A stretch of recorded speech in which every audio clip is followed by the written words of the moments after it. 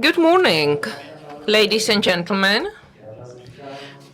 Welcome to beautiful premises of Opera at our conference Making Human Rights a Reality, implementation of international human rights obligations at a national level. In introduction, I'd like to extend my thanks at first to all speakers who have accepted invitation to our conference. We are really honored and we are happy that so many important people share the idea that human rights and their respect are really a current issue.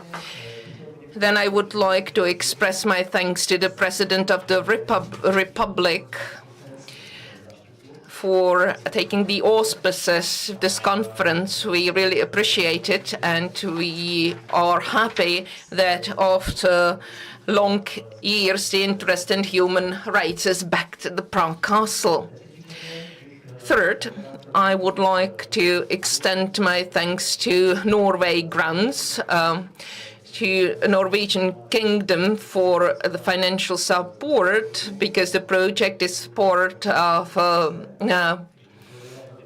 the conference is part of the project that is funded from Norway Grants, and thanks should also go to the Ministry of Justice for all the support they have been providing for a long time already. So why conference on human rights and human rights obligations at national level? This year in May, there was a summit of the Council of Europe in Reykjavik, the fourth year already. So this is the meeting of the heads of the states and prime ministers of all member states of the Council of Europe. It is an extraordinarily historical event. The first summit took place after the fall of the Berlin Wall. The second one in mid-1990s, when the Council of Europe extended to include the South and Southeastern European states. The third one at the beginning of the millennium as a reaction to international terrorism in 2001, and the fourth summit over the 75 years of existence of the Council of Europe was held this year in May. The reason is that Europe is going through very important historical moments. Unfortunately, they are not that positive as the situation during the first and second summit. This year's summit took place as a reaction to aggressive Russian war against Ukraine, and it started last February, but also in the context of a larger phenomenon. We can see withdrawal from democratical principles and from the rule of law. If we stick to the judgment of the Strasbourg court, we can speak about Poland and their refusal to abide by the judgments of this court, and I'm referring to the reform of the judiciary, which is in conflict with the obligations. The Polish Constitutional Court, as a response to one of the judgments, concluded that Article 6 of the European Convention, the right to fair trial, its part is in conflict with the Polish constitution. We should also mention Turkey and their long-term repeated refusal to abide by the judgment in the case of Kavala. There was even the judgment of the Grand Chamber that Turkey violates their obligations. They refused to release this political prisoner. And also in Western Europe, the declaration of the Prime Minister of the United Kingdom, who said that Great Britain will not abide by the decisions of the Strasbourg court if the court concludes that the planned deportation of the asylum seekers to Rwanda are in conflict with the conventions. He said he would do everything to remove such an obstacle, and then the Great Britain should reconsider their international obligations. So in this context, the summit was held in Reykjavik in order to support Ukraine in their difficult situation. They also established the register of damages for the victims of Russian aggressions, and the heads of the states met also in order to declare their obligation to abide by the European Convention and judgments of the Strasbourg Court. In the final declaration, the member state expressed the will to double their efforts in executing the judgments of the Strasbourg Court to protect social rights, which is important also in the context of the Czech Republic. You might know the Czech Republic has 6 decisions in the stage of implementations, European Committee for Social Rights. And it's also important to say that the leaders of the states undertook to fight against attacks against fundamental rights at a high level. So this is a wider European context. Our conference takes place. Our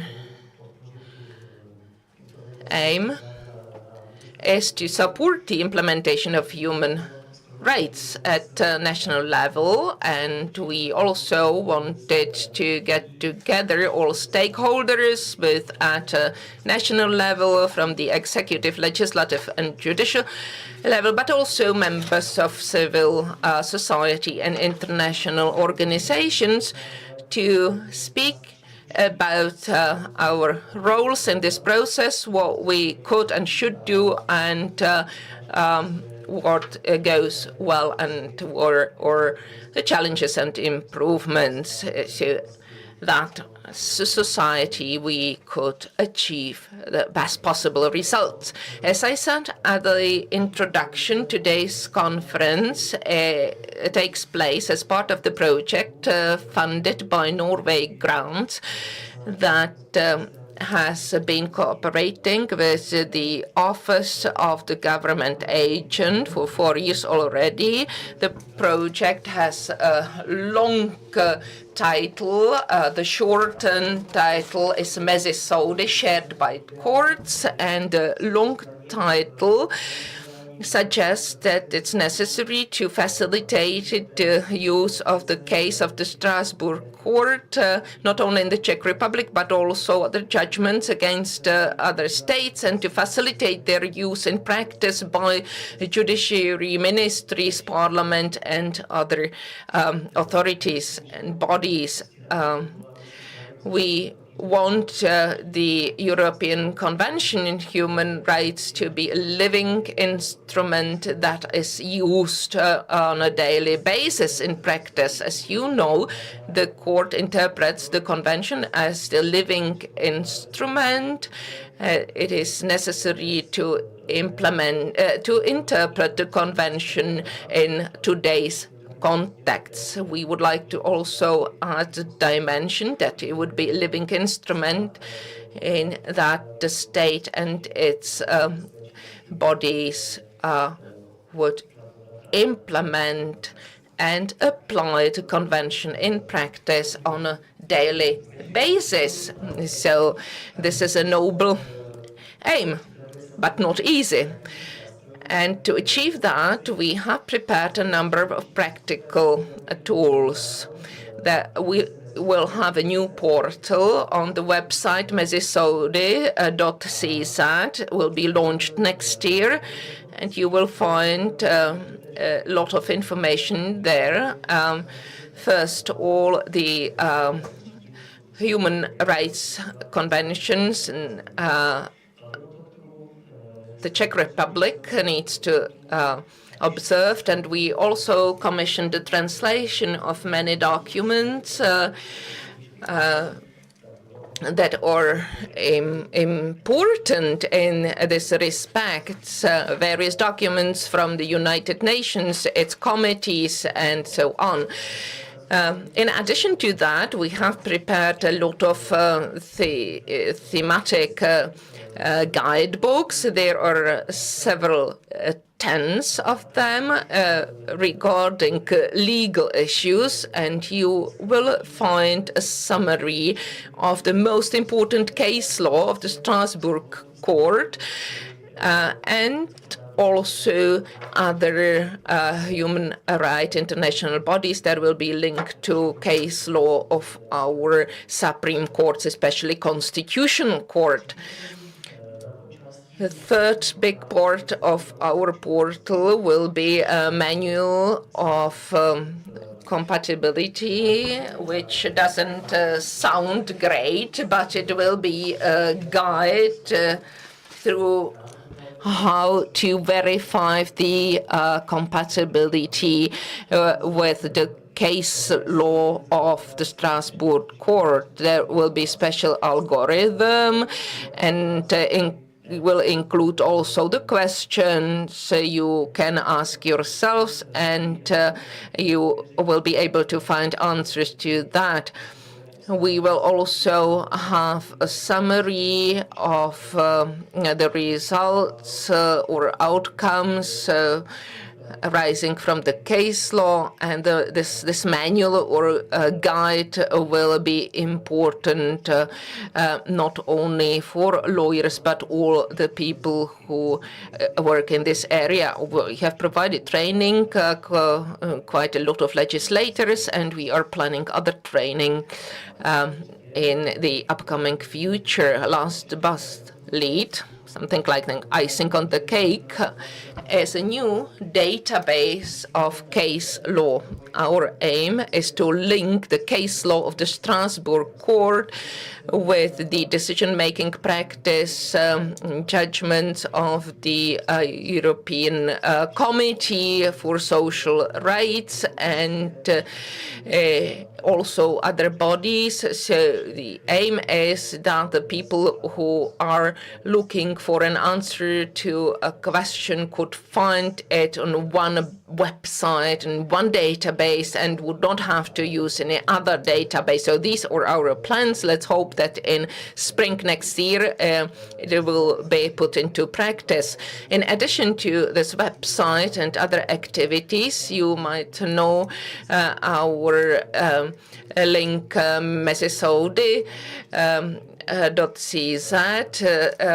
It includes various case law that are important, and we also got law faculty and the Czech Republic involved. They supported publication of many documents and also got involved in summer schools, and we also innovated the subject we teach at law faculty. We organized summer school. We wrote a new book, a guide how to use the case law of Strasbourg court in practice. The book is free online, so you can download it and use it as you wish. So this is all on my part. Thank you very much for your attention, for accepting our invitation, and I wish you an enriching experience from this conference.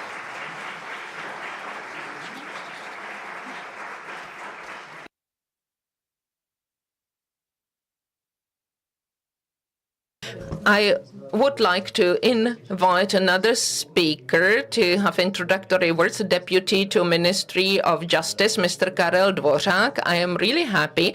For the 17 years I've been working for the ministry, it's quite a long time. Karel Dvořák, the Deputy Minister, is the person who is most interested in human rights, not only theoretically, but also practically. He's done quite a lot in this area, so I'm really happy Mr. Karel Dvořák accepted our invitation and will have introductory words at this conference as well. Dobré ráno, dámy a pánové. Good morning, ladies and gentlemen. First of all, allow me to emphasize that it is a great honor for me and an obligation to speak in front of you at such an important conference.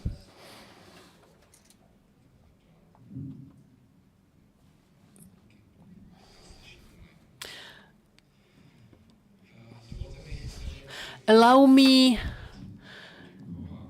to well, I thank the technical support and the organizers for the preparation of this conference and for inviting me. I must start my speech by saying that this topic of the conference is really fundamental. Human rights are a pillar of our society and our state, so it is necessary to take care of them and to develop them. In recent years, we see that at many places in the world, not far away from us, human rights are suppressed. Rule of law is undermined and there are attacks on democracy. For this reason, the observance of human rights is very important. I am glad that we maintain the standards to which we committed as a European society and that we also develop these standards. The name of our conference is Making Human Rights a Reality, and also it is about implementation of international human rights obligations. So what this implementation is? Let me start with a contemplation. We celebrated the November 1989. It is the basis of our democracy. Charter 77 criticized the communist regime for not complying with human rights, although Czechoslovakia committed to it in Helsinki. We can go further to the foundation of our statehood and the legacy of our First Republic. Garrick Masaryk spoke about the rights of man, and then there are economic and social rights as well as women's rights and rights of children. It was in 1901 and it is still topical today. The tradition of our country and of our statehood is a commitment for us, an obligation to comply with human rights and to develop them. Human rights are really developing. Human rights are not just a legal concept, but also human stories, and the life of people develops and changes. The motion is life, and the inertia is death. This is a quotation from Tomáš Baťa. The topic of today's conference should lead us to a contemplation about how the Czech Republic stands with the respect for human rights and fundamental freedoms. And I have to ask about truth and love. I will continue with a story.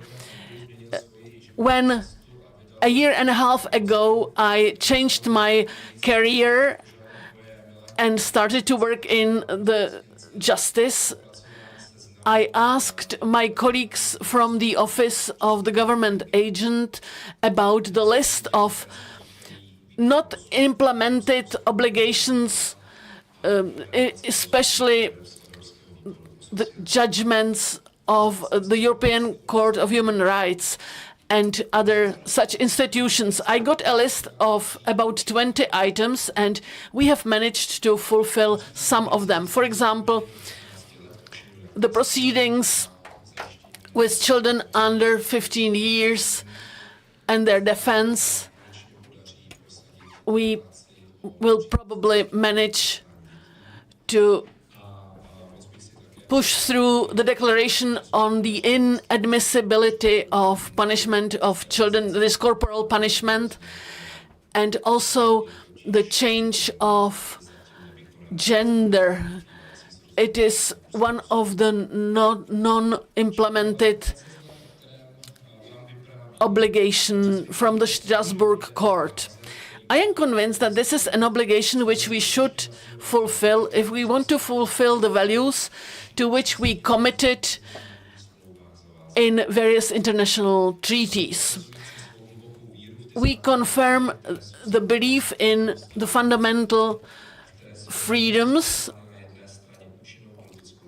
which can be maintained by the effective democracy and respect to human rights. I don't have to explain to you that the emphasis of my conclusion was from the Convention of the Protection of Fundamental Rights and Freedoms. So what do we do to implement our obligations and maintain the ideals? We have an important committee of experts for the implementation of the judgments of the Human Rights Court, European Human Rights Courts, and although the Parliamentary Assembly of the Council of Europe took us as an example of good practice, there is still a lot to be done. 10 days ago, it was 16 years when the European Court for Human Rights ruled about the discrimination of the Roma in the Czech Republic. So up to now, we have not managed to do everything we were asked to do. It is also about the compensation for the coercive sterilization of Romani women, as stated by the Council of Europe Commissioner. She gave us several recommendations, especially the institution of the Public Defender of Rights of Children and the marriage of the same-sex couples. Despite all this, the Czech Republic, in terms of protection of the human rights, is not in such a bad position, but we still have a lot to do. I firmly believe that together we will manage to improve our system, to implement what we should implement, and to change our legal environment for the better. On behalf of the Ministry of Justice, I can promise that we will do our best. Ladies and gentlemen, I believe that this conference will be a contribution for all of us, and that the outputs of this conference will help us to deal with the problems which we encounter both in our professional and private lives. Thank you for your attention.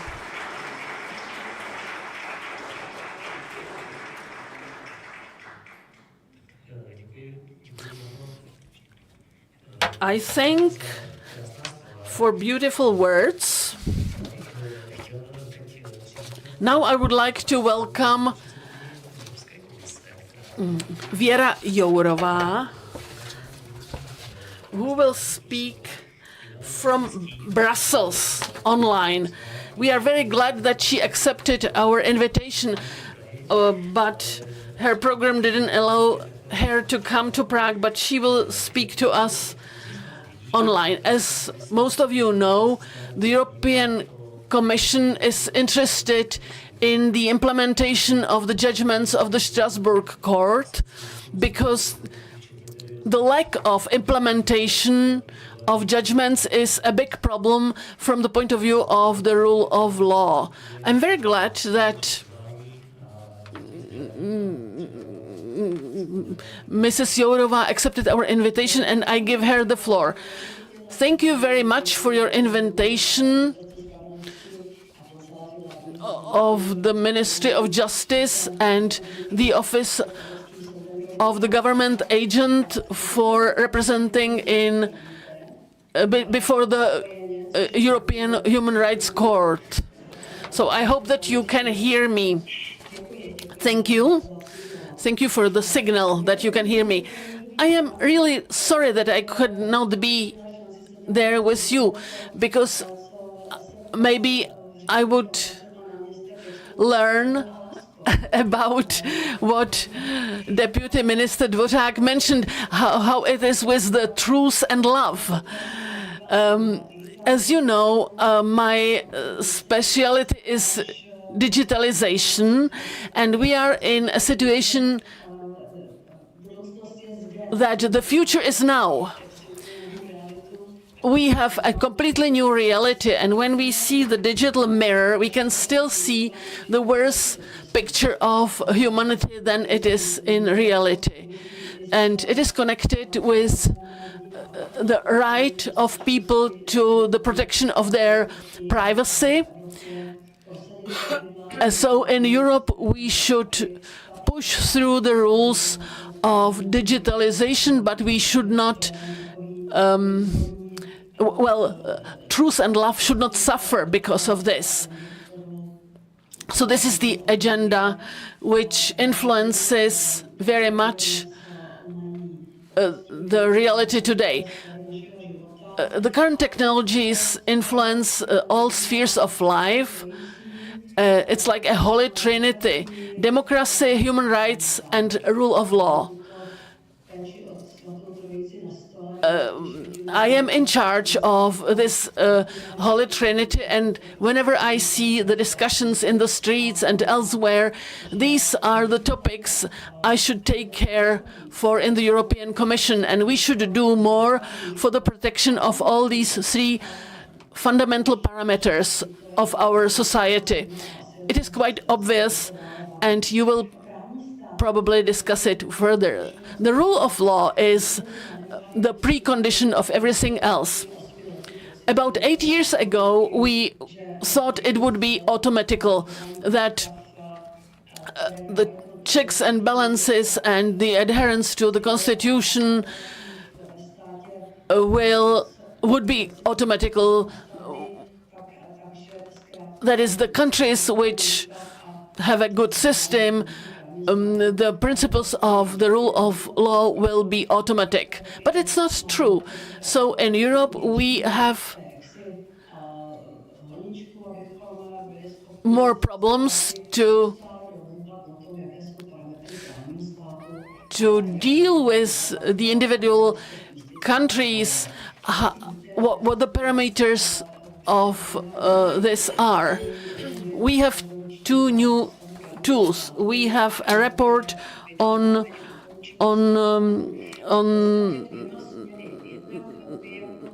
the protection of human rights. As the European Commission, we review many things in individual member states, and we issue the report every year in July, and we deal with the check and balances, then anti-corruption measures, and the media. These are four aspects which we value, and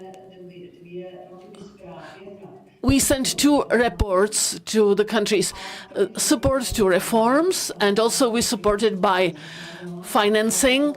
And the second, recommendations how to improve the situation or how to stop some negative trend.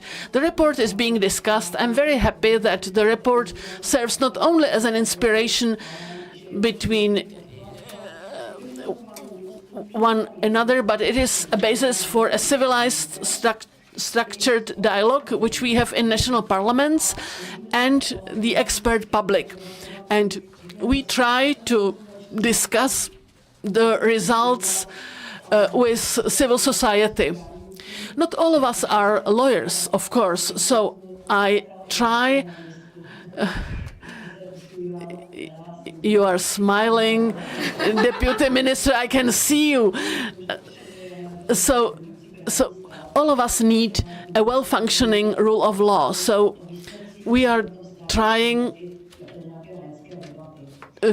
for this discussion to be also on a lay level.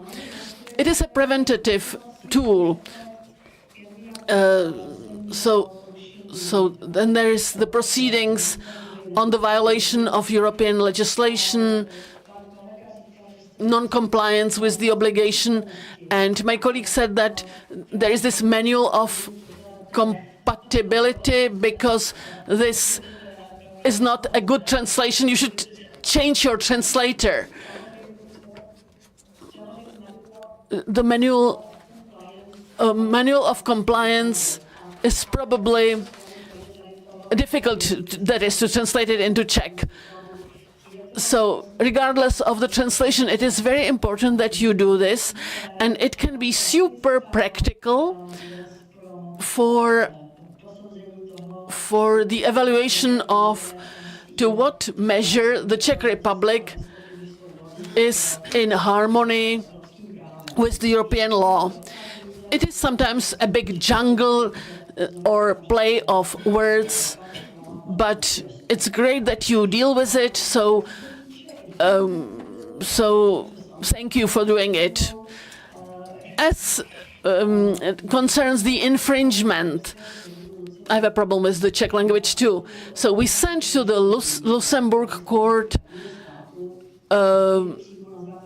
many motions based on the Article 2. I can say that for all the years I've been dealing with, I never lost a case. And the Court of Justice in Luxembourg complied with the suggestion of the Council of Europe, and so it concerns the way how to adhere to the rule of law. In the Lisbon Agreement, it was not sufficiently defined what we should protect. The infringements are to force the country to comply with a certain discipline, but there is also a case law.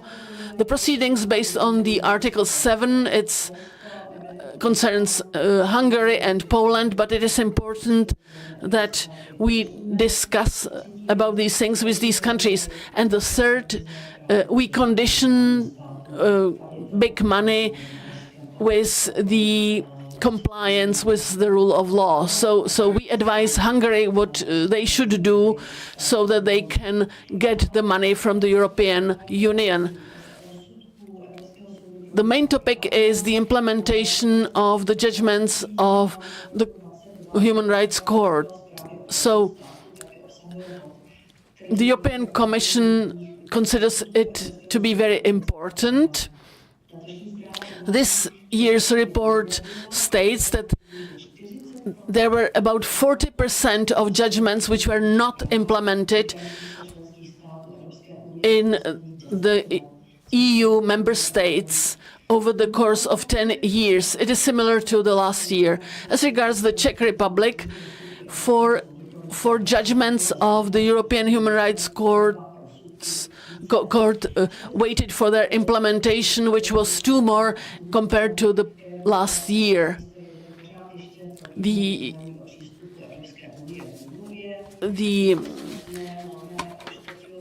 Convention on Preventing and Combating Violence Against Women and Domestic Violence, there is still blocked. It concerns the chapter on foreign missions, and I am pushing it forward as much as possible. Ursula von der Leyen put this into my charge, but it is still frozen. The negotiations are frozen. The protection of fundamental rights, this is my last chapter.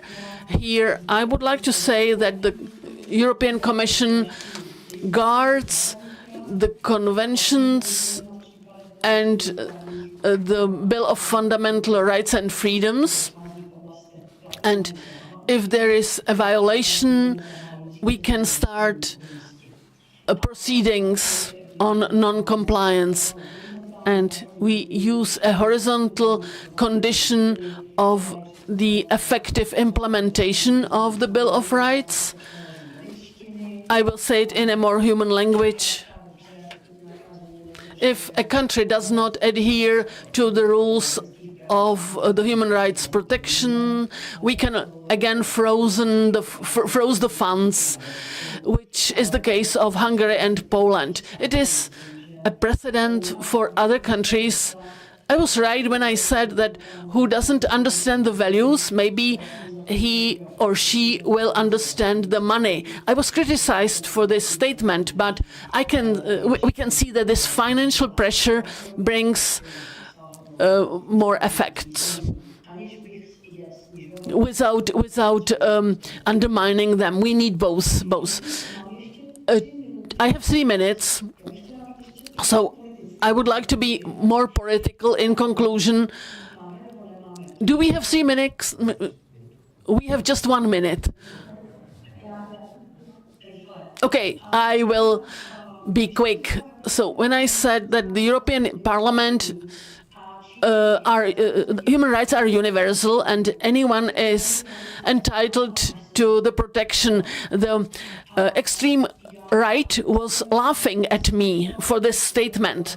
I realized that maybe we should show that it is universal and that human rights are not a privilege for select groups of inhabitants. We could see the winner of the elections in the Netherlands.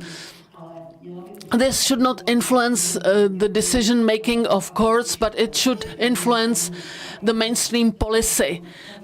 So when we defend human rights, we should certainly see to it that there should be the protection of society and all individuals living in society. My last remark.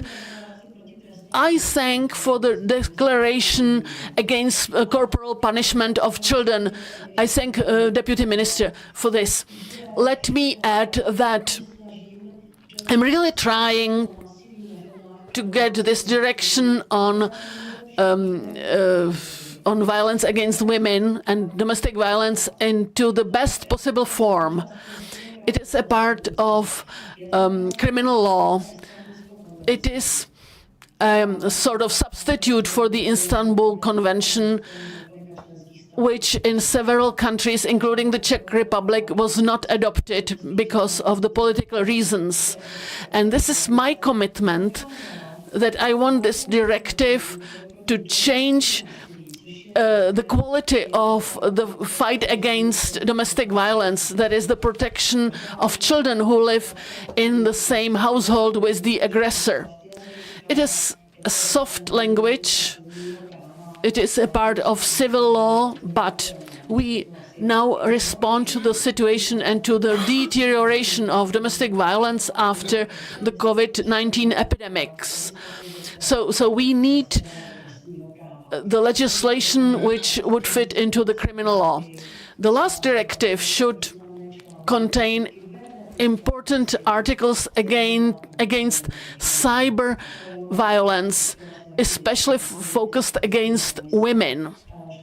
So this is what we deal with in the European Commission, and we are trying to finish it before the elections. This is my priority interest. I thank you for your attention. Sorry for speaking too long. Thank you very much.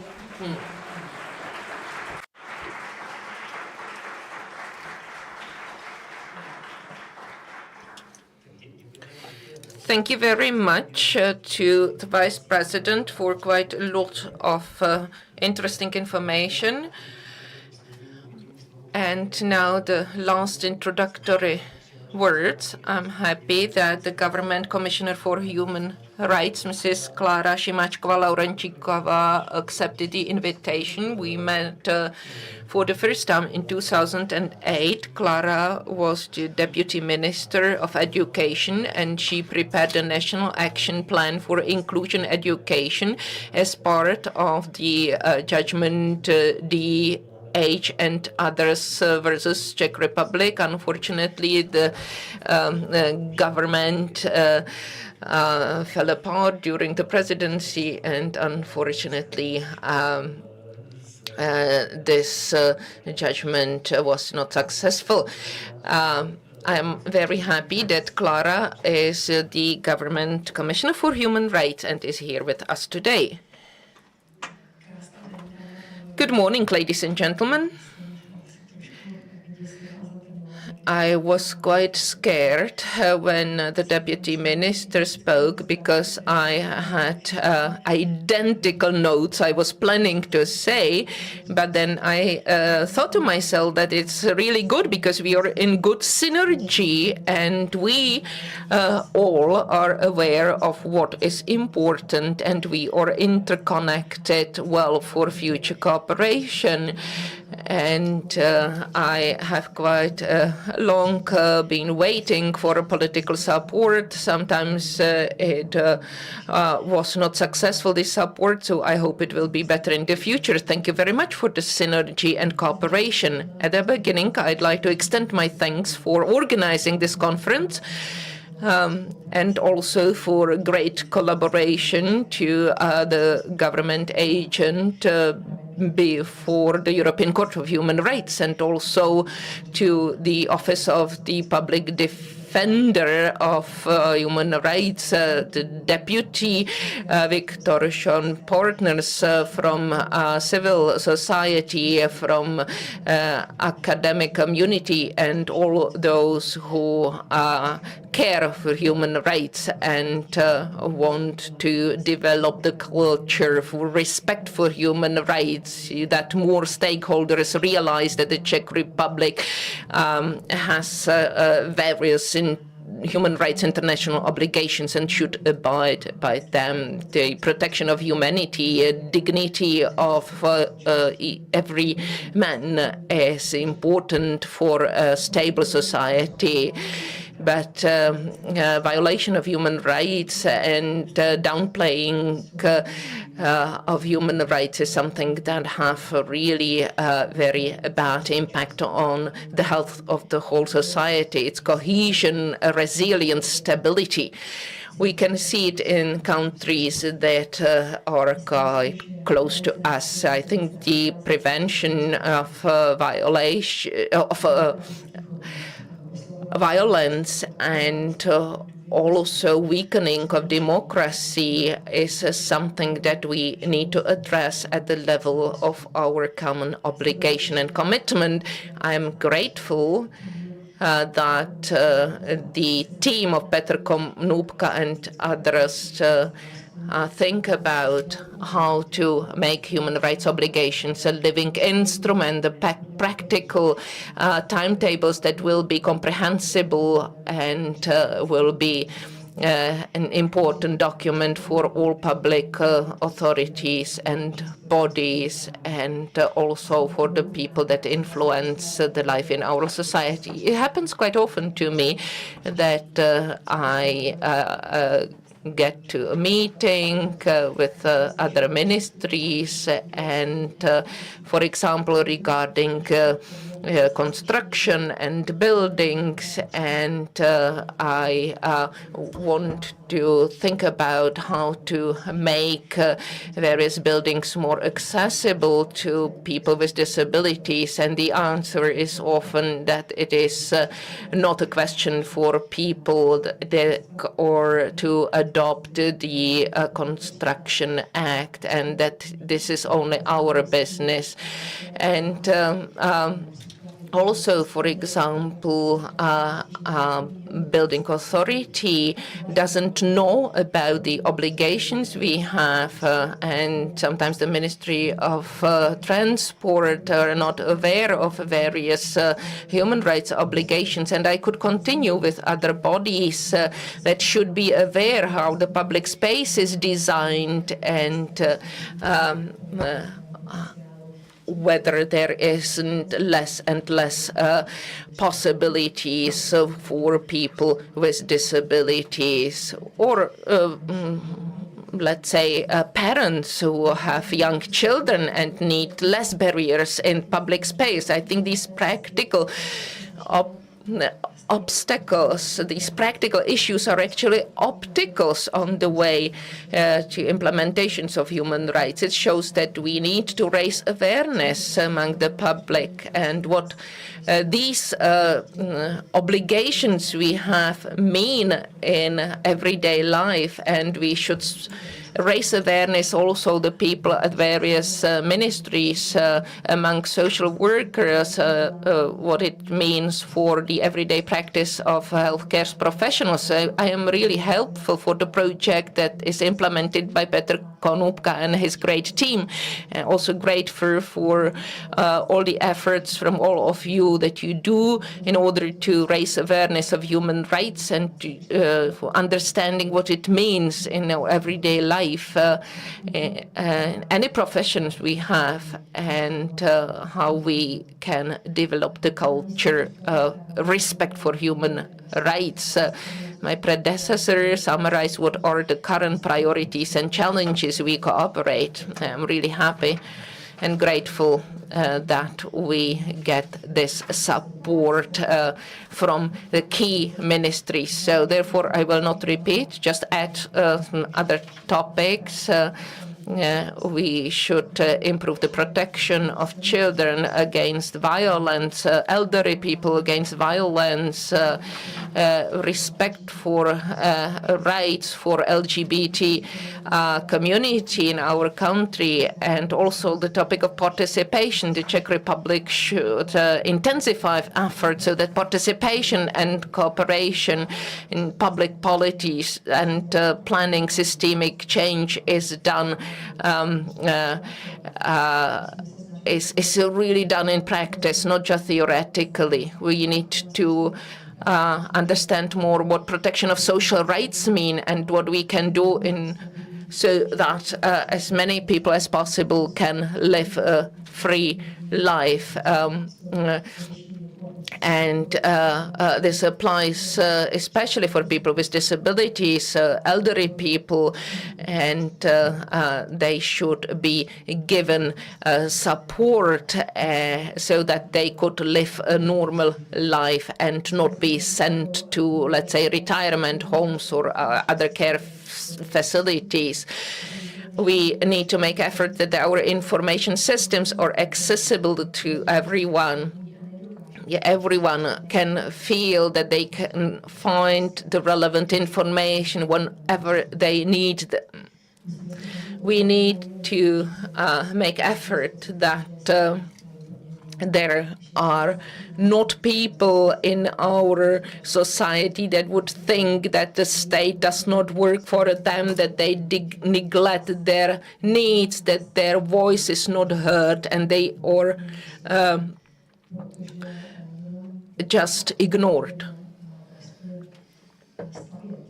Because if we direct our activities in this manner, then we will unite our society. Our society will not be split, and everyone will have the same access to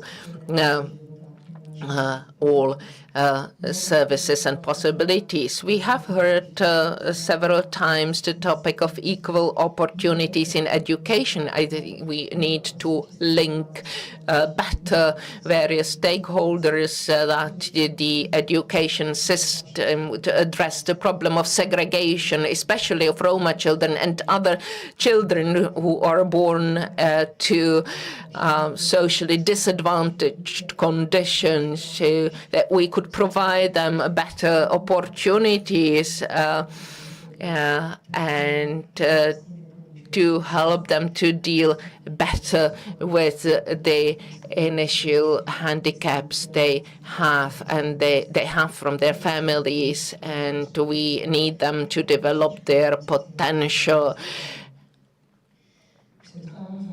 I'm coming to the end, but I'd like to remind the importance of the skill to be able to manage well the necessary systemic changes we need to implement in various areas of our life in order to comply with our international human rights obligations and commitments. I think that many of us has seen a lot of great projects, but if the system is to change substantially, it is a long-term effort, and the success to a great extent depends on how the process is set at the very beginning, how the management structure is established, and whether all important stakeholders want to cooperate. So whether there is a constructive collaboration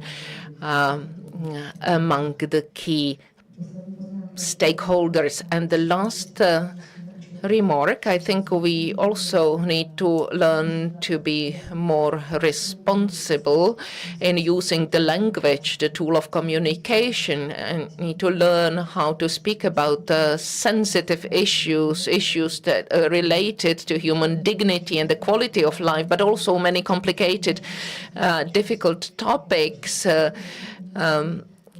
How to communicate about these topics in a decent manner, how to communicate about them without humiliating people and without polarizing the society, to be able to use the language in a constructive manner, to be able to have a different opinion but still have respect for one another. I think we learn these qualities by what we experience, where we have been grown, and how we behave to each other on a daily basis. So thank you very much for your attention. I wish this conference is an inspiration for you and also an opportunity for strengthening the relationship among us.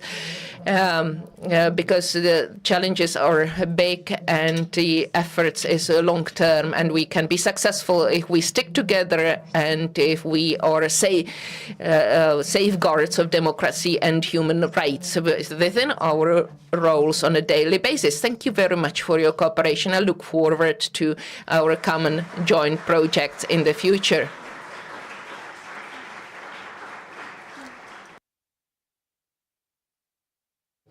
I thank for the summary of challenges in front of us, and we are getting to the end of our introductory part. I would like to thank for nice words at the beginning of our conference, and we will get to the first panel. Good morning. My name is Lubomír Majerčík, and I will moderate this panel. I will not speak too long. I will present Kateřina Šimáčková.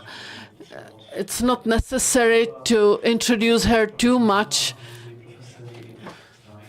She went through many professions. We know her as the author of many publications. She teaches at the Brno Law School, and she's now the Justice of the European Court for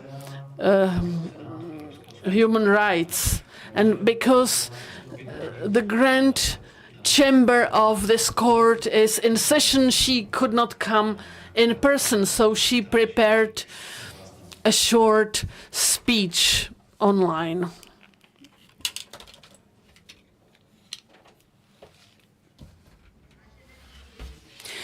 Dear audience, I cordially welcome you, and I thank for this opportunity to contribute to the topic of the implementation of human rights, democracy and the rule of law. As the justice of the European Human Rights Court, I could not come to Prague, but I am in Strasbourg. I thank the Office of the Government Agent for the representation before this court, and which also focuses on the implementation of the judgments of the European Human Rights Court.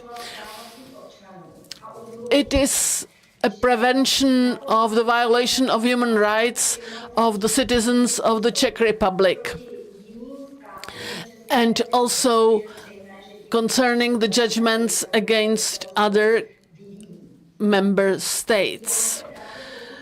I will try to speak about the implementation of our case law in relation to some attitudes in the Czech Republic, especially the Convention on the domestic violence and the segregation of Roma children. So if there is an infringement, so sometimes the member state feels that they lost, but in fact this state has won, because based on this there will be a change in the system, and so this state will become better for people who live in it. I will focus on the protection of the violence against women and inclusion of children in schools. But I would like to say that recently there were two new decisions concerning the issue of the lack of investigation in police violence. And we are getting to 5 decisions against the Czech Republic. It is the violation of Article 2 or Article 3, because we have problems in this sphere. I will not go into details. I will just point out that even at this moment, there are 3 cases, pending cases. One of them is the police violence, which actually led to the death of a patient of a psychiatric hospital. And then there are 2 other cases concerning the lack of judicial procedure, because they were stayed before the beginning of the judicial proceedings, court proceedings, and they were victims of sexualized violence. In connection with these 5 cases, which have been decided, and 3 pending cases, which I decided as a justice of the Constitutional Court of the Czech Republic, I started to contemplate about the fact whether it would not be good to provide the victims of serious criminal offenses, for the victims to initiate court proceedings themselves. As I said, I will focus on the domestic violence and sexualized violence, and on a topic which makes me vulnerable in the Council of Europe, because colleagues often turn to me concerning the fact what is a problem in the Czech Republic that we decided not to ratify the Istanbul Convention. I don't like to use the name Istanbul Convention because the name of this convention is very important. What we don't want to fight against. Don't we want to prevent and combat violence against women and domestic violence? Don't we want to join this within Europe? Within Europe, we don't only have the human rights courts, but also specialized courts.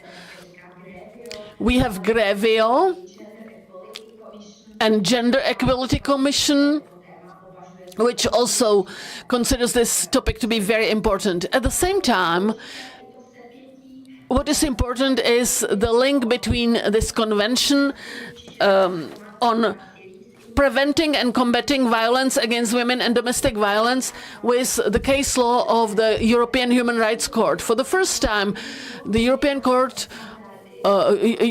Human Rights Court has prepared some standards in the case Opus against Turkey from 2009 pointed out that when we speak about women victims of sexualized or domestic violence, the reasons why the countries are not sufficiently active consist of the fact that the victims are mostly women or children. And therefore, from the beginning, it is linked with the infringement of Article 2 and 3, that is the right to life, and ban on maltreatment, with Article 14 with the ban on discrimination.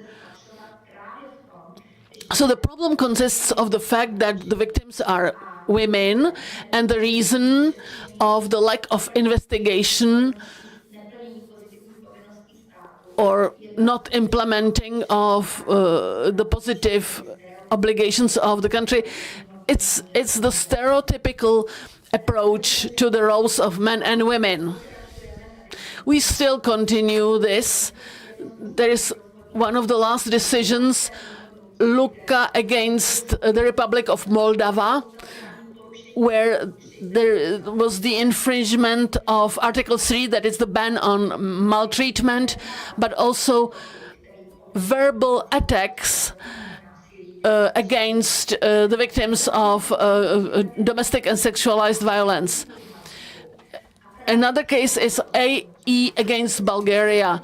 In this decision, the European Human Rights Courts found the infringement against in this case as such, but in the lack of the legal framework, because it was the third case against Bulgaria in a similar matter. But at the same time, the European Human Rights Court pointed out that this infringement of the procedural rights of the victims of violence might be because of the fact that victims cannot sue for this as private complainants. Women who work in decision-making institutions can be very helpful because their understanding of the stereotyped position of women, they understand it better, although they are in a privileged position, but they can prevent the secondary victimization of victims during investigation and court proceedings. It was in Russia, Volodina against Russia, or other cases which I might mention later. As I said, in connection with domestic violence, the European Human Rights Court often emphasizes that the reason of all these problems, which repeatedly occur in cases which we decide, is the stereotypical perception of men and women. And this is what the Convention of Council of Europe on Preventing and Combating Violence Against Women and Domestic Violence, because it is mostly violence based on gender, and it is necessary to focus on human rights and the safety of victims. And we will not succeed if we do not change the social and cultural patterns, if we not eradicate bias based on the stereotypical concept of the roles of men and women. Another country with these problems is Georgia, and we often are confronted with the fact that the result, when the violence stops, is the death of the victim. It is the result of a long-term process of domestic violence, and often the death is not the death of a woman, a wife, but a child. It was Talpi against Italy, Landi against Italy, Talpi against Austria, sorry. So although the child is not a victim of domestic violence, the direct domestic violence, it is always a witness, because this child participates in the domestic violence as a witness. And it makes the child very vulnerable. And we can see that in when he grows up, he will become either an aggressor or a victim, because this child sees the patterns of domestic violence. More and more, in the case of Volodina against Russia too, there were cases of sexualized attack against women on digital platforms, and therefore we need to take this into consideration as well in cases of revenge porn, the spreading of intimate photographs, usually women without their consent. Now, I'd like to refer to one of the documents dealing with the execution of judgments of the European Court of Human Rights, but also is something where we have deficits in the Czech Republic, which is the signing of the Convention on Preventing and Combating Violence Against Women, because there's an emphasis on education of police and other professionals, and also prevention for the families that are already involved in domestic violence. So, for example, shelter homes and so on. As I have mentioned, we have the case law regarding the secondary victimization, and have been various cases, how the textbook for criminal investigators are prepared, but also some justifications of the decisions that may lead to the fact that there is a high underreporting in this area. So it means that the victims do not seek help with state authorities because they do not trust them. An interesting topic is also statutory limitations of criminal acts related to various definitions in legislation. The European Court of Human Rights refers it in the communicated cases I have already mentioned. So now let's speak about the real problem of the Czech Republic, which is a problem of discrimination in the access of Roma children to education, and the problem of segregated education. Just like in domestic violence, also in the area of education of Roma children, there are two interesting thoughts. The first one is that the right to education and its violation is often related by the court to Article 14, because they said the problem with children is also associated to ethnic affiliations, to some characteristics. So if you remember the cases I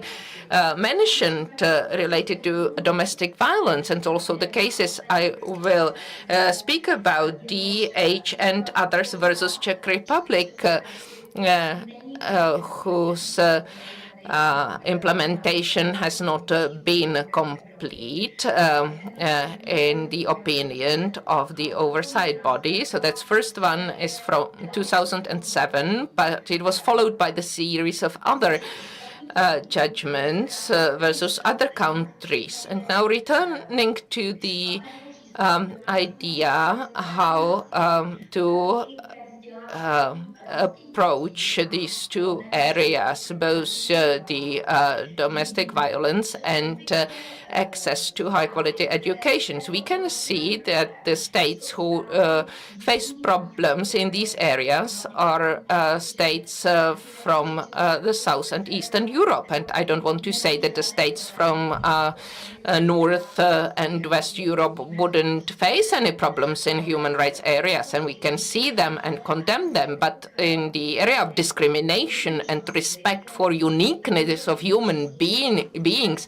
and not its affiliations to a certain group, I would say that the southeastern Europe has more problems there. And now it depends on the Czech Republic, who has Central European locations, whether they would follow the south and east countries. For example, Oršuš and others versus Croatia, Sampani and others versus Greek. We, in the Greek case, the second one from 2012, we can see it's not enough to provide compensation to victims, but the state needs to implement changes so that the children or adults who were not provided with good quality education to enable them this education, because the lack of education is a problem for personal development of individuals, but also their integration in society and in his or her playing a positive role in society. So simply put, investments in education of Roma children will lead to reduced crime rate and reduced unemployment rate in this ethnic group. Other cases we can see are Horvat and case versus Hungary, Lavida and others versus Greece. And all these judgments say that no segregation measures have been adopted. And this is also a deficit of the Czech Republic in this respect. The same applies to X and others versus Albania, or Elmazova and others versus Northern Macedonia. These are either topics of special schools or the actual segregation of children. It means the children of majority ethnic group or their parents refuse to send their children to schools with Roma children, and on the contrary, the local politicians say that they protect their citizens well by creating white schools and Roma schools. So it's a similar problems as the Czech Republic. And now I'm getting to the last case of March 2023, Solochan versus Hungary. And this case relates to the education of the complainant at the elementary school, which was segregated. Only Roma children were there. And because his residence address was on the border between the Roma and the white school, so he applied wanted to enroll to the school with the majority population, but he was forced to attend the Roma school, even though regarding his location or catchment area, it was closer for him to go to the other school. So he referred to individual injustice against him, and also he stressed that it would be necessary to provide this or protect this right for education, and not just speaking theoretically about compensation for damage. There is a very nice article of an academic, Petr Konůpka, who lives in the Czech Republic, and he asked whether the protection of Roma children against segregation in education, this discriminatory non-provision of good quality education,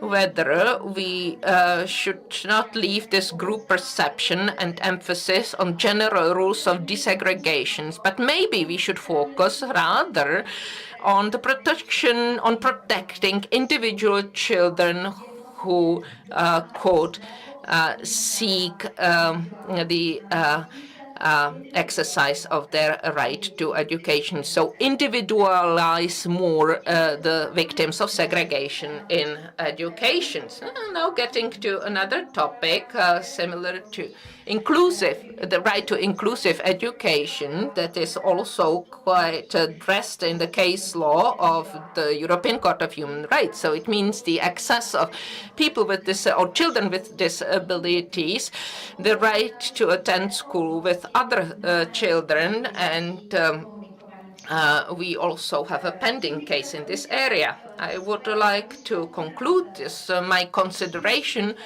on wider implementations of the case of the European Court of Human Rights by reminding three groups we should take into account more and to individualize their members. So this is the groups of victims in general, then victims of domestic and sexualized violence, and also the children, all children, including the members of ethnic minorities or children with various types of disabilities, to equal access to education and protection of their rights. Thank you very much for your attention, for your interest in human rights, and I look forward to further debates about protection of human rights.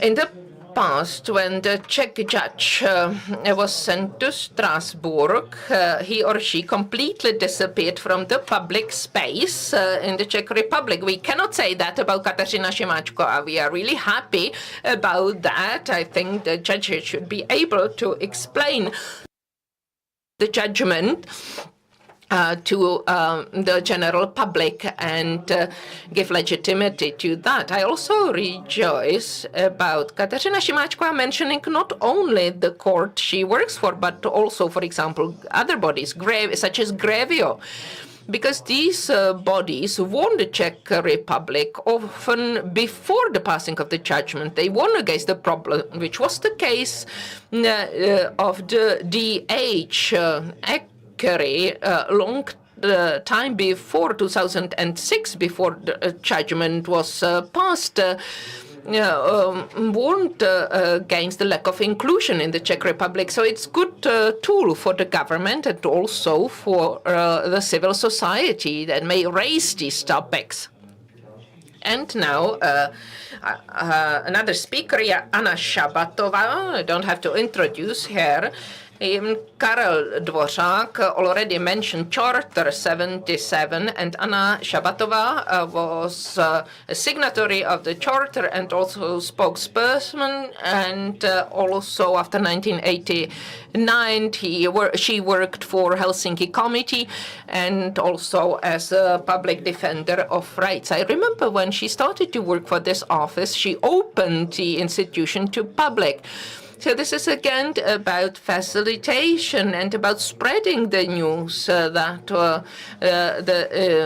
the information should not remain only in such conferences, but also should be spread among the public. And Mrs. Šabatová organized a lot of conferences, invited the public, and was always present and worked for respect of human rights on a daily basis. Thank you. Thank you very much for these kind words. I would also like to thank Petr Konůpka and the government agent, and thank you for the invitation. We discussed what this contribution should be about, so that it would be it would fit in the context. So I'm very happy that they approved my idea that I will try to guide you through one case over the decades in order to realize that human rights are sometimes enforced very slowly, and it is a long-term effort. It is the case of the sexual sterilization of Roma women. The Czech public knows about it, but I'd like to say that now, when we finally have an indemnification act, it has turned out that were not only Roma women who were victims of the sterilizations, but Roma women were the first who were seeking indemnification. So let's go back to the past. Will you help me with the slides, please? Can I ask you for help? Thank you. Okay, good. So we are in 1978. Charter 77. Movement for civil rights is well known by the fight for political and civil freedoms, but actually Charter 77 took care of other spheres, and it issued an extraordinary document dealing with the position of Roma community in society. Not just the sterilization, but it deals with this in several paragraphs, and I will not read it. You can read it yourself, but in principle, this document pointed out the practices of sterilization, coercive sterilization, financial motivation, lack of information, and even in a diplomatic way, whether this was a crime of genocide according to the criminal law. Well, we didn't have the Bill of Rights. We were not member of the Council of Europe. The ratification was in 1976 in Helsinki, but the public debate on human rights was minimum. Charter 77 worked with social curators, but they were people who were field workers, and they did a research. They had about 1,000 respondents about the life of Roma, and they prepared this unique document, which is topical up to now. And all the topics, all the themes, including special schools, have been already mentioned there. Another interesting thing was in 1988, two Romani scholars, one Germanologue and one Romani scholar, Ruben Pelar and Zbigněk Andrš, carried out a field research in the Czech Republic and Slovakia. They spoke to hundreds of women and they brought information about such practices and published it in the Netherlands press, because it was not possible to publish it in Czechoslovakia at that time.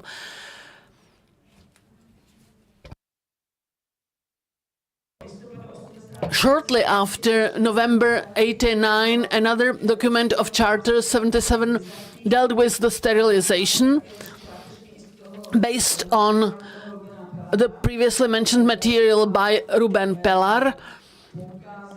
It pointed out to the ideology within which these practices took place. He pointed out that it was very similar to practices of NSDAP.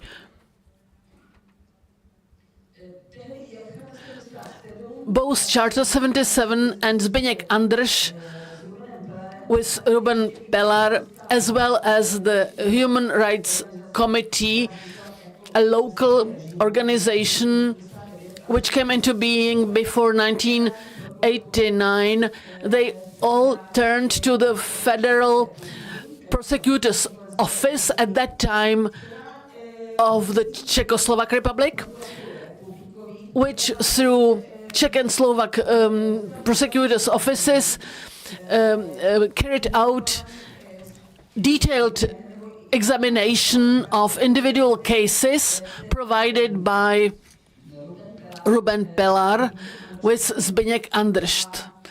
And they came to conclusion that in many cases there was an infringement of law, but what is interesting, in line with the atmosphere of the time, they noticed many administrative problems, but they could not see the infringement of fundamental human rights.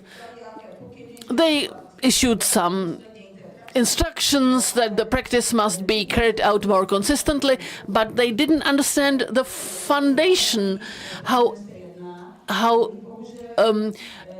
serious phenomenon it was. And so it is no wonder that the practice after 1989 did not disappear, and many cases of sterilization of Romani women came after November 89. The Office for the Investigation of Crimes of Communism came from the same basis as the prosecutor's office, General Prosecutor's Office, and they put this case aside. In 2004, 10 brave Romani women, supported by some human rights activists, turned to the Public Defender of Rights, and it took for a year and 4 months. There was an investigation of 87 complaints. It was very complicated. It's not necessary to go into such detail, but there was a breakthrough, because for the first time it is designated as the intervention in human rights. And so the mechanism is being revealed. It was not just discrimination, but also a certain paternalist approach of medical doctors to patients. It is all analyzed and sorted out in this, and it is put into international context. We had a detailed information about Swedish compensation with for the eugenic practice. We had information from Switzerland. There is a report of the Public Defender of Rights. There was recent information from Slovakia, which went in the direction of criminal law. There was a publication issued in Slovakia where anonymized statements of Romani women were published. It was called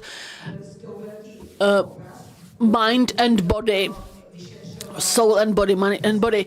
And so there was criminal investigation, but in the end, nothing came out of it. So for us, it was a certain warning that we should not go in the direction of the criminal law and that we should deal with it on the level of administrative law, although it looks less important, maybe, but as a result, it can bring the right fruit.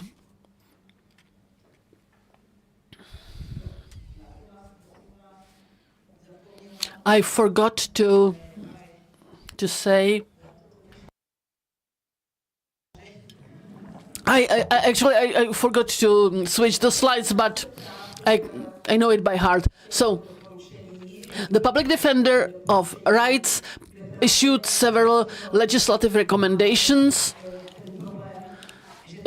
naming the problem. The women were under pressure either in a health facility or by social institutions. So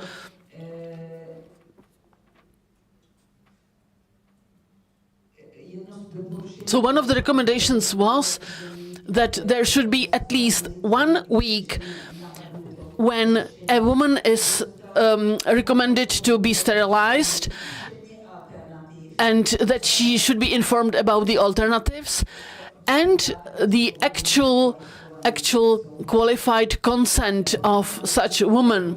Then methodological recommendations concerning medical doctors who should communicate these issues in more detail and to see whether the women understood how serious this is. And there was some sort of manual guidebook for the women to be able to study it in detail. And also the recommendation is that the governmental authorities should compensate the women. Of 87 cases, we dealt only with 50 cases because there was no documentation for them. So the lack of documentation, it is an issue up to now. But with all these cases, there was always some violation of law. So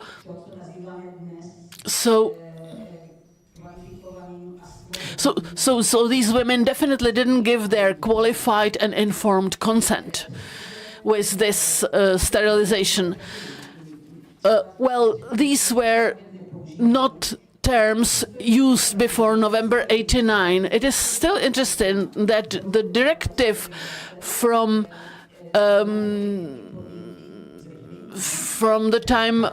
the communist time,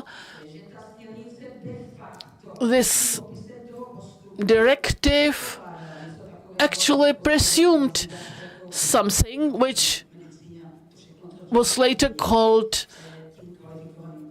qualified consent.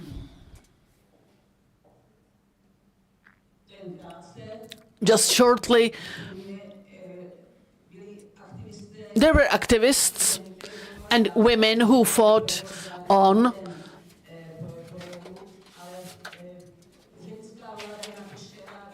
Jan Fischer government, where Michal Kocáb was a member, managed, Kocáb in his function of that time, managed to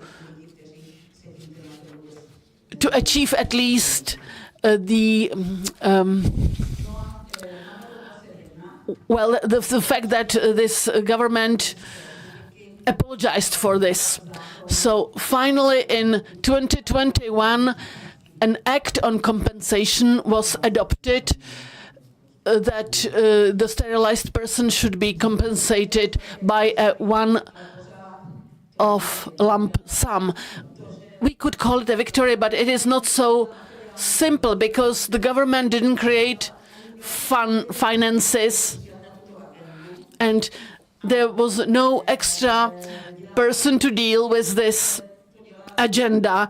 And there's a department which deals with other agendas. So in fact, the compensation is provided very slowly. Almost 2 years have passed. There are great delays.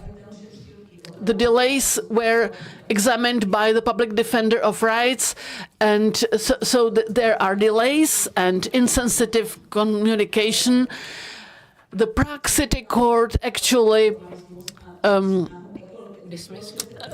changed the decisions because of the formalism and because the health facilities that is health ministry bodies denied these decisions.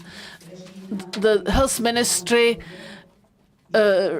disputed the decisions, and they are still with the administrative court, and we don't know what the Supreme Administrative Court will say.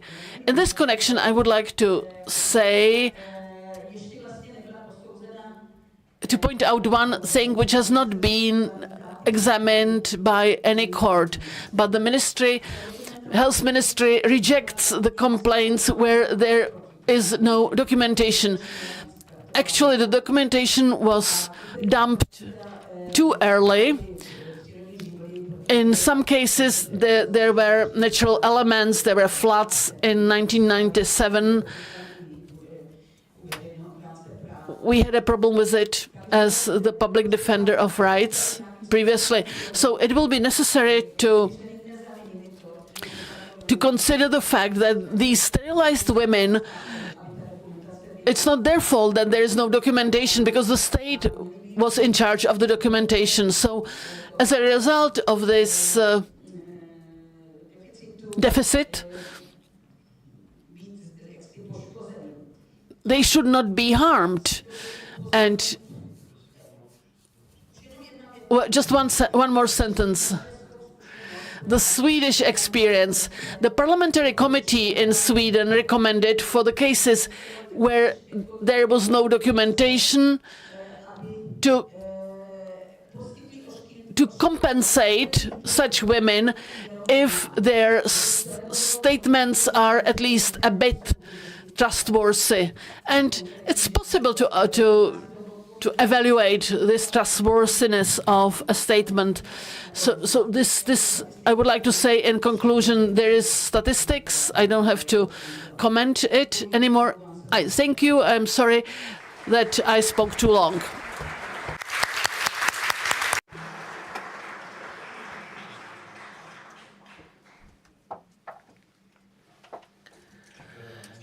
Thank you very much for the information about the case that a lot of failures can be illustrated on, but finally is coming to a successful end. I would like to ask you whether you have questions to speakers. Wait with them to the end, and then those who are online also be given possibility to ask questions. Jan Wintr, I think you know him. He has many tasks. He is a professor at the Department of Law at Charles University and also the Justice of the Constitutional Court. Thank you very much for the invitation to Petr Konůpka and his team for organizing this interesting conference. After two very interesting presentations of Anna Šabatová, Kateřina Šimáčková, I'm coming with a boring theoretical contribution that should not be longer than 15 minutes. I would like to start with the consideration about the implementation, especially of the European Convention and judgments of the European Court of Human Rights in the law of the Czech Republic. I think that there are theoretical possibilities how to do that. There will be also an excursus in the history about how the case law of the European Court of Human Rights influenced the Czech Republic. There are 9 ways. One is the reflection in the Charter of Fundamental Rights and Freedoms from 1991. Some articles, for example, 14, and also Article 3 of the Charter has been reflected in our law. And then there is a direct or non-direct impact on post-revolutionary changes in Czech legislation on setting the rules for the execution of political rights, for example, the right to assembly or association, or, for example, other rights. And then third, the influence of the European Convention as a reference document for assessing our documents with derogative effects with respect to Euro amendments, when Czech constitution since 1993 was very welcoming to international documents on human rights, and it said that it is possible to cancel the law if they are in conflict with international documents, especially the European Convention on Human Rights. Now, the fourth. The convention has the same impact after the Euro amendment based on the opinion of the Constitutional Court that said that the convention is a part of constitutional order. It was quite controversial, but was used in practice twice. Some act was already, or its part was already cancelled or abolished for its conflict with the European Convention. And I think this shows a good institutional setup compared to other states, because here the European Convention is adopted by judiciary as a part of constitutional order with all the consequences. Fifth, it is the influence of the case law of the European Court of Human Rights on the articles that arise from the Convention, especially the freedom of expression. Sixth, the influence of the case law of the European Court of Human Rights on the decision-making of the Constitutional Court, where the provisions in conventions is more extensive than in Charter. For example, Article 5 and 6 of the Convention, 7th is taken into account the case law of the European Court in ordinary court, and then also the influence of collisions between the case law of the European Court and the Constitutional Court that result in the change of the case law of the Constitutional Court. I don't want to speak about all those points, but I would like to speak especially about those that deals more with implementation, point number 5 to 9. But still, I want to add one. If we are to map 30 years in the Czech Republic, and the most important impact of the European Convention is the Plenum 16/99, where is reference to case law of the European Court of Human Rights, and especially Article 6, when we, as a result, cancelled the whole section of the Code of Civil Procedure. So this finding, or this ruling, said that this deficit, according to Constitutional Court, court can be dealt with only by the change of the whole concept and by provision of the overall supervision and oversight, and it is in compliance with the convention. I think we were quite successful that the Supreme Administrative Court that was established in relation with this reform works quite well, and the judges of the Supreme Administrative Court slowly or gradually implement the relevant provisions, and we will have an opportunity to listen contribution from the judge of the Supreme Administrative Court. The case law of the Czech Constitutional Court refers to the case law of the European Court of Human Rights very often. I have numbers from the article by Ladislav Vyhnálek, the Constitutional of the Czech Republic from 2017, the statistics until 2016. There were 832 rulings referring to these conventions, and there were other quasi-meritorious decisions. Actually quite a high number of judgments that refer to case law of the European Court of Human Rights. If still speaking about the impact of the case law of the European Court of Human Rights, I'd like to speak about Rejek versus Vondráčková, a case from 2005, where differentiation of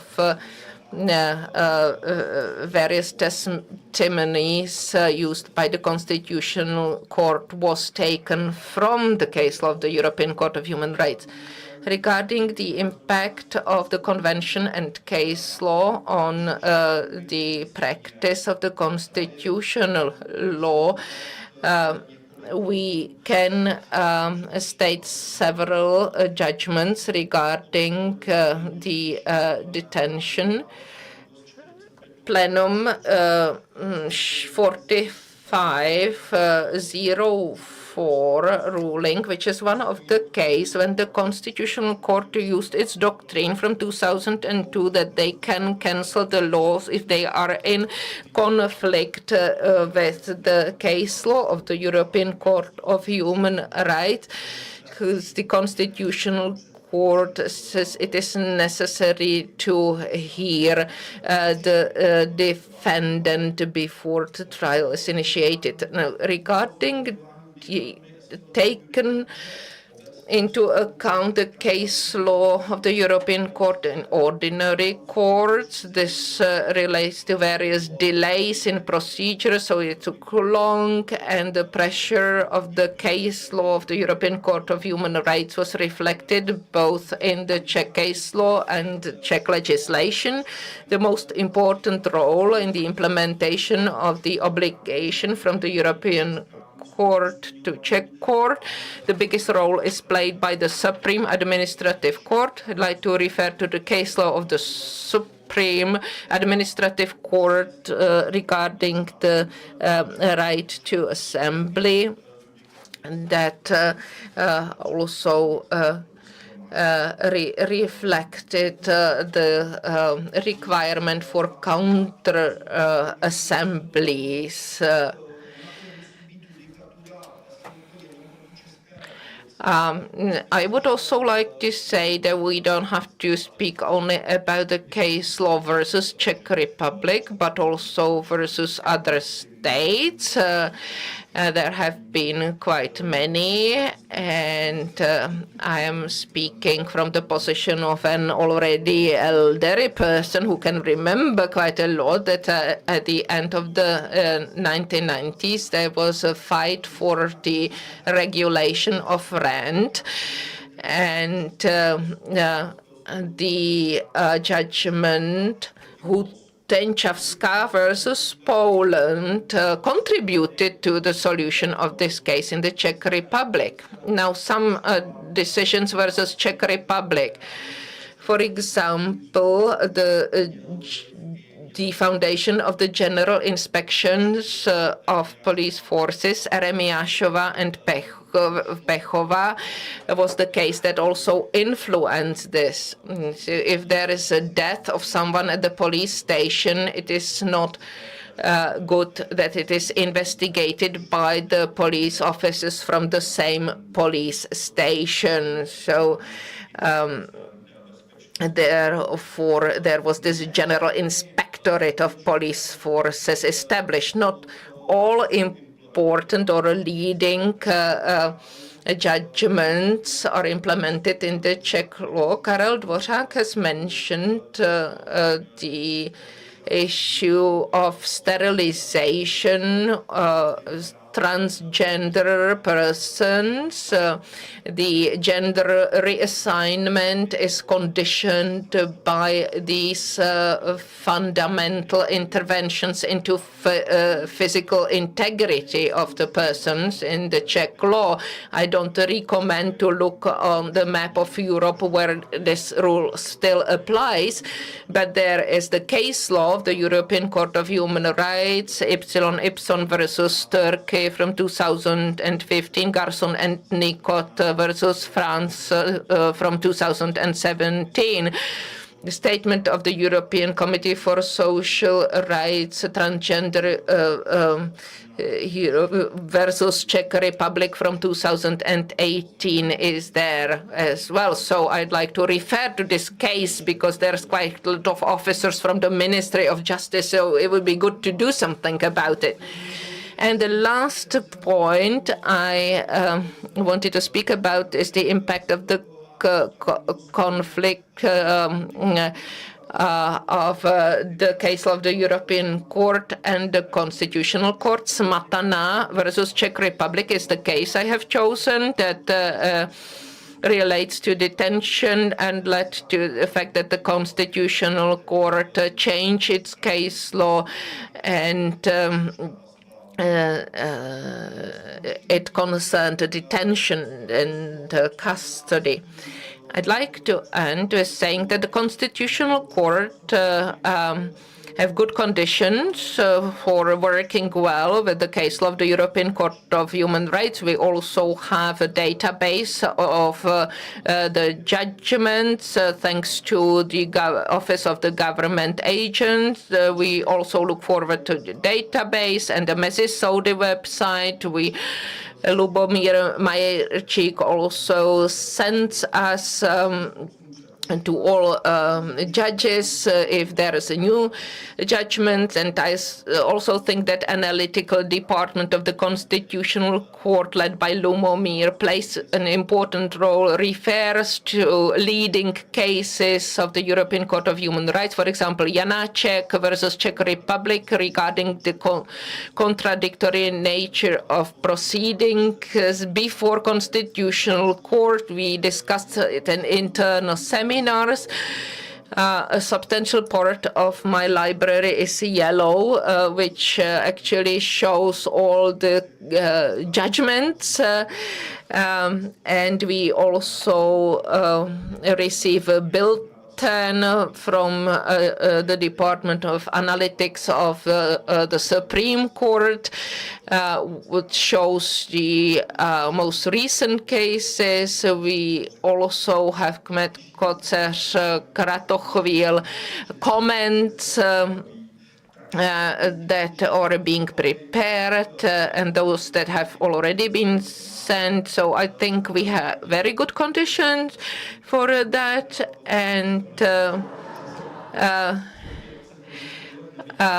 sorry that I didn't see all the cards with warning that I should already finished. But I'd like to conclude that it is necessary that the human rights commitments and obligations should be implemented into our law, and we have sufficient institutions and staff to do that. So we can only wish to be to be done in a wider extent. Thank you.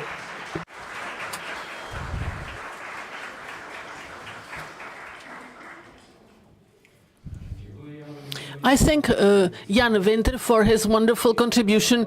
He has to be careful about what he says. The influence of the convention on the case law of the Constitutional Court, because when he will be a judge reporter, we can check on him. Too late. Jakub Jaraczewski.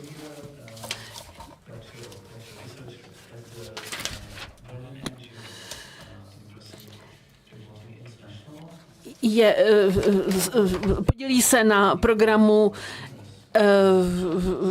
v jehož rámci se snaží informovat veřejnost Evropské unie.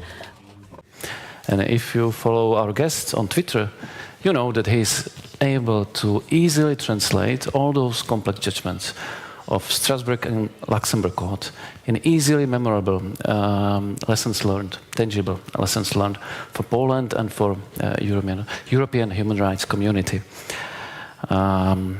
He's also able to explain and put into context all the developments which happened in Poland in recent years, and this is a superpower which we lawyers often lack.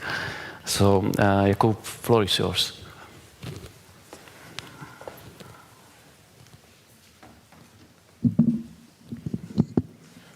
Thank you very much, and I would like to thank to the organizers for the invitation to this event.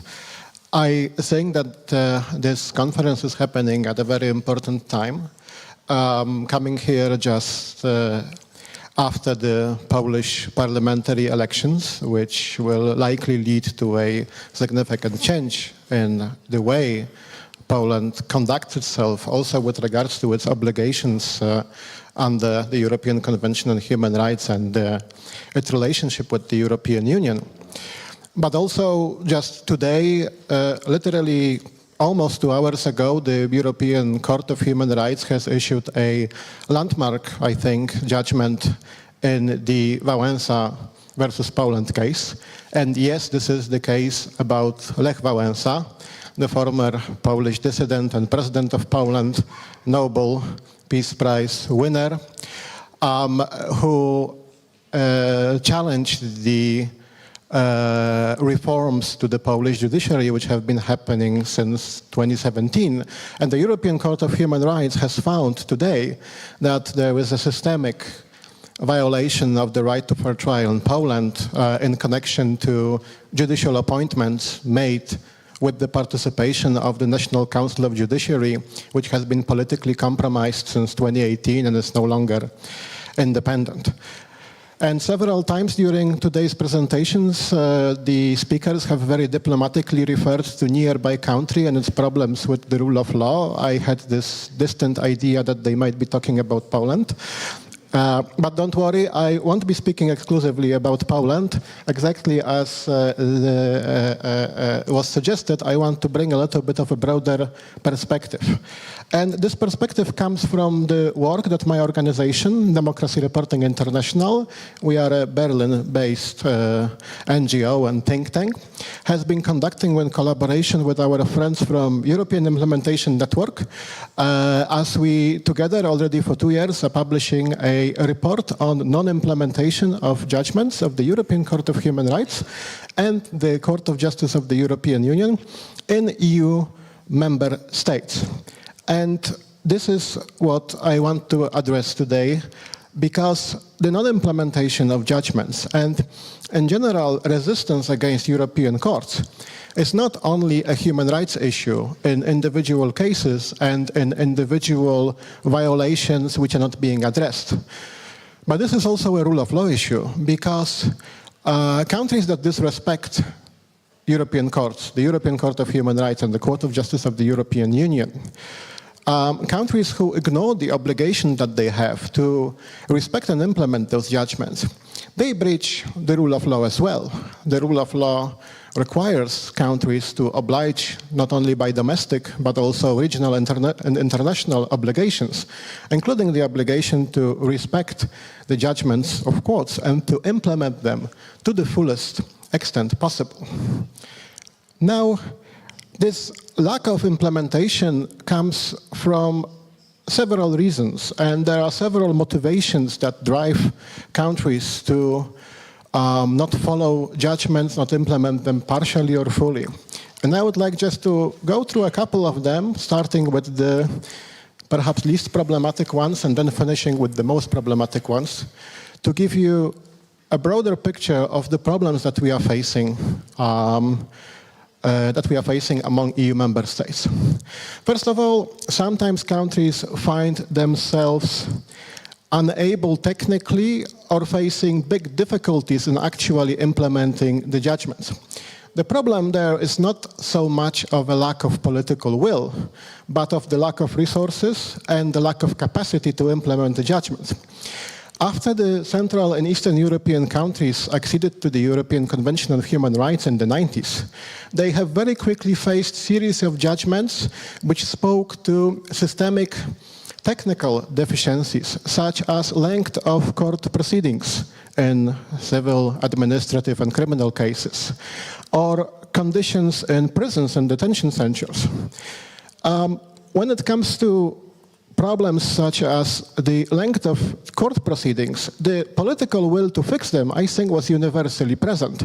Everybody wanted for courts to be more efficient, to be more accessible, for cases not to take years.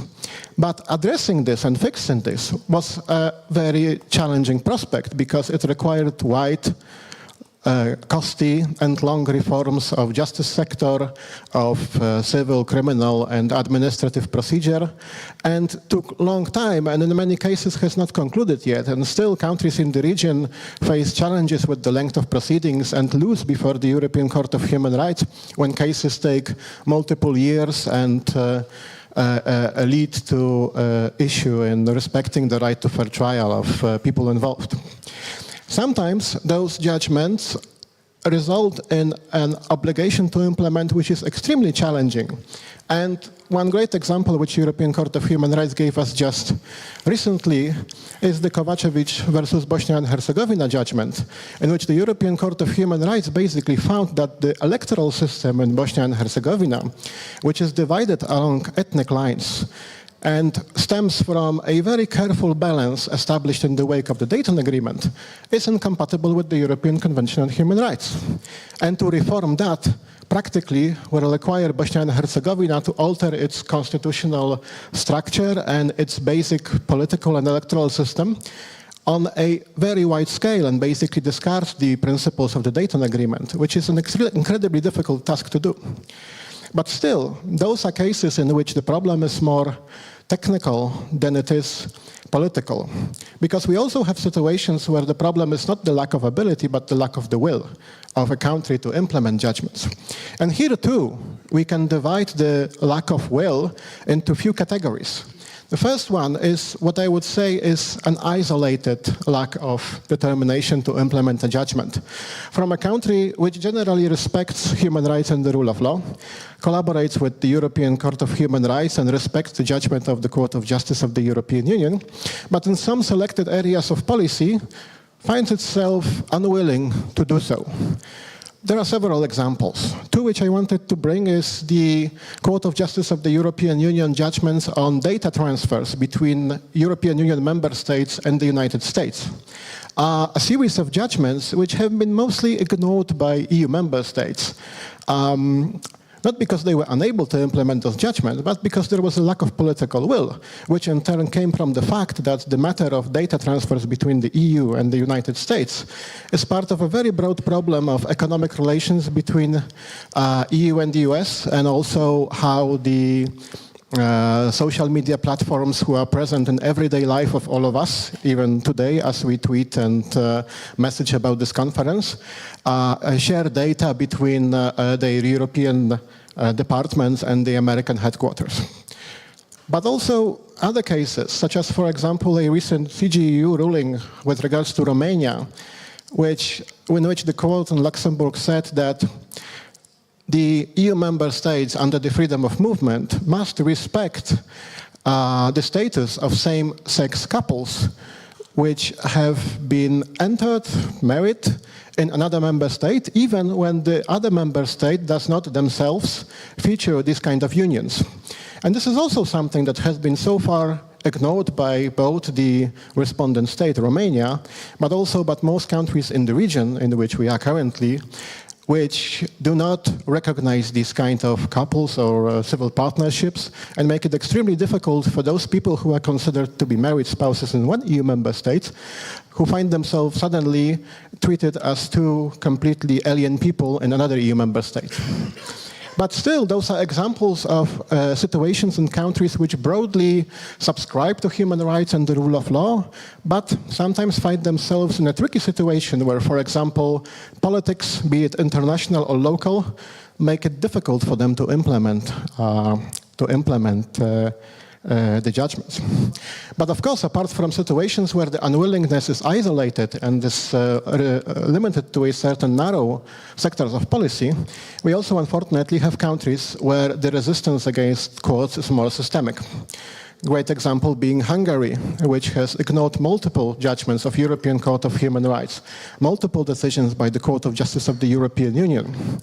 All of this coming from a pretty much openly declared policy of the Hungarian government that they will not respect anything what they perceive to be an attempt to limit their sovereignty, to limit their rule, and have in fact escalated the situation. We are now looking at a draft law on protecting Hungarian sovereignty going through the Hungarian parliament, which is, as the government explains, an attempt to protect the country's sovereignty against foreign influence. And these situations are far more severe. But still, they are not as dangerous and as severe as, I would say, the most problematic category, in which a member state, EU member state, challenges the authority of the European Court of Human Rights or the Court of Justice of the European Union, and in some cases attacks it. We had several very negative developments in this area over the last couple of years. In 2020, the German Constitutional Court issued a ruling in the so-called PSPP, or Weiss, depending on how you call it, case, where the German Constitutional Court found that the Court of Justice of the European Union has been acting ultra vires, outside of the bounds of law, with regards of its earlier judgments concerning the European Central Bank. That judgment sent shockwaves through the legal community in the EU because it was a direct challenge. It was not as much as an attempt at a dialogue between the two courts, which has been happening in the past. And insofar, in the past, this dialogue has been constructive and has been leading to positive developments as courts would, by respective judgments, conduct sort of a conversation on EU law and on the scope of obligations. But in this case, this was pretty much a direct contradiction and attack on the authority of the European Court of Justice. Now, in a way, that was not as much of problematic out of two reasons. First of all, this came not from a directed action of the German government, but of the German Constitutional Court. And the second is, in the follow-up, thanks to the efforts of the German federal government and the European Commission, the situation has been mostly mitigated. And currently, this is mostly a bad memory, since the judgment did not leave any significant lasting consequences. But still, it was a very negative signal as to relationship between domestic authorities and the Court of Justice of the European Union. But of course, the biggest problem, and now it's time to circle back to Poland, has been the activity of the Polish authorities and especially the use of Polish Constitutional Tribunal, which has been politically captured, no longer an independent court. It's staffed with judges who are manifestly politicized and has been acting in a way which is clearly in line with the policy of the hopefully outgoing Polish government.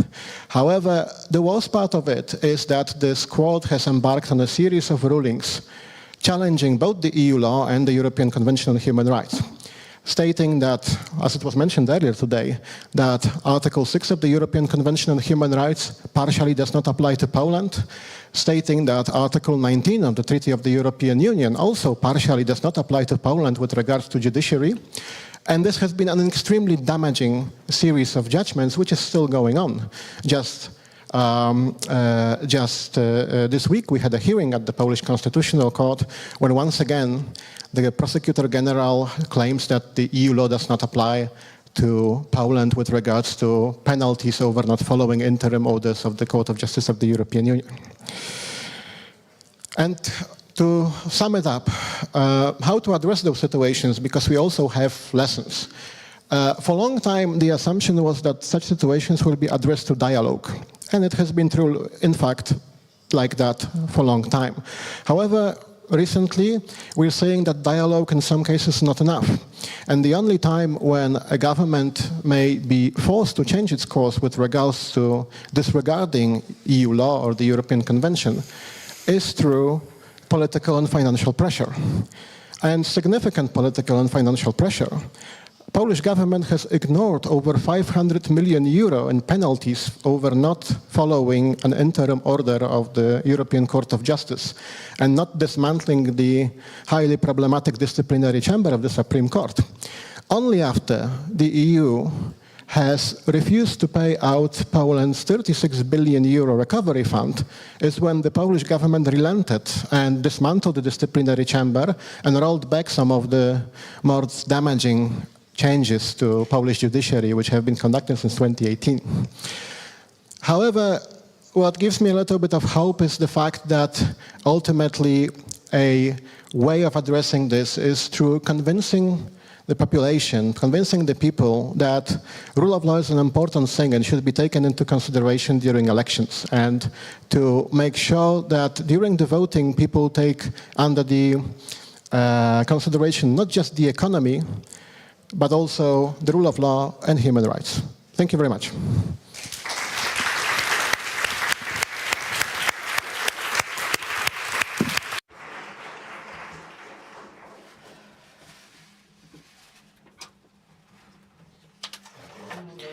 Thank you very much for the experience from abroad.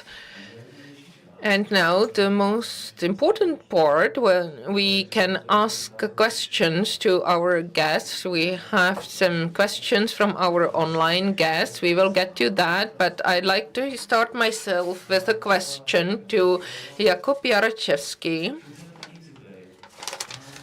Change the course of backsliding and avoid new human rights challenges. We in the Czech Republic have the experience of restitutions, reparations, lustrations, which were all adopted to mitigate past human rights violations, and they themselves led to new human rights issues.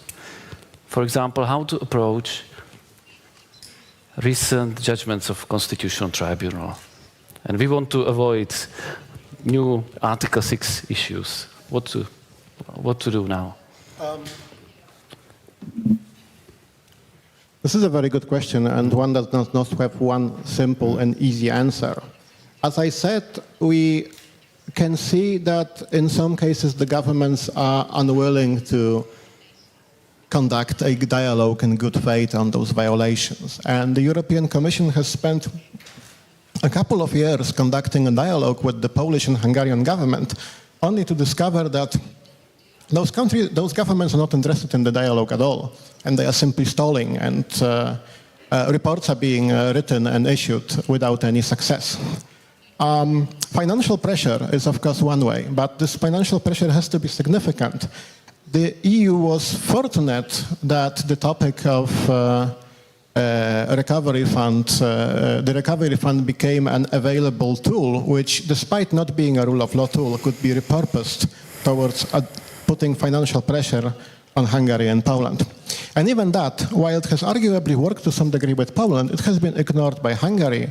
And at this point, I think we can slowly start to conclude that Viktor Orban's government has given up on the recovery fund and simply calculated this as a loss. So I think that the most effective answer is the most difficult one, is that we have to work to inform people about the importance of the rule of law, about the importance of human rights, and to make sure that when they vote in the elections, they will consider those issues with a higher priority. I saw exit polls in Poland where a question was asked, what was the most important topic for you while voting in the elections? And of course, economy came first. That should not be a surprise for anyone. Costs of living, inflation, all these kind of things factor primarily into decisions when voting. But on the second place, kind of ex aequo, were three topics. First, women's rights and abortion, which I didn't get a chance to talk about much, but one significant problem is the restriction of abortion rights in Poland, which happened due to a judgment of the Constitutional Tribunal in 2020.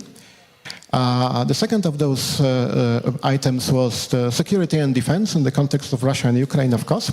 But the third was the rule of law and judiciary.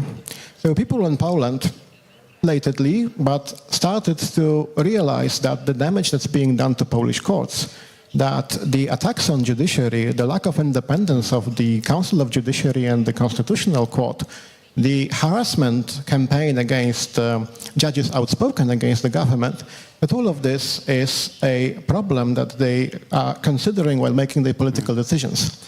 But getting there requires a lot of work when it comes to informing, when it comes to making sure the rule of law is high on the political debate.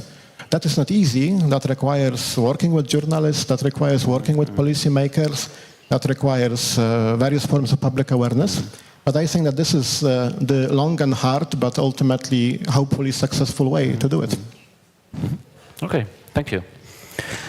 Tak a dávám příležitost teď vám. Thank you, and now you can ask questions if you want to. If no one dares ask questions, and if I did not break the ice with my first questions, I check the online questions now. There's a question.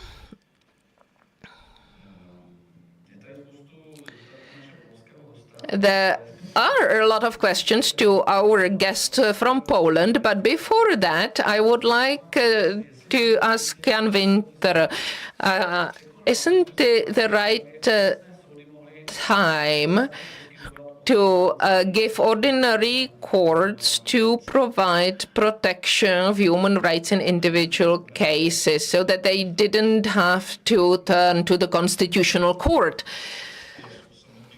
Thank you very much for this question. Of course, this ruling has two sides of the coins. I try to emphasize in my contributions that it gives a higher authority in the legal order to the European Convention as a part of constitutional order, but the consequence is the concentrated control before the Constitutional Court. It has some advantages given by that it is not that important that the obligations from the fundamental Charter of Fundamental Rights and Freedoms, our Czech and the international, are almost the same, or they overlap. So they can be considered one standard. The advantage is that the judges are bound by the law, but I think this case law of the Constitutional Court is not that much used by ordinary courts, because according to article of the Constitution, the fundamental rights and freedoms are under the protection of the whole judiciary. So the human rights interpretation is something that is binding for all the courts, not only the Constitutional Court. And there is only a question who should decide about the abolition of the laws and to ensure the legal certainty. It is good that we have the powers of the Constitutional Court. So I think this concentration of the control is probably better for ensuring the legal certainty. Thank you. Any other questions? Maria Lukasová Kmecová. Please use the mic so that the interpreters can interpret it.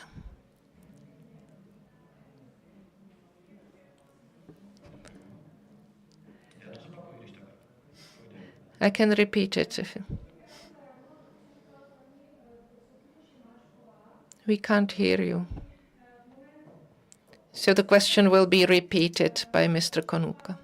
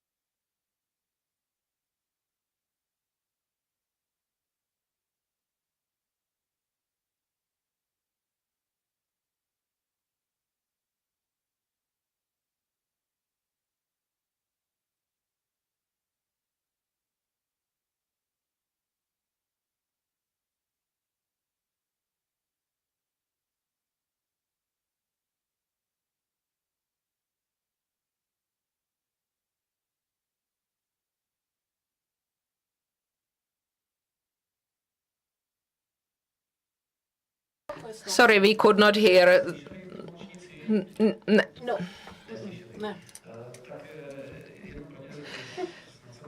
So the summary of what she said, the victims of criminal offenses in the Czech Republic do not have sufficient rights, especially regarding the commencing of investigation. The question to guests is,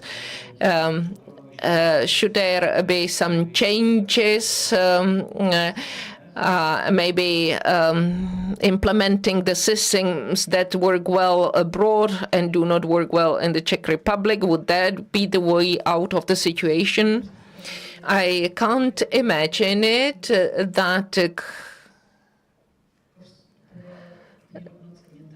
that the victim could be an equal partner in the criminal proceedings. In less serious cases, there is a restorative justice where a victim plays an important role. But I would be worried that this might turn into civil proceedings, and then the role of the state that is obliged to prosecute all the cases they learn about then would not be played. I have a similar opinion as Anna Šabatová. I think that the criminal and civil proceedings have different purposes.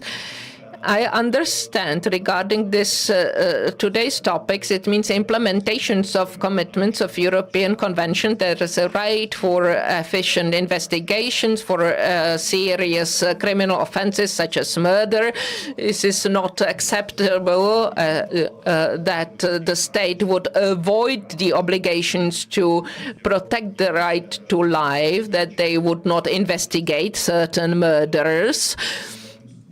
But it seems to me that the criminal law fulfills a different purpose than the civil law. And if we draw conclusions that victims of criminal offenses are not protective enough, so we should look for the possibilities how to help them to have better access to proceedings. And in civil proceedings, and I think the criminal proceedings is about the relationship between the offender and the state. And we should also say that the European Court of Human Rights pushes on the law enforcement authorities have the obligation to do effective investigation. So there are possibilities. The question from the lawyer, I'm Klára Galibová, the attorney at law. I would like to ask the head of the analytical department to send a judgment regarding the Roma children because the Constitutional Court said that victims of bias crime should be indemnified, and I think that the situation in the situation regarding the victims of hate crime and bias crime is really bad, and there is actually the victims of crime cannot seek the right of effective investigation, and I think the situation is really bad, and we can see it not only in crime related to domestic violence, where there is a societal consensus that this conduct is in conflict with human rights, and we should be sensitive, but also in relation to marginalized victims and victims of bias violence. Any response? A short remark. The original question was different. I realized that the part of criminal proceedings also adhesive proceedings when the court has to decide about the guilt, but also about indemnification. But it was not the question. The question was whether the victim of the crime should have a stronger right and the right to initiate the criminal proceedings. And I think that this is quite a different problem. Okay, any other question?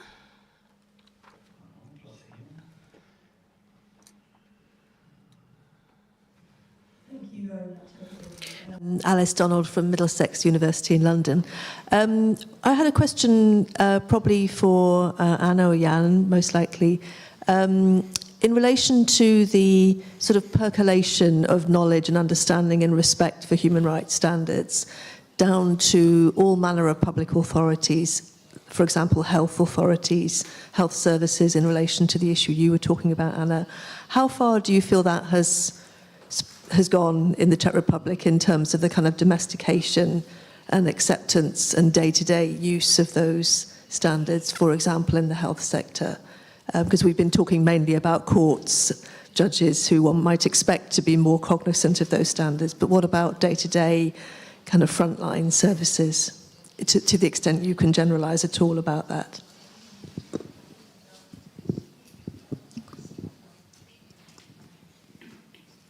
No, děkuji za tu otázku, protože Thank you very much for this question, because I have a chance to remember the times at the beginning of the millennium when, for example, it was not possible to seek inspection into our own health documentation. Case history. There was a general opinion that the patients should not be allowed to do that. But we discussed the case in 2001 when the family was refused to be told what their son died of in prison. So we got a bit further since that time, especially the law from 2012, the Act on Health Services. And this issue was subject to discussion and interest in human rights, which was not the case 20 years ago in the Czech Republic. So I can see some progress there, but I have to say that by far it has not been domesticated by all physicians. We still see cases of various forms of the doctor's supremacy, I would say. There are also various forms that require informed consent, but the physicians should enable the patient to be the one who decides about their treatment. And should be comprehensively informed about their health conditions. It is not a question for courts or laws, but for softer means like methodologies, guidances, public discussions. And of course, there are cases that ensure the progress, because there are some leading cases that are really subject to discussion and are highly medialized, but we still need a lot of improvement into this area. And now the last question to our guest from Poland. Jaraczewski, is there any public body tasked with the implementation of Strasbourg Court judgments, and is this public body effective these days? The implementation of judgments of the European Court of Human Rights in Poland falls with the government, and of course the Ministry of Foreign Affairs has also an agent before the court who is in touch with the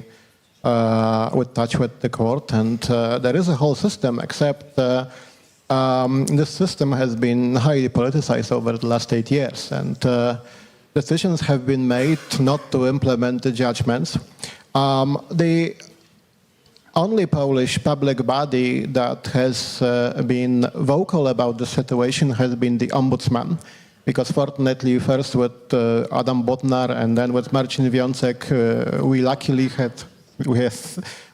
had independent ombudspersons who would vocally highlight the issue.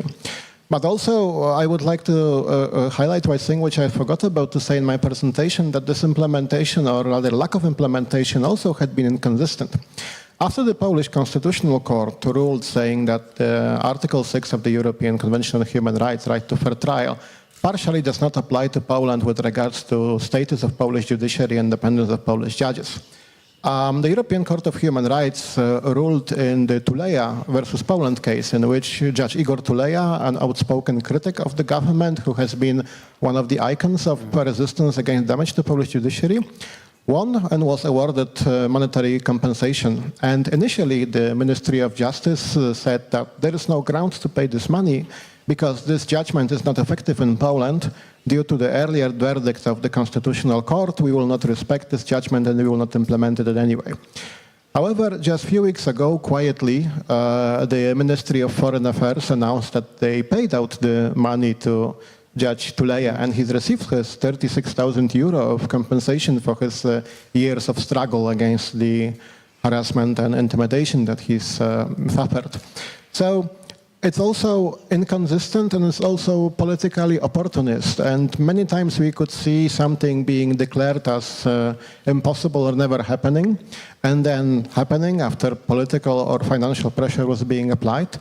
And also with the changes to judiciary and attempts to unlock the recovery fund, dismantling the disciplinary chamber, the government has been ignoring the Polish Constitutional Tribunal, because if they were really to follow the judgments of the tribunal, they should be absolutely not doing anything about the Polish judiciary on the grounds of conformity with EU law. But this is exactly what they are doing in an attempt to unlock the 36 billion euro from the recovery fund. So, unfortunately, while some of these developments are positive, this is also a sign that this has been instrumentalized and there is no systemic will to follow these judgments. Hopefully now, with soon, I believe, a new government by the new coalition, things may change for the better, but it will be still a long way to go. Many thanks. A teď už mi nezbývá, než vás jenom pozvat k And now I will invite you to lunch. So we would like to see you back at 1 p.m. exactly. I thank our guests and the audience. Good afternoon, ladies and gentlemen. Let me welcome you at the second panel after lunch.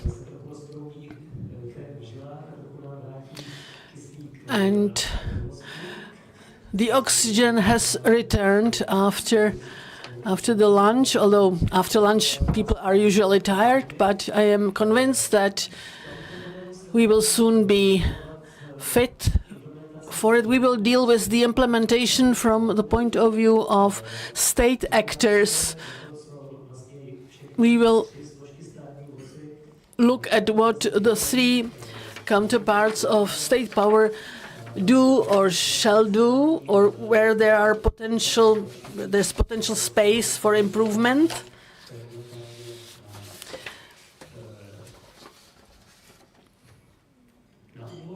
So in introduction, we will look at it from the point of executive power.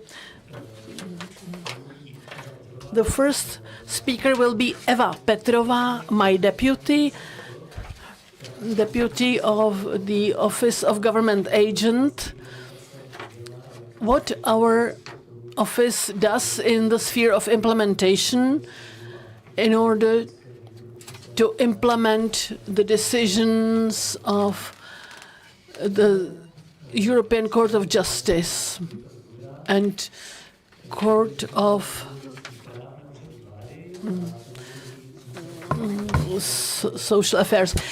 Then Viktor Kundrák will speak how this body functions, how it tries to include civil society in the activity of the government. Then we will have Ivo Pospíšil, Supreme Court Justice, and he will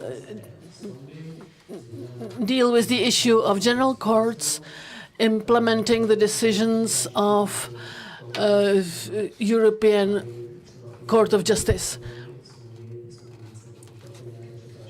And he will speak about the obstacles to their work. And in conclusion, it is my great pleasure to welcome Professor Alice Donald from the Middlesex University in London, who will share her experience and knowledge about how parliamentarians can be involved in the implementation of judgments, why they should be involved, what are the benefits of that, and what are the examples of good practice.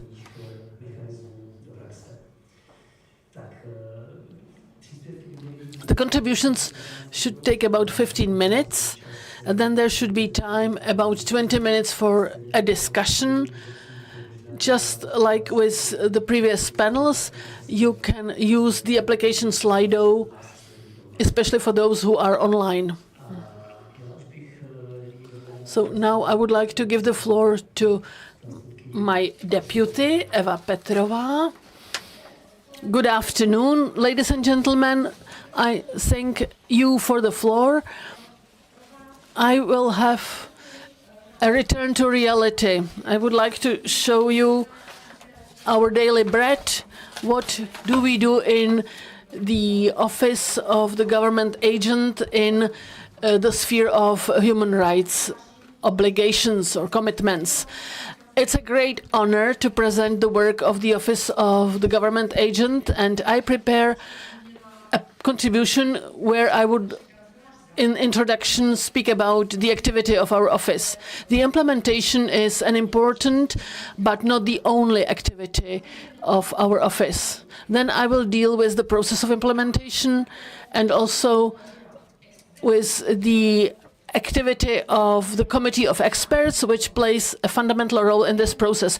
In conclusion, I will give you examples of good practice and challenges which are in front of us.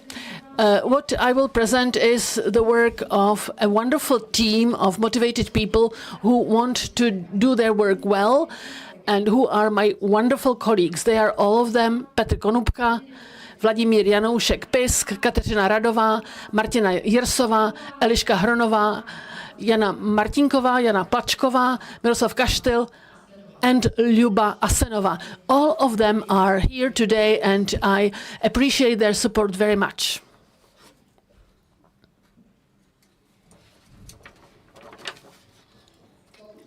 As regards the activities of the office of the government,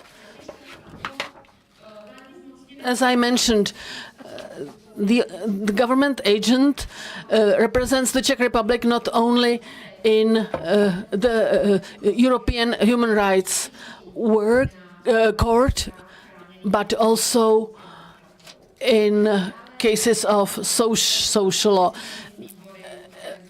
It represents us before 7 UN bodies.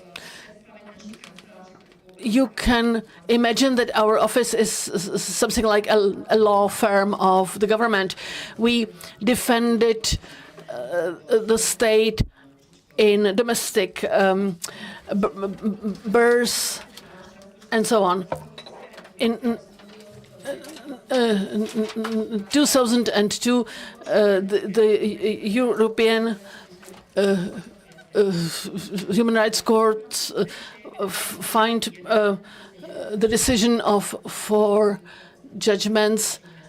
In other cases, there was no infringement. So we can say that the defense of the Czech Republic in front of the Strasbourg court is quite successful. The biggest challenges before the Czech Republic are with the implementation of the bodies, not only the European Court of Justice, but other human rights protection bodies. So it is about the implementation of the European Human Rights Court and the UN bodies. The decision of the human rights bodies brings with it an obligation to decide in the case of a complainant, but also in adopting measures, changing the legislation. I will deal with it in detail later. Then awareness-raising activities, information about the Strasbourg court. Petr Konůpka spoke about it in his introductory message. We also speak about the compatibility of national legislation. We also give trainings for the Judicial Academy and law schools, students of law schools. We are members of committees for human rights. Now I'm coming to the activity of the Committee of Experts on the implementation of international bodies on the protection of human rights. So it's about the implementation of judgments.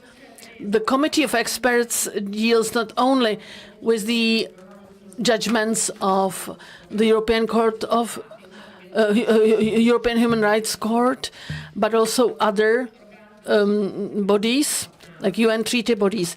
This body was established in 2015. It has 35 members. The members are members of both chambers of the parliament, all ministries, the office of the government, the prosecutor's office, civil society, and the public defender of rights, academicians, and also non-governmental organizations. The committee meets once or twice a year, and there is a general discussion about the importance of individual cases which should be implemented, that is, judgments. The minutes are publicly available at the website of the Ministry of Justice. Imagine it is an umbrella organization. Between the plenary sessions of the committee, there are working groups dealing with individual judgments, and they formulate measures, and the measures are presented to the committee of experts. The recommendations should prevent the same infringement in the future. The composition of the expert committee is variable. We have lawyers and non-lawyers. We collaborate with non-governmental organizations. The Committee of Experts is an advisory body. It doesn't have any executive powers. It cannot impose any duties on anyone, but it works in practice. It seems to be a successful body because its recommendations, conclusions are respected and complied with. And so there are very few non-implemented judgments. As you heard, there is only 6 non-implemented judgments. A more complicated situation is about the decisions of the European Committee for Social Rights, because the decisions are slow. So all such decisions are still being implemented. I will speak about the successful implementation later. The implementation process is realized because the Czech Republic has to report to the Committee of Ministries, and that is this reporting activity forces the Czech Republic to implement these judgments, and it is the same for these European Committee for Social Rights.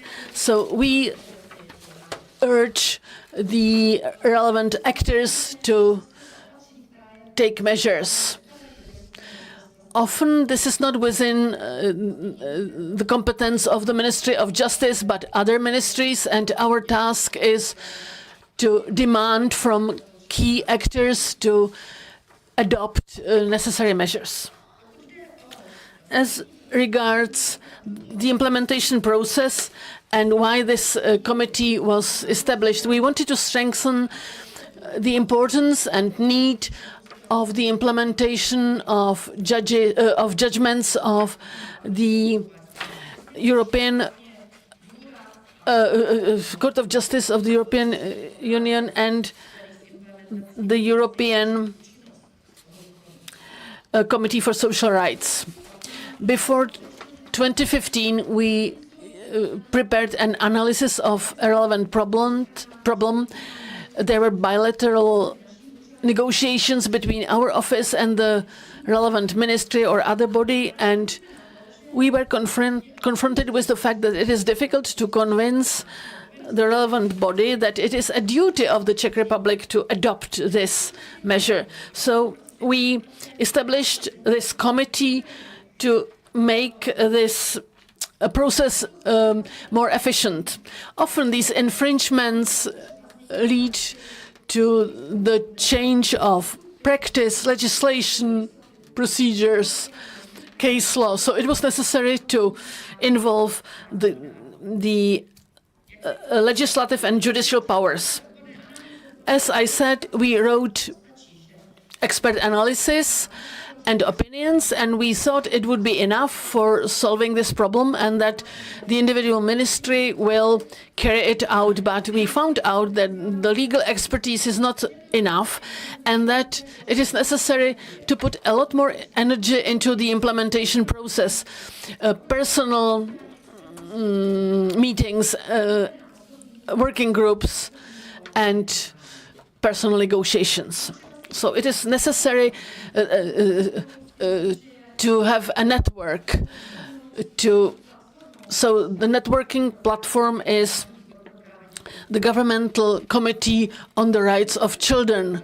Especially the system of collective complaints points out to systemic problems where the legal level is not enough, but it is necessary to look for political support, which is something which we didn't know how to do. We didn't deal with politicians, we didn't try to convince them, but on the other hand, the level of information, especially the parliamentarians, is very important for the adoption of legislation presented by the government, and especially in cases of something unpopular.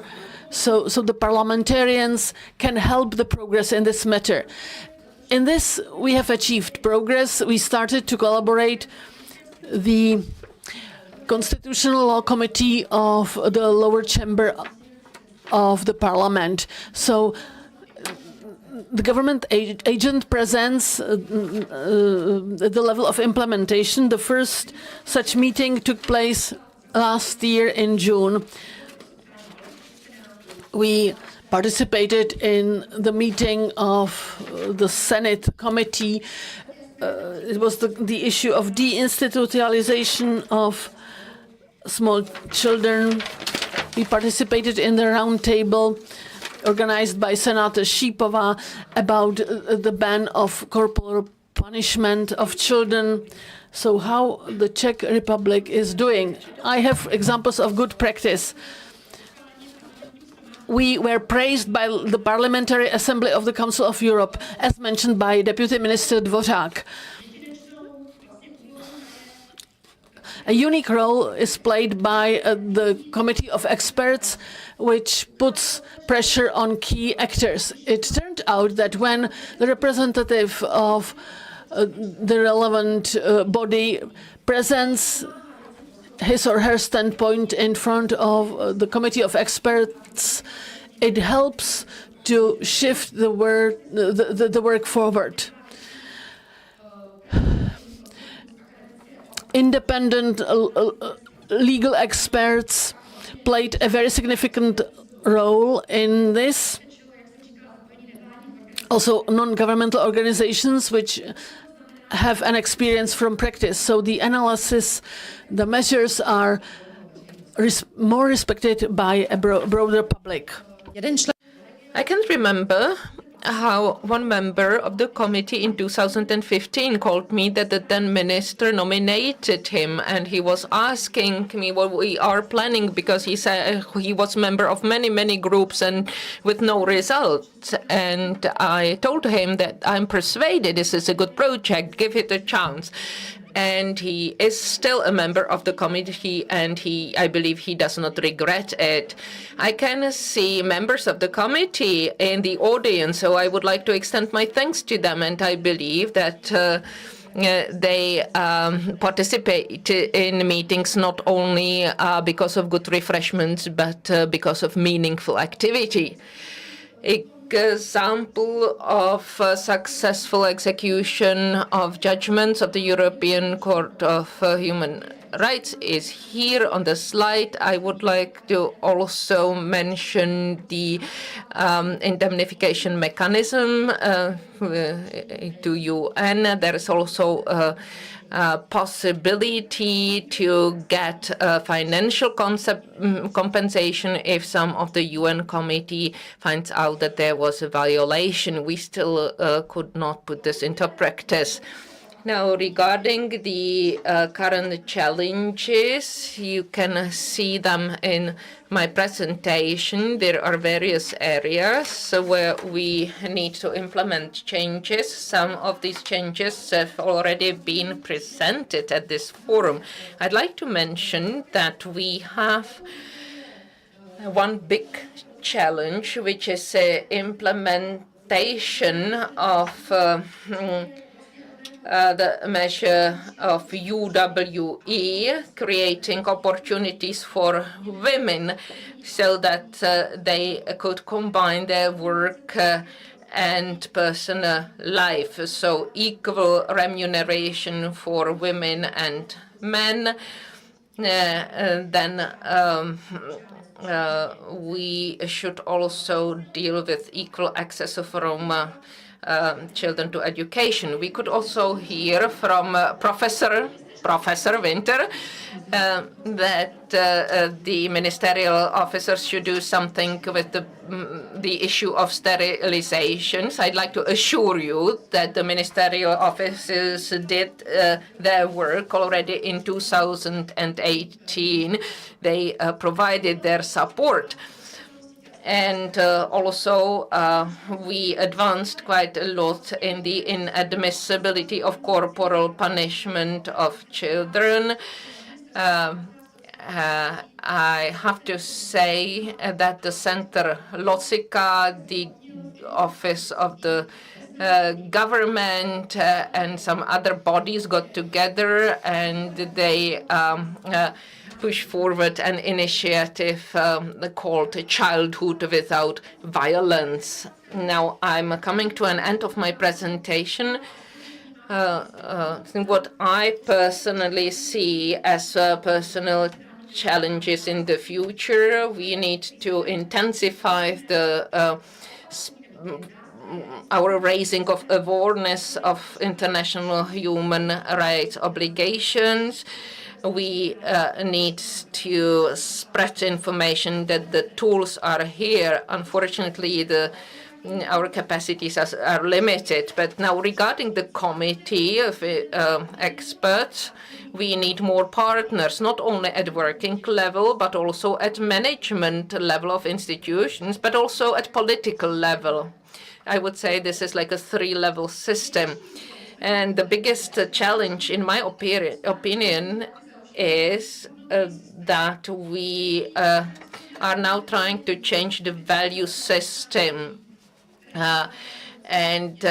Just one example is the corporal punishment of children, which is understood by public as something normal. So there is some established value system, and we need to change that, and we need to involve more legislators into this process of implementation. The Office of the Government Agent is not an island in the middle of nowhere. Without you, it would not be possible. We need you. Please continue supporting us. And thank you for your attention.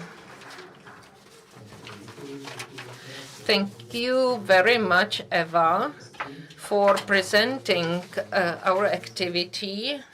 And without further ado, I'd like to invite Viktor Kundrák to the stage to speak about what the executive power does from the Office of the Government perspective, and especially Department of Human Rights, whose head Viktor is.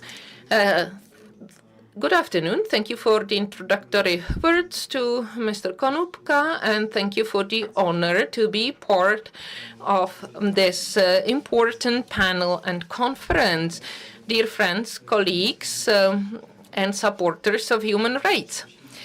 Thank you, the whole team of the Office of the Government Agent, for a great job preparing this conference, and not only, but also for a long time expert activity and improving situation in human rights in the Czech Republic. I was honored to be a part of that team, and I'm really grateful for that.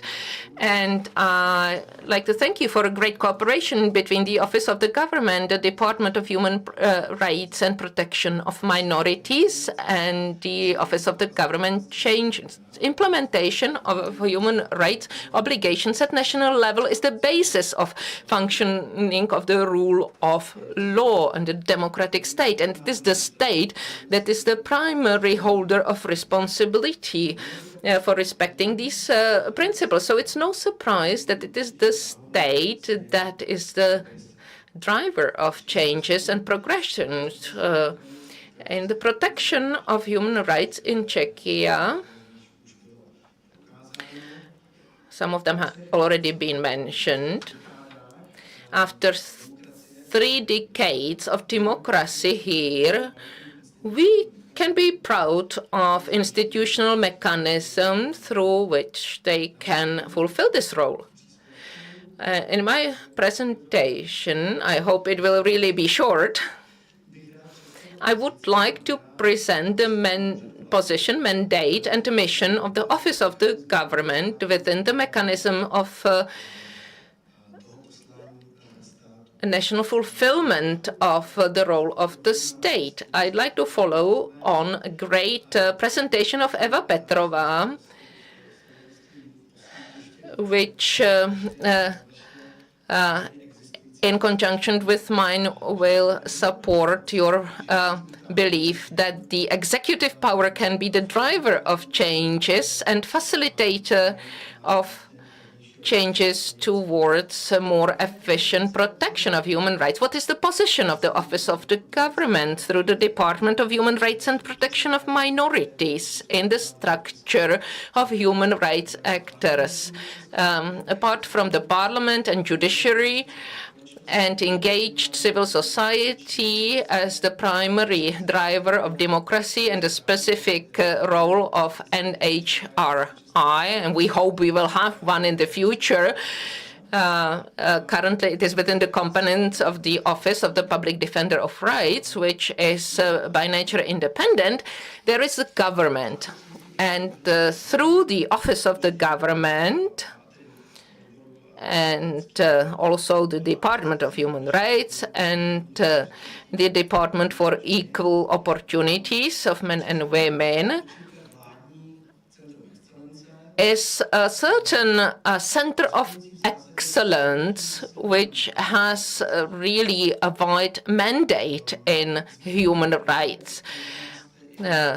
These departments, as you could hear from the introductory contribution by Clare, Laurenčíková, Šimáčková, they closely cooperate with her, but also for the government commissioner for Roma minorities, Lucie Fuková, and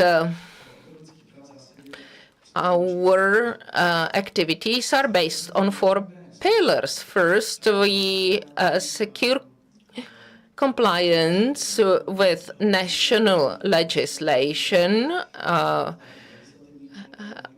both legislative and non-legislative documents with international commitments and constitutional order. We are also a comment workplace, and we cooperate with the office of the government agents, and we actually prepare comments on draft bills.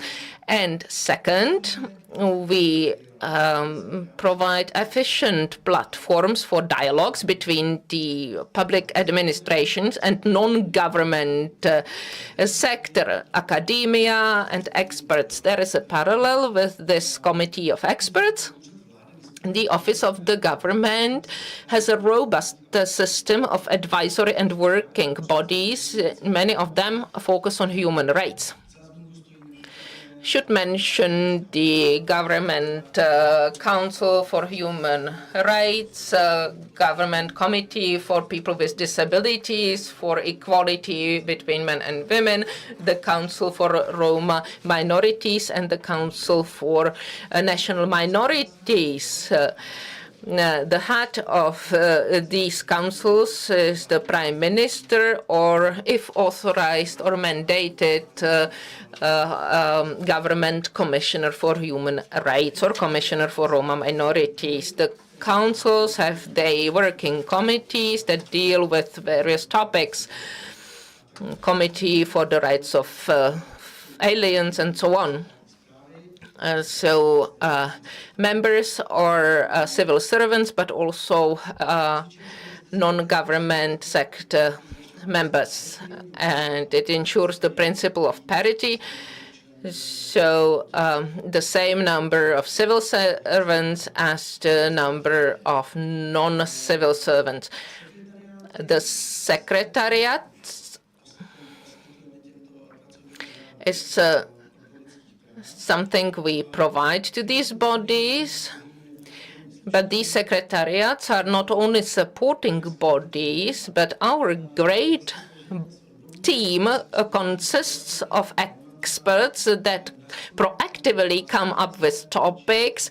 They try to push various agendas forward in cooperation with government commissioners.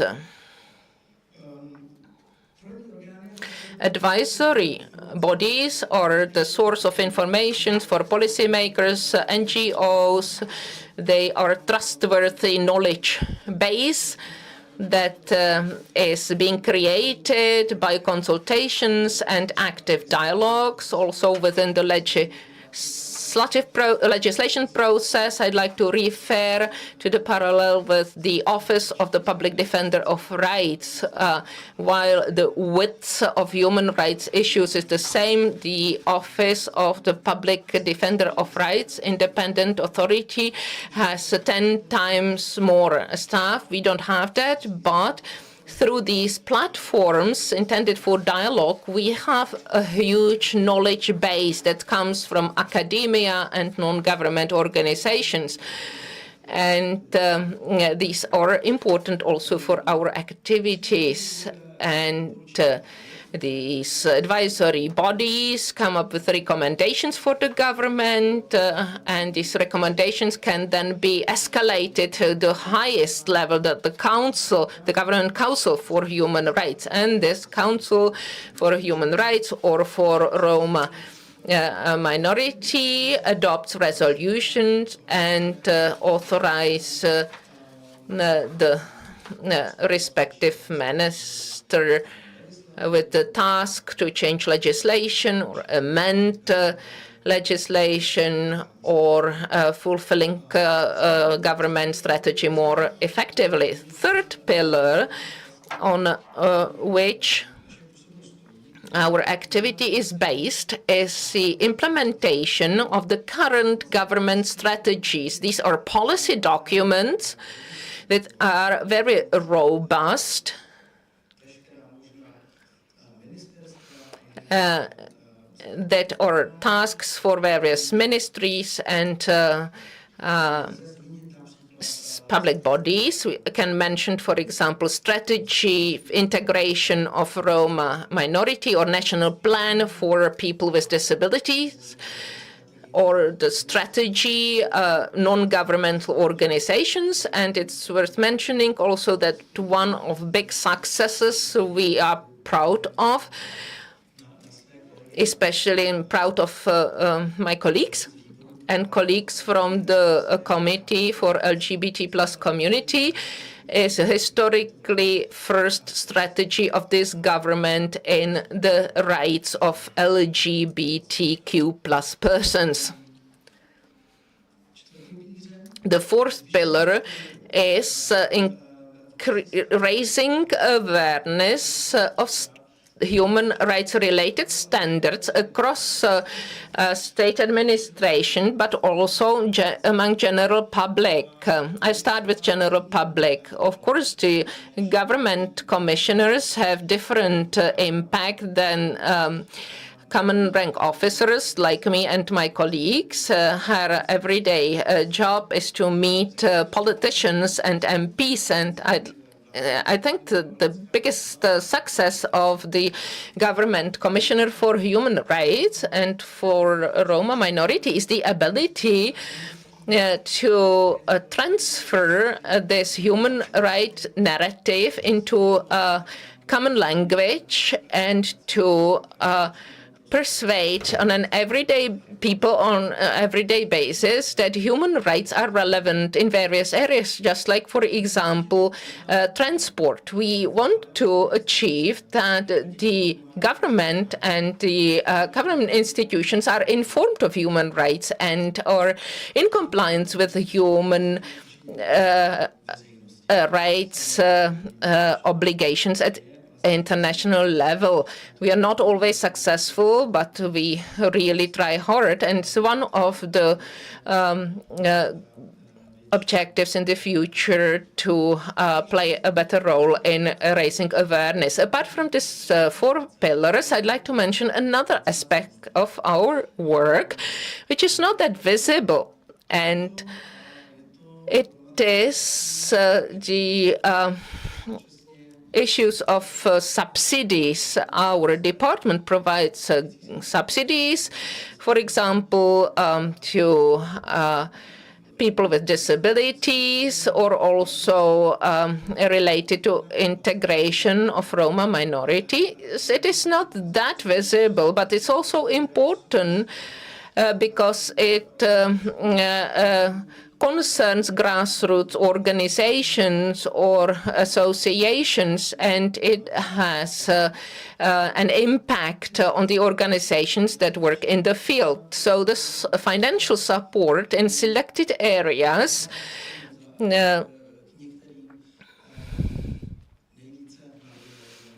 focuses on the most marginalized groups, and it fulfills the relevant government strategies when government undertook to support these areas. In conclusion, I would like to mention the correlation between the international sphere, while the office of the government agent is authorized to defend the state in individual complaints. In these mechanisms, our department is in charge of the administrative reporting, whether in the framework of periodical review or vis-à-vis UN treaty bodies. It is the Council of Europe management body on anti-discrimination on the policy level. So we have a relatively high power. We are not just a department of lawyers, but a multidisciplinary team, and this is our great strength. We complement each other with the office of the government agent. At the beginning, the functioning democracy can be recognized by civil society, which can be a source of dialogue and expertise. In terms of dialogue, there is a space for improvement in the Czech Republic, to have civil society and governmental bodies as partners, not just a source of information. So we try to involve civil society in the form of parity representation in the various committees. And I would like to speak about our ability to fulfill this participation principle. We have been praised by international bodies.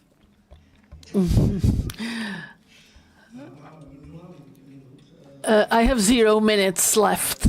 So let me say that it is an invisible aspect of our work, the fulfillment of the principle of participation, which leads not only to the fact that our platforms for dialogue, so to say, the advisory bodies to the government, are a platform for an equal dialogue, but that we are also a center of excellence for the fulfillment of the participation in terms in the relation to the outside. So within the Council for Non-Governmental and Organizations, we had at first methodology in this, and we are trying to promote this with other ministries so that the draft bills were consulted with the non-governmental sector effectively and not just formally, which is often done. So I'm now minus 2 minutes. I thank you for your attention, and I am looking forward to your questions, if any.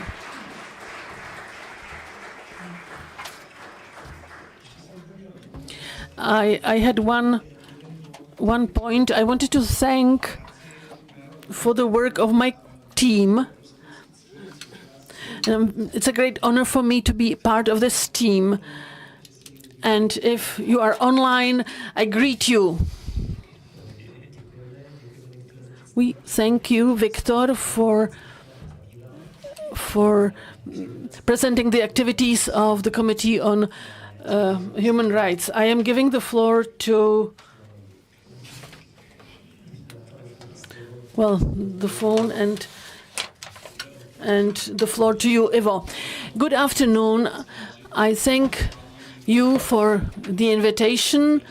When Jan Wintr announced me this morning, he told me to be topical and lively. So I don't know if I will be able to do it after this good lunch, but I will try my best. This topic, the specific role of courts in the implementation of international human rights obligations or commitments, I will not present it as a great success, but I will speak about controversial issues. I will speak about why this role of courts is important, in which the position of Constitutional Court differs from the position of general courts. We will go through the case law of European Court of Human Rights, and in the end, I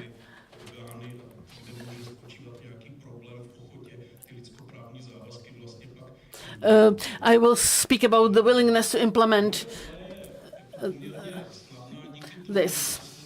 My role is easy because in the 10 years we are not so new, but there is a number of publications dealing with the implementation of human rights commitments. I am showing you several publications. You can see the list of publications. It's the analysis of the case law of the Czech case law and the international and European case law. And it is thanks to the President David Kosař, who observes me.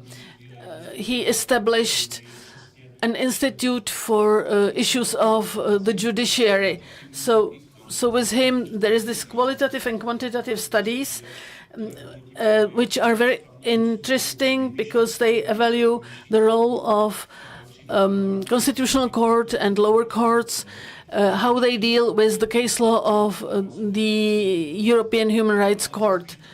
But I will try to give you some personal remarks of a person who were one of the authors of these publications and who has experience with the Constitutional Court, and at the last time as the justice of the Supreme Administrative Court.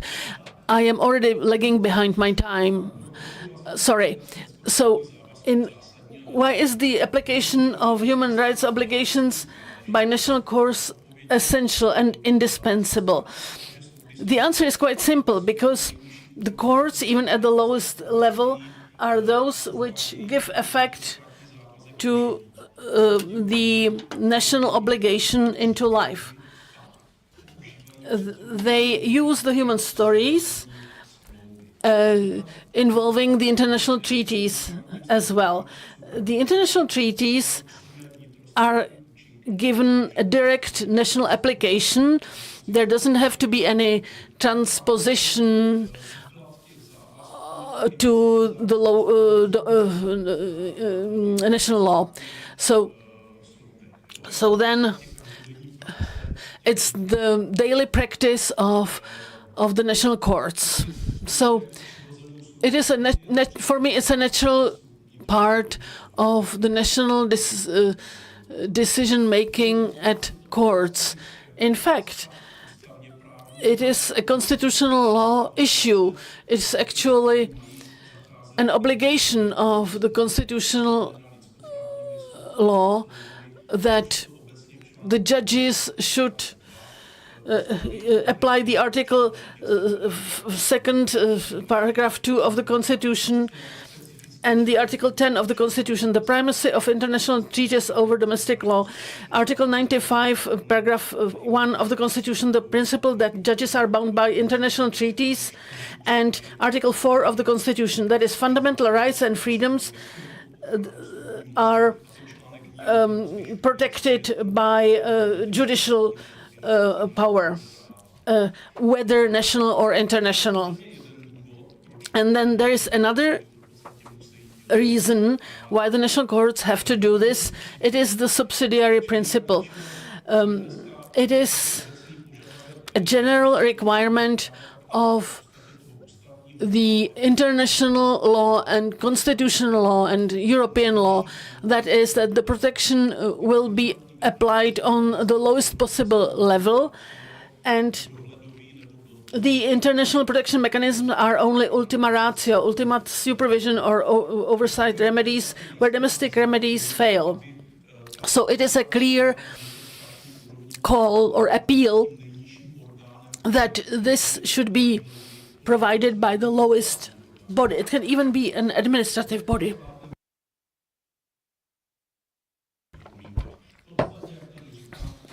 As I say, this follows from the case law of the European Court of Human Rights.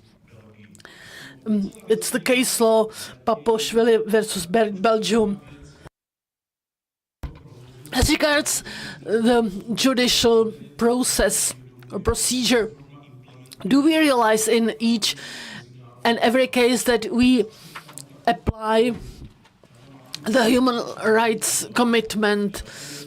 I'm being watched. It is probably very individual who is aware of what, that one is applying national law, which is reflected in the international law or even in human rights law.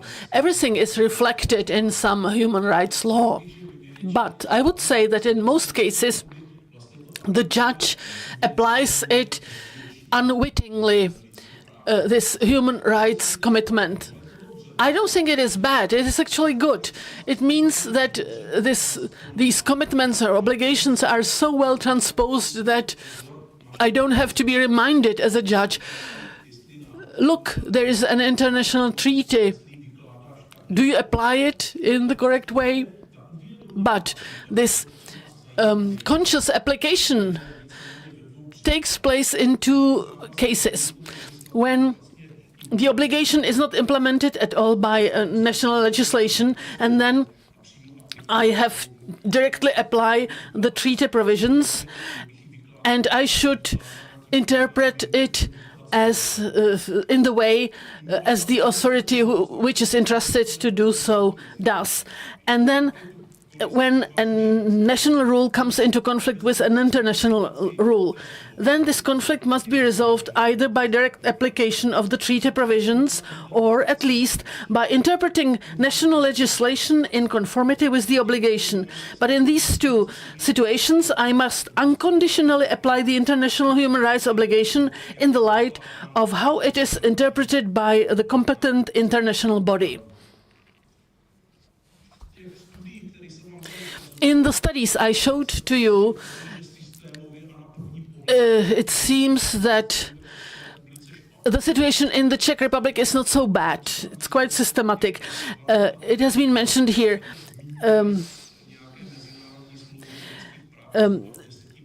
About 10% of decisions are somehow deal with the European Court of Human Rights.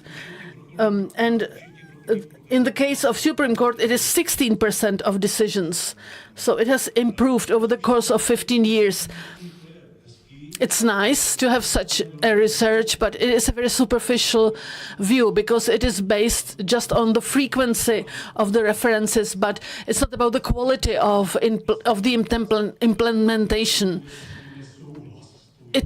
Well, this reflection can be actually in direct dissent with the case law of the European Human Rights Court, or this obligation can be misinterpreted. It happened, as we will see later. Before we will deal with the case law in detail, let's speak about the factors which influence the case law. So it's the availability of the case law, which has improved over the course of 10 years, thanks to the activity of the office in collaboration with the Constitutional Court and both Supreme Courts. They create a database. Petr introduced it, so I'm really curious about this shared database. Then there's a language barrier which is being removed by this database. And now we speak more foreign languages than before. In the past, there was this work of analytical units who sent information about the topical case law of the European Human Rights Court, and so on. But there is also the time, the aspect of time, how much time the judge has for the case, how much he or she can explore the national or international literature. I was really unpleasantly surprised when I have 16 cases a month based on merits. So there is not much time to think about the merits of the case, not to speak about the international background of such cases.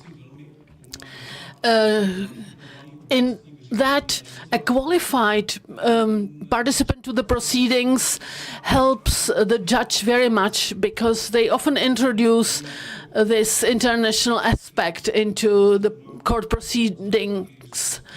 So I don't think that litigation is a bad word. It is actually a valuable service which non-governmental organizations towards the system do, including the Institute of Amicus Curiae, which can help the court, the judge, to remind him or her that there is some international obligation with which the Czech law should be in compliance. I mentioned the influence of assistants. So with the Judge Jan Musel, former judge, there was a high number of cases of the European Human Rights Court, and it was because he had new assistants, but he didn't deal with the case law in terms of implementing it, but on the other hand, he misinterpreted it. Ústavní soud. The Constitutional Court and how does its role differ from ordinary courts? Constitutional Court role is pivotal because we have a specialized constitutional judiciary, so there is a wide definition of constitutional complaint. So this would say Constitutional Court has monopoly over these complaints. So this is the Supreme National Human Rights Court.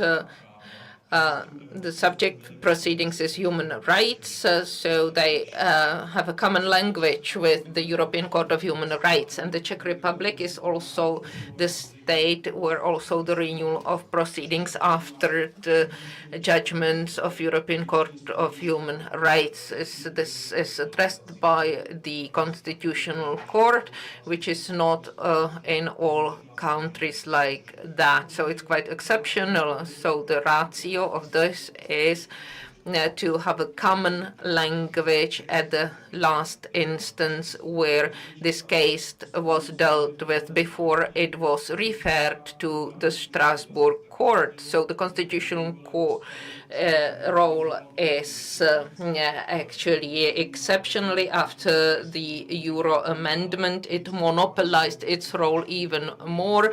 It left the human rights conventions and special conventions and said it is a part of a constitutional order. Compared to Poland and Hungary, we are in a completely different situation. So we can't be against the case law of the European Court of Human Rights because it actually explains our constitutional order.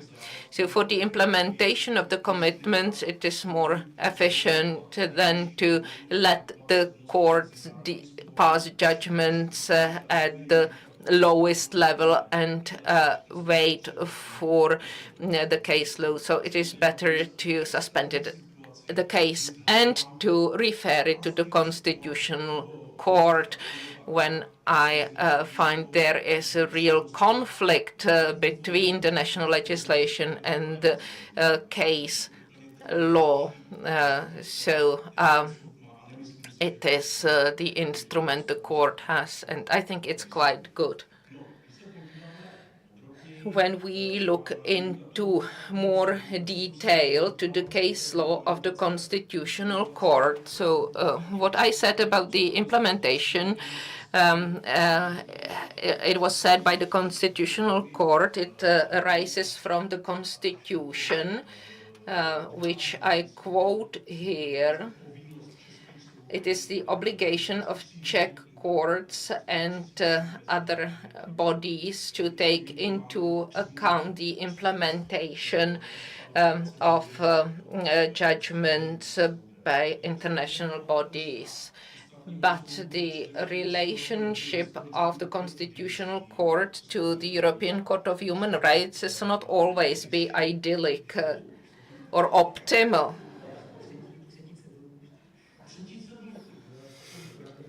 It's already the third reminder that you should finish. Okay, give me 2 minutes and then you can kill me.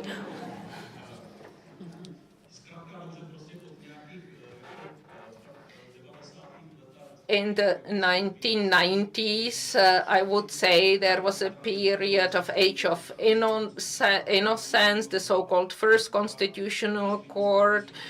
Then there was a period of partial conflicts and clashes and so on. So the Third Constitutional Court is something I call the period of stabilized inertia. Nothing substantial happened apart from the case law of Kateřina Šimáčková, who advanced the case law of the Constitutional Court in favor of international legal obligations. Then there is a case law of the Constitutional Court that interpreted case law of the European Court of Human Rights in even stricter manner. These are, for example, whether it is necessary to award non-material compensation for harm, and then there is a question of disinterpretation of some of judgments of European Court of Human Rights. For example, the concept of the societal watchdog that was formulated by the European Court of Human Rights differently than here. Because I am the judge of the Supreme Administrative Court, just a few remarks in our case law. Our court works with the commitment systematically. For example, in asylum matters, there are various judgments in relation to Geneva Convention. There is also a climate action, and also the direct application of Article 6 of the Convention. Recently, there is a growing importance of case law of European Court of Human Rights in matters of foreigners, and also family matters, and also giving priority to the interest of children. So in this area, we are even stricter. It is necessary to examine these issues, whether we comply with Article 8 regarding foreigners or aliens. We have also some instruction how to work, but these instructions are in conflict with Article 5, paragraph 4. But our court said it is always necessary to take account the current facts of the case, not to apply Article 6, but the Article 5 or paragraph 4 of the Convention. I wanted to mention one more thing regarding implementation, and then I will finish, but I would like to say this.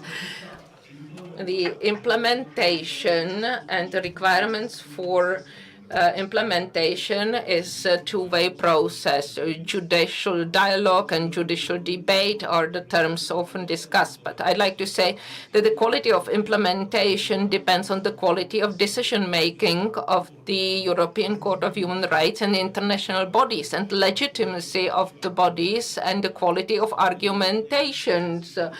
So the European Court of Human Rights was criticized by extreme right, but Brits and Polish, but also the former presidents of the court were quite critical.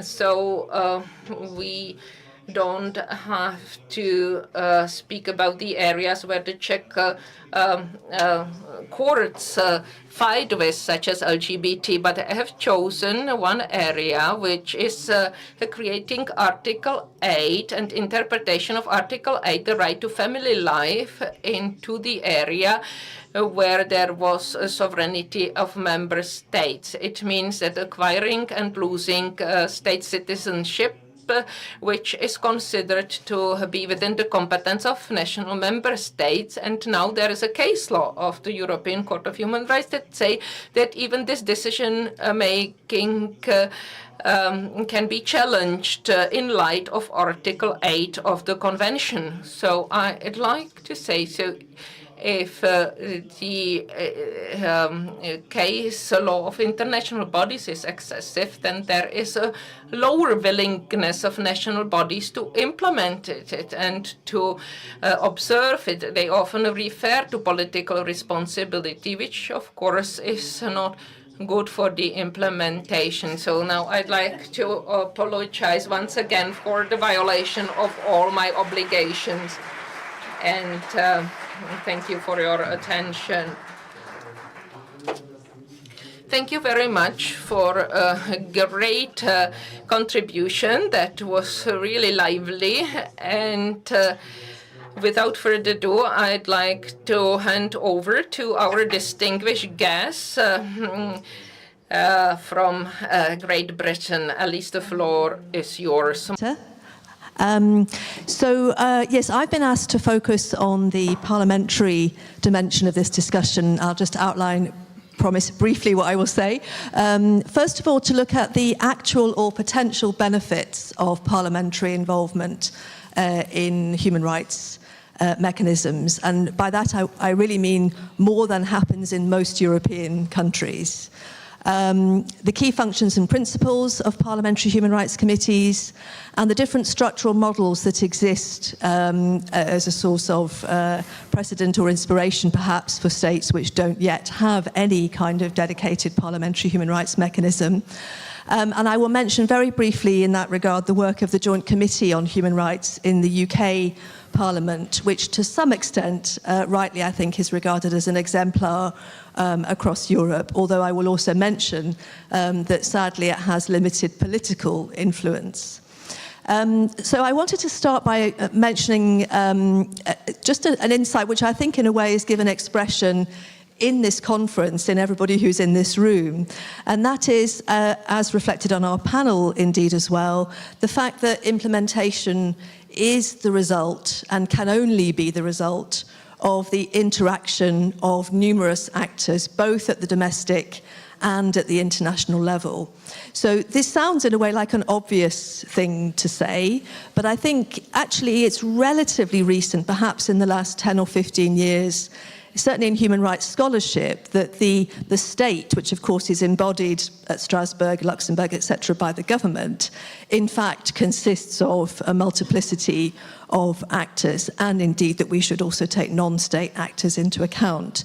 And I would also like to just say that the committee of experts that Eva described, and of course that was set up by initially Schorm, who's also here with a different hat on today, has been written about both by myself and others, again, as an exemplar across Europe, and indeed as an exemplar that might be emulated in regions beyond Europe for its recognition of the need to bring around the table multiple actors, not just governmental, but also parliamentary, judicial, academic, civil society, ombudspersons, etc. So this has been a key innovation. I know that we're going to hear from Ioulietta of the European Implementation Network later. It's also something that EIN has been talking about and has found some emulation, for example, in Slovenia, but really as a model, I think, that should be adopted more widely.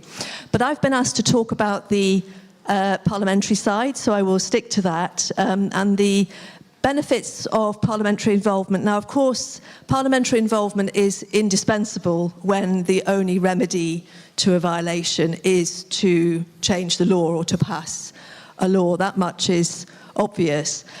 But I think there are a number of other benefits too to having dedicated parliamentary human rights body. For example, to provide a venue for civil society to engage, and also to hold the executive to account for its actions or indeed its omissions in the human rights sphere, and to make clear what is expected of the executive in terms of facilitating parliamentary deliberation about human rights, and I'll return to that in a moment. But I think that there is another whole dimension to the importance of setting up human rights bodies in parliaments. And Ivo has just mentioned the question of legitimacy, and I think this also connects to what Jakub was saying before lunch, that a very dominant strand of the sort of populist discourse, which is too prevalent across Europe now, is to denigrate judges and courts and even the very idea of there being judicial oversight of executive power. So the more that parliamentarians can discuss the meaning of rights, the application of rights in their own national context, and therefore embrace the idea of changing the law in response to human rights judgments when violations have been found, that's a very important way, I think, of countering this kind of anti-judicial rhetoric, which has become such a dominant part of populist discourse. So what do parliamentary human rights bodies do, or perhaps what should they do? I've got an image there of a handbook that was prepared for the Council of Europe. I co-authored it with a colleague, Anne-Catherine Speck. The idea of national parliaments as guarantors of human rights in Europe. And you can see that some of the functions referred to, of course, are to scrutinise draft bills for their compatibility with not just the ECHR, but also all relevant international treaties, to legislate, of course, then, where necessary, to give effect to judgments of the court, to monitor, again, the actions or the omissions of the executive, and also to get involved, perhaps more than most parliaments are, this is certainly true in the UK, in discussion about the ratification of treaties, as well as conducting of their own volition thematic human rights inquiries on areas of concern in the state. And this is something, for example, which the Joint Committee in the UK Parliament is very active in doing. The idea also of scrutinising executive, then, just to unpack that a little bit more, this part of the handbook, which I've shown an image of here, is looking at what Parliament should be demanding or encouraging executive powers to do. One innovation that came in with the Human Rights Act in the UK, for example, is for a memorandum to be attached to every piece of legislation, setting out whether the minister responsible believes that it is compatible with the European Convention and other obligations, or if they do not, but wish to proceed anyway. And we've seen a very regrettable example of that recently in the UK with the Illegal Migration Act. Encouraging also executives, and this happens more and more now, I think, to report at least annually to Parliament on the implementation of judgments and decisions, and also, for example, to share action plans and action reports which the government must send to the Committee of Ministers after a judgment finding a violation, to make Parliament part of that process, because these are working documents which are setting out the country's plan, of course, to abide by the judgment in question.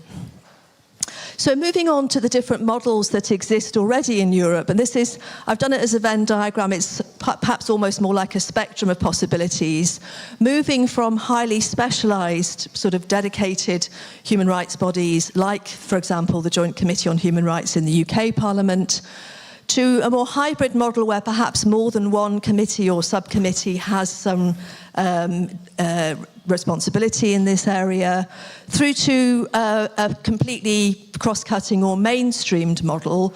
But of course, this can also be, in a way, a euphemism for there being not much activity at all, the concern being that everyone's responsibility becomes no one's responsibility. So just a quick thought about some of the pros and cons of these different options, as this is a distillation, of course, of lots of research into the actual functioning of these bodies, that the benefits of the specialised model, partly, of course, is the development of institutional expertise, institutional memory, a kind of systematic approach, and also one that will last between administrations. So providing a kind of stable, regular interlocutor with between Parliament and government, but also, for example, with civil society, and of course with the supranational bodies themselves, allowing the cumulative gathering of expertise, and also both among the parliamentarians but also among parliamentary staff, and I'll mention a little bit more about that in a minute. So whilst the Parliamentary Assembly of the Council of Europe has not been prescriptive as to which of those models is preferable, the specialised, etc., through to the idea of a kind of more mainstreamed approach, I think it is safe to say as an observation that generally speaking, if a parliament is starting from a low base in this regard, then the creation of a dedicated committee or subcommittee is likely to be the preferable approach. The only or main downside of that, of course, is the idea then of creating something of a silo of expertise within the parliament. So there is a kind of trade-off there. It follows then that the benefits of the cross-cutting model might be to avoid that silo and to spread human rights responsibility and expertise, but the risk is that in practice that often these kind of systems are quite weak. I mentioned the importance of legal advisors, and this is perhaps, if a parliament was to consider setting up or perhaps rejuvenating a committee or a subcommittee, perhaps the most important message from our observation of parliamentary bodies across Europe. Parliamentarians, of course, are busy people invariably. They may or may not have any human rights or legal expertise. They may or may not be particularly interested in human rights as a framework of looking at problems. And that's natural, that's to be expected. And so it is the dedicated legal advisors attached to parliamentary bodies which really are the kind of driver of the work and can have numerous benefits. So it is those people who will screen, of course, the huge amounts of information, of judgments, of decisions, of standards, of reports, etc., that head Parliament's way, and that are equipped to analyse the meaning and the significance of these in the national context, and then to advise parliamentarians accordingly as to the perhaps range of convention-compliant routes that may exist to implement a judgment. They also provide the kind of stability, the stability between administrations, between parliamentary terms. And so the importance of having independent, expert, suitably resourced kind of legal and secretariat bodies attached to committees, I think, is absolutely crucial to their success or otherwise. So when constituted, this is a checklist of principles, again, drawing from the handbook that I mentioned earlier. It is, of course, desirable for committees to have a permanent status so that they are not at risk every time there's a change of administration. Because one of the weaknesses here, and we have indeed seen this in the Czech Republic as well as in Poland, is the creation of a committee with this responsibility only for it to fall into disuse over time. There must be a clearly defined remit, of course, which allows the committee to operate, taking into account all the relevant sources of law, sufficiently broad yet sufficiently specific also to guide its work. It must also be suitably empowered, for example, to require witnesses or the release of documents to initiate inquiries and hearings, etc. And it goes without saying that it should be transparently appointed and also independent of the executive.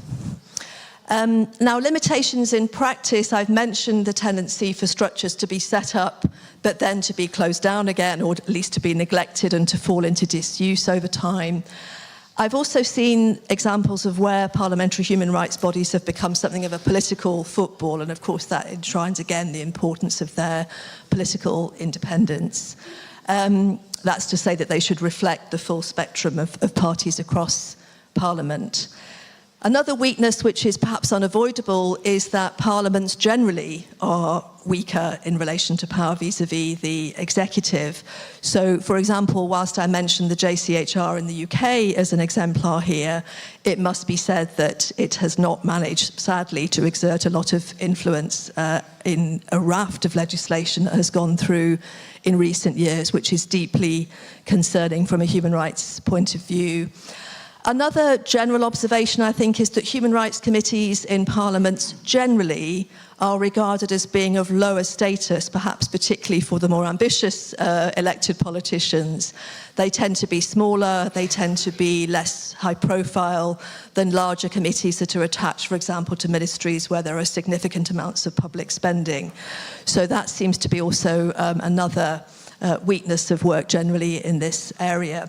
So I have, as a result of all that, heard views from across a range of actors in different European states say, well, why should we involve parliaments then? Isn't it better to keep this as a kind of almost a technocratic exercise, particularly where you have, a willing and well-coordinated executive? But I think I would just come full circle then to where I started and the importance of democratic legitimacy for parliamentarians to not only to fulfill their obligation, but in a way also to seize the opportunities that are provided by having the possibility to debate the meaning of human rights in their own national context, and to, in a way, to sensitize politicians, parliamentarians, so that when a controversial judgment comes along, it doesn't kind of explode like a bomb in the political culture, but that parliamentarians are already well used to the idea of being involved in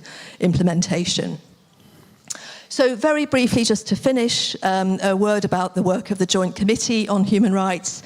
Though this is a relatively small committee, it has 12 members drawn from both of the houses of the UK Parliament. Among its functions is to scrutinise every government bill for its compatibility with the UK's human rights obligations. Of course, some attract more of its time and attention than others. And they are aided in that scrutiny process by these memoranda attached to bills, at least where they are done conscientiously, which gives the minister's own explanation as to why they think that the bill does not pose risks from the point of view of human rights compatibility. The JCHR also has the role of scrutinising the government's response to human rights judgments, and the Ministry of Justice reports annually to Parliament on the implementation both of domestic court judgments relating to human rights and also judgments of the European Court of Human Rights. And the JCHR is also very active when it comes to thematic inquiries, which will initiate of its own volition on matters of concern. And these have become a very important venue for legal experts, academics, and also civil society, and victims or potential victims of human rights violations, the groups of people whose rights are actually at stake in the matter being considered. This just gives you a flavour, this is my final slide, of the inquiries conducted just in the last few months, or in some cases ongoing, by the Joint Committee on Human Rights. So protecting human rights in the context of care settings, residential homes, etc. The human rights of asylum seekers in the UK, of course, has become exceptionally high profile in recent days, and human rights at work, human rights in the workplace. So that just gives you a flavour. That's 3 out of many thematic inquiries conducted in the last year or so, or that are still ongoing in terms of the work of the JCHR.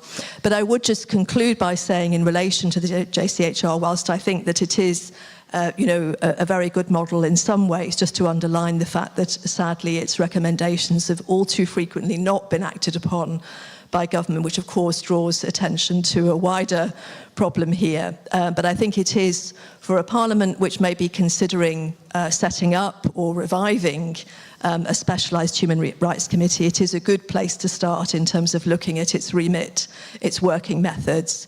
Very transparent, for example, in terms of publishing, streaming video evidence, publishing transcripts of evidence, which has formed a huge kind of public repository in terms of all the thematic inquiries that the JCHR has conducted. So I'll leave it there. Thank you very much again to the organisers for such a brilliant job of bringing us together in this lovely venue. Thank you very much.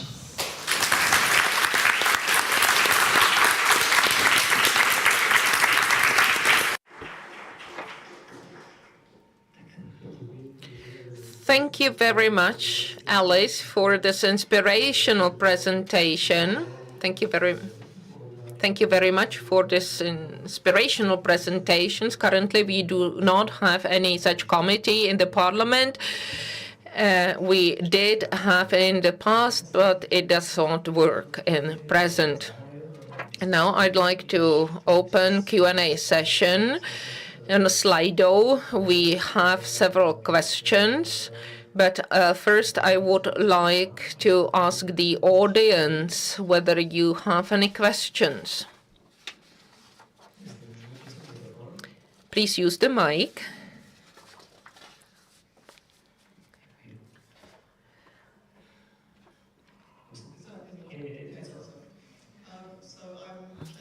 The head of the Department of Execution. I've got a comment and a question. First, the comment on your expert committee, your committee of experts.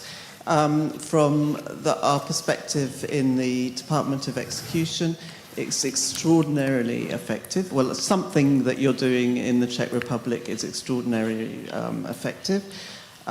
We've, over the years, we together have managed to close about 200 cases. You've got 6 cases pending. That's really extraordinary. You're really right up at the top end in terms of execution. And it's a model that we're now trying to expand across the member states of the Council of Europe. We have a cooperation. In fact, I've got a colleague here, can't see her just at the moment, there she is, who's in charge of a cooperation project working across the 46 member states to try and spread the Czech model. It's not just the Czech Republic, I think it also exists in Croatia, possibly a few other countries, but very, very small countries. So that's my comment.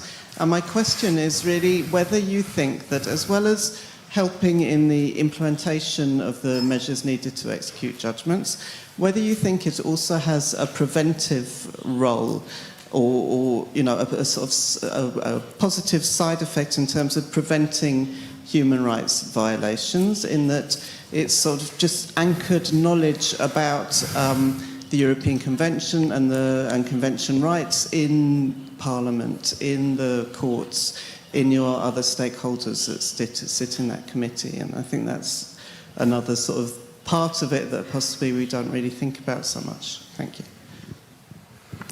Děkuji, Clare. Tak to je na tebe, Evi. Předně děkujeme za pochvalu. Snažíme se, vylepšujeme zasedání kolegia, co se dá, a doufáme, nebo je nám ctí, že můžeme být inspirací pro další státy. Pokud je o vaši otázku, tak já si myslím, že to jde ruku v ruce. Ono zejména u těch případů, kdy my identifikujeme i problém třeba už v průběhu vlastně toho sporného řízení, tak už šíříme povědomí o tom případu a o tom, že by tu mohl být problém. Takže vlastně někdy ta litigace a implementace jde ruku v ruce. Často samozřejmě, nebo velmi často, většinou ty mezinárodní orgány ochrany lidských práv identifikují nebo rozhodnou o problému, který my víme, že tady je. Není to nic jako překvapivého, nic, co bychom nečekali. A je to vlastně jenom jako to rozhodnutí nebo rozsudek je dalším jako nástrojem, proč posouvat ta třeba snažení v té implementační fázi. Takže určitě my vlastně to kolegium je i takovou právě síťovací platformou a i ta naše přednášková činnost, ta osvětová činnost, která bude zhmotněna na tom novém webu Mezi-soudy, tak my právě doufáme, že to bude mít i tu preventivní úlohu, a vlastně i ta systémová opatření nebo obecná opatření, která se vlastně přijímají, tak jejich cílem je, aby se právě zabránilo shledání porušení úmluvy nebo jiné úmluvy o lidských právech nebo jiné lidskoprávní úmluvy v budoucnu. Doufám, že jsem odpověděla na vaši otázku. Děkuji. Já se podívám do sálu, jestli někdo... Tak pokud tomu tak není, tak já bych položil některou z otázek, které se nám sešly přes Slido, a vybral bych asi první otázku na Iva Pospíšila. Ty jsi vlastně mluvil o tom, jak s tou judikaturou... You You spoke about how the Constitutional Court and Supreme Administrative Court deals with the case law of the European Court of Human Rights. Do you think we can say the same about lower instant courts? Because you review the decisions of regional courts, for example. Can we say the same at this level as well? And if not, what are the obstacles? And what can be done so that the courts work more with the case law of the Strasbourg court?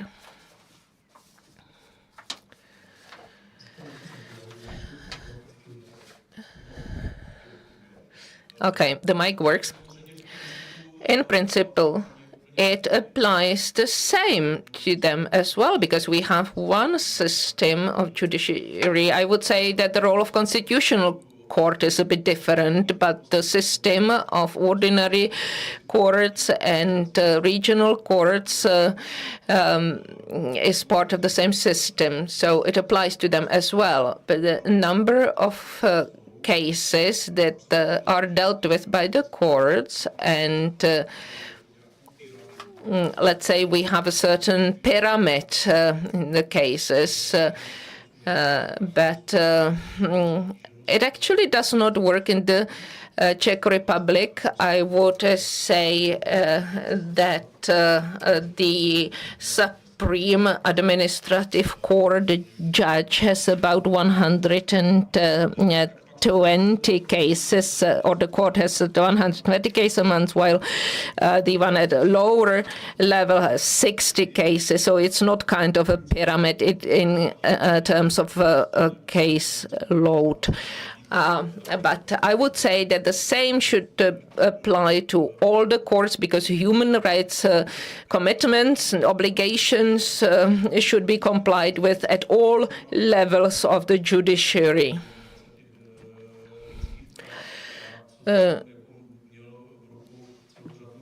I actually could read quite a high number of judgments of regional courts, and I can say that the majority of them is of a high quality. These are judgments passed by judges that had really a lot of experience, and who worked with a case law, human rights case law on a daily basis. So I think this is good news, and it stabilizes the case law system. In response to the colleague and the issue of prevention, prevention in relation to judiciary is very complicated. We really, as judges, realize that state power is only one, and there is a single responsibility for complying with international human rights obligations. But on the other hand, there is a principle of independence of the judiciary. So I can imagine that we could focus more on spreading information and awareness raising, but as regards specific information about individual cases, I would be quite cautious because we cannot pass all the information to the executive power. I was the head of the analytical department at Constitutional Court, and there was some communication with the office, but primarily at the officers' level. With Vítek Schorm, we were in frequent contact, but it has some limitations. Actually, there was more communication ex post. But I don't think that the members of the executive powers should come to courts or meet judges that are in charge of individual cases. I think this is problematic, and this is should not be possible because the courts are independent. Of course, we know about that, but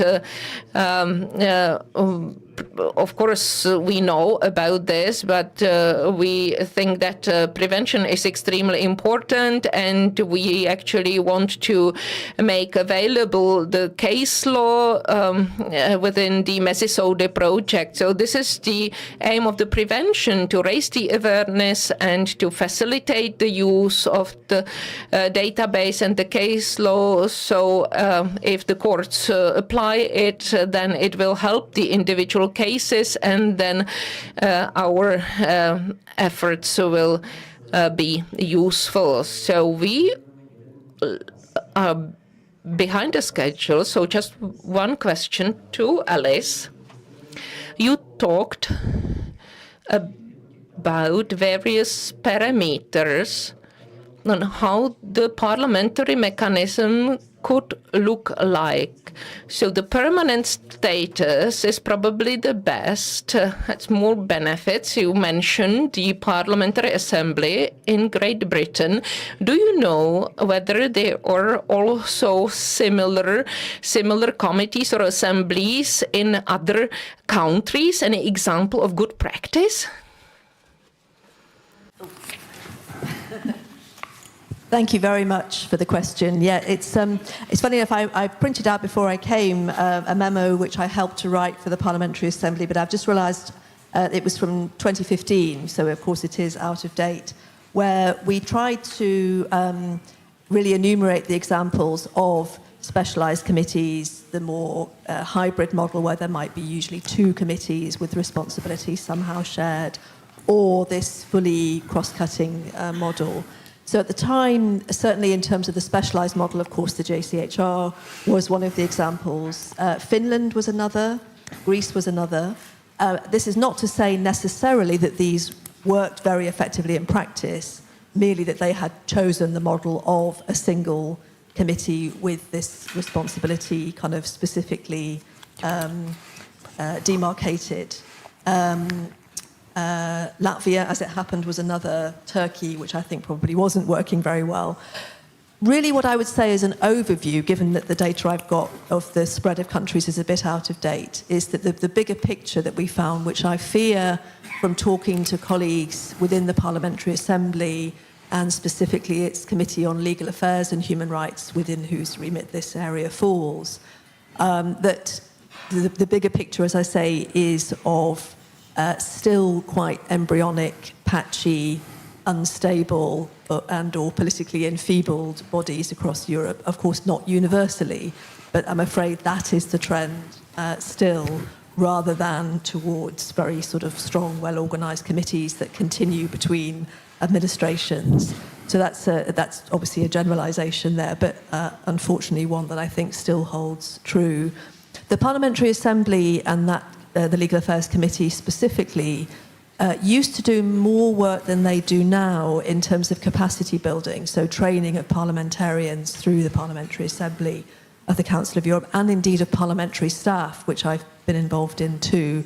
But I gather they are seeking to revive that, and that there are ideas under discussion, for example, to have more frequent country visits and to have sort of rapporteur system and so on, so to make the Parliamentary Assembly's own work in this area more systematic and sort of more, kind of reaching out at the national level, which I think has been in abeyance partly because of COVID, perhaps also because of the resources available to the committee.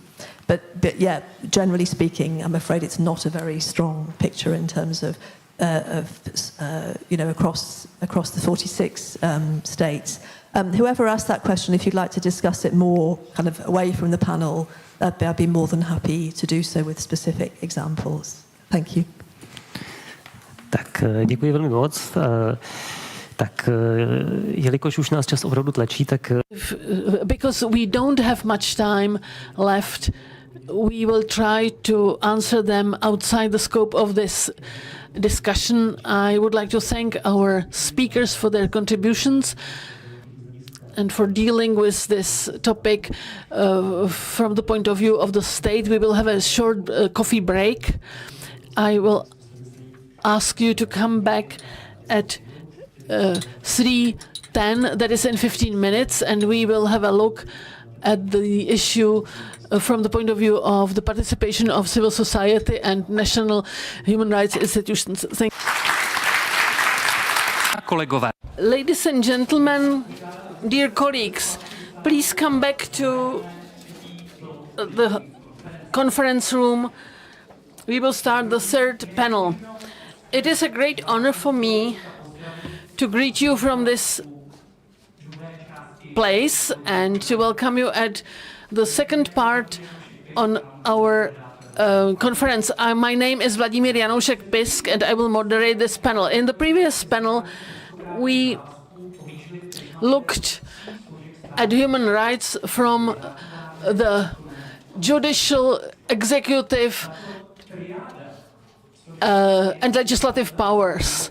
So this triada is the division of powers which has been overcome in the general government law. It is not enough to have this trichotomy if we want to give the floor to all actors who contribute to the fulfillment of commitments on the international level.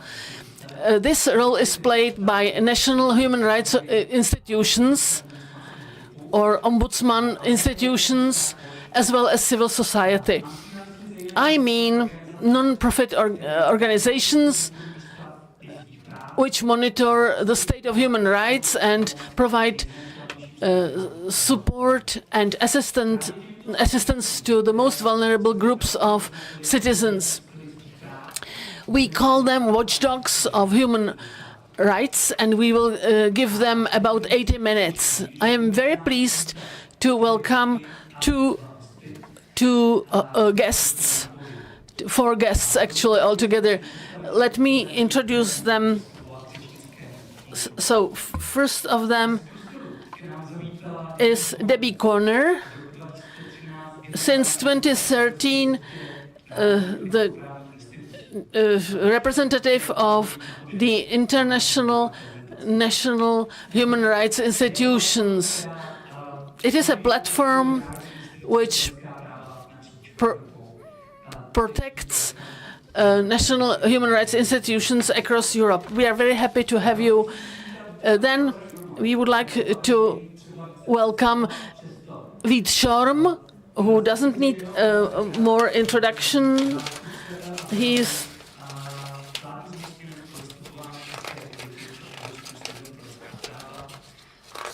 the former government agents of the Czech Republic before the European Court of Human Rights and other international human rights bodies. And the third will be Maroš Matiaško, who collaborated permanently with a number of international non-profit organizations and a co-organizer of the Human Rights Forum, organized in strategic litigation, about which he will speak today. I can say that those people are the best and most experienced lawyers in terms of international strategic litigation, and we know about it well. And last but not least, I welcome Veronika Ježková, the director of Pro Bono Alliance and a lawyer collaborating with non-profit organizations. So this was an introduction of panelists of the third part of our program, and I will give the floor to Debbie Kohner as the first speaker, who is the most qualified persons in national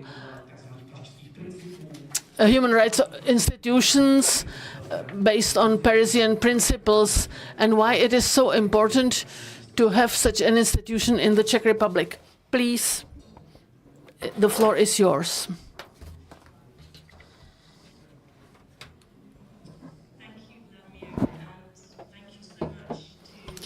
Government agent, the whole office, for inviting me here, but also for organizing this incredible conference, looking at really the most important aspect of human rights, which is particularly challenged in these times, and where I truly believe the Czech Republic can show such a good example of how things can work well in country.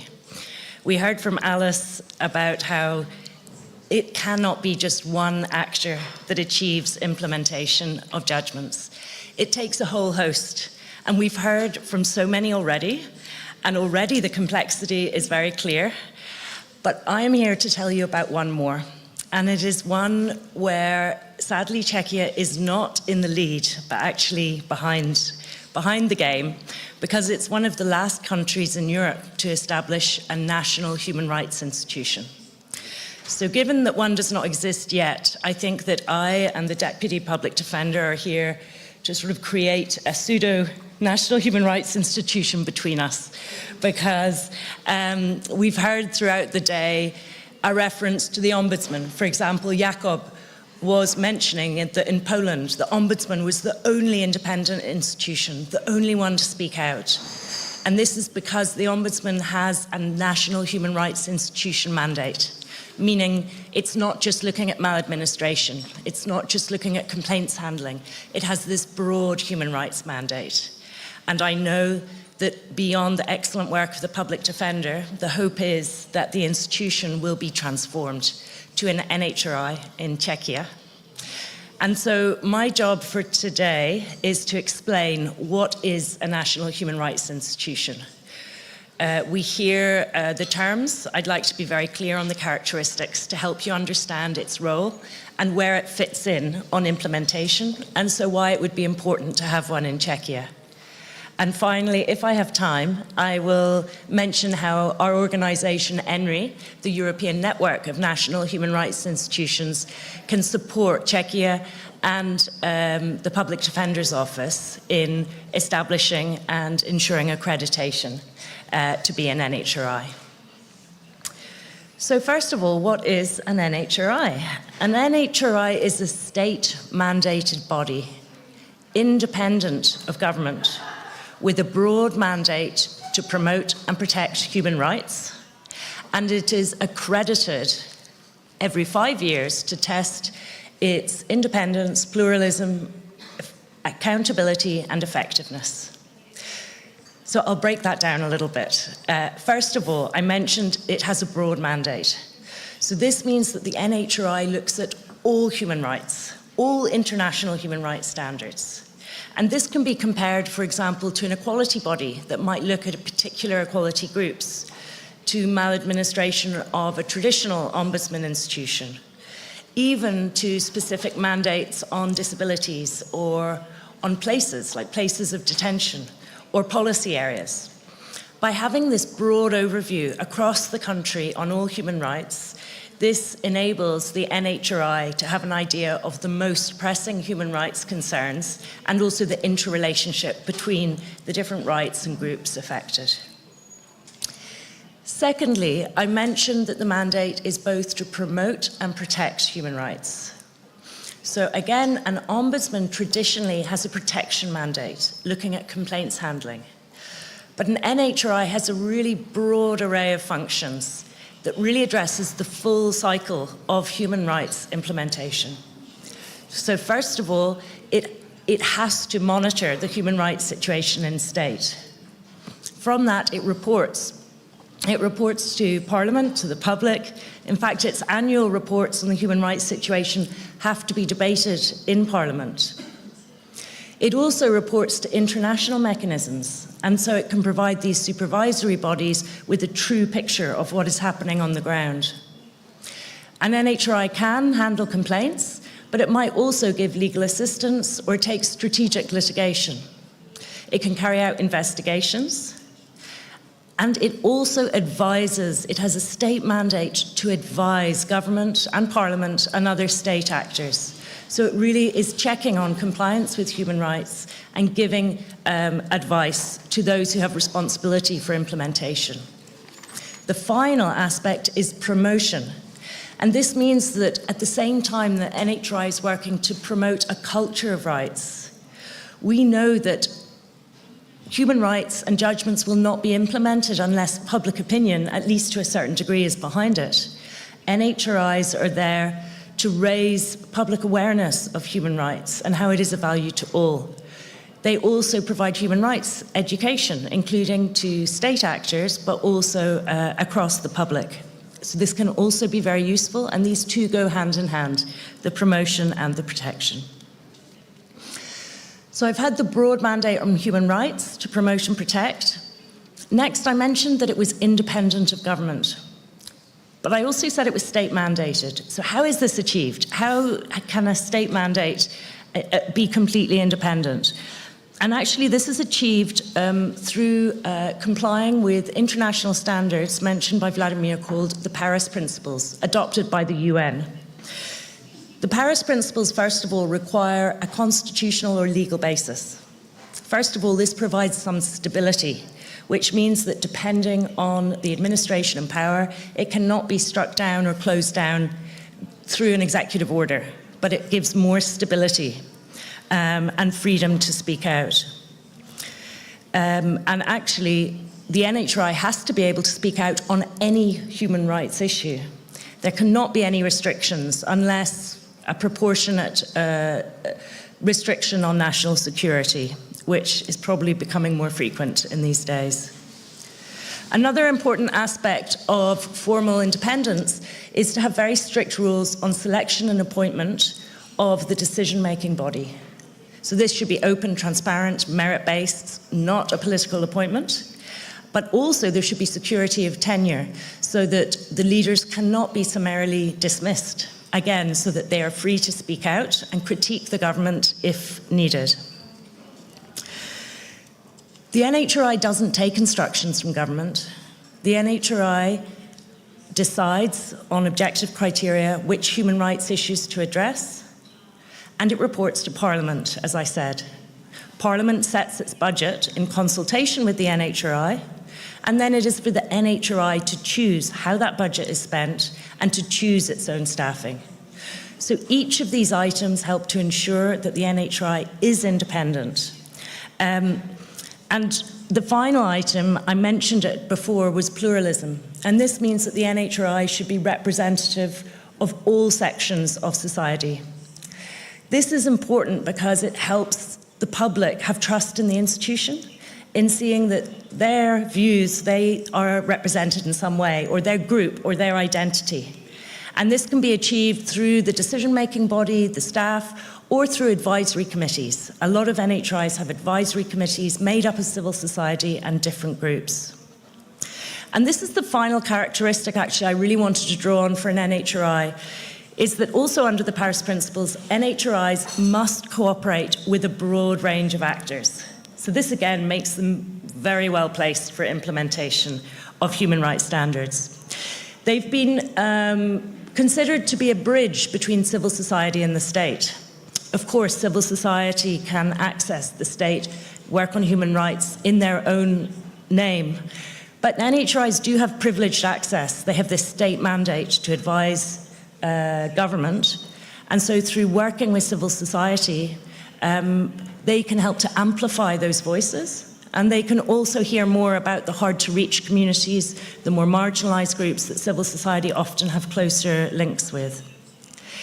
They have to cooperate with other national institutions working on human rights, equality bodies, very specific bodies, so it means that they can really have this clear picture of human rights across the board. They cooperate with state bodies. They must do. I spoke about critiquing, but it's a critical friend. It's a constructive relationship to try and find solutions. Finally, they must cooperate with international mechanisms, and this provides a bridge between the national and the international. The NHRI reports are provided by local actors applying the international standards. They can explain to the international committees the real picture on the ground. And this means that recommendations coming forwards are more evidence-based. They take into account better the context and the realities of the country. And then this also, when the recommendations come down, will help the NHRI to work on implementation. So this full circle, again, really helps to make a more realistic approach to implementation and better understanding between the different interlocutors. So I hope that it's clear, and that being independent of government, this does mean that it's different to the liaison for implementation of judgments, to the Government Agent's Office, to the Commissioner for Human Rights, who we heard. It's different to a committee for a parliament. And I should really underline that it's also very different to courts. They might have a complaints handling function, but they're not a decision-making body. They don't have the final responsibility for implementation. They make recommendations. And this soft power can actually be incredibly powerful. So NHRIs can have different forms. I said there was an ombuds in Poland. It's the same in Hungary. And staying in the Visegrad group in Slovakia, it is a B-status institution, but it's an institute or a center, consultative center. In Germany, we also have an institute, and then there are some commissions in Ireland or in Luxembourg, some hybrid bodies. Basically, the main thing is it doesn't matter what it's called. You just look to those characteristics I told you, the broad mandate to promote and protect all human rights. And they're all accredited by reference to these principles. With an A status accreditation, it means you're in compliance with the Paris Principles, and B, only partially so. So why is it important for Czechia to have an NHRI? Well, first of all, we're speaking about implementation of human rights. Establishing an NHRI is actually a human rights commitment. The UN has been asking for an NHRI in each member state for decades.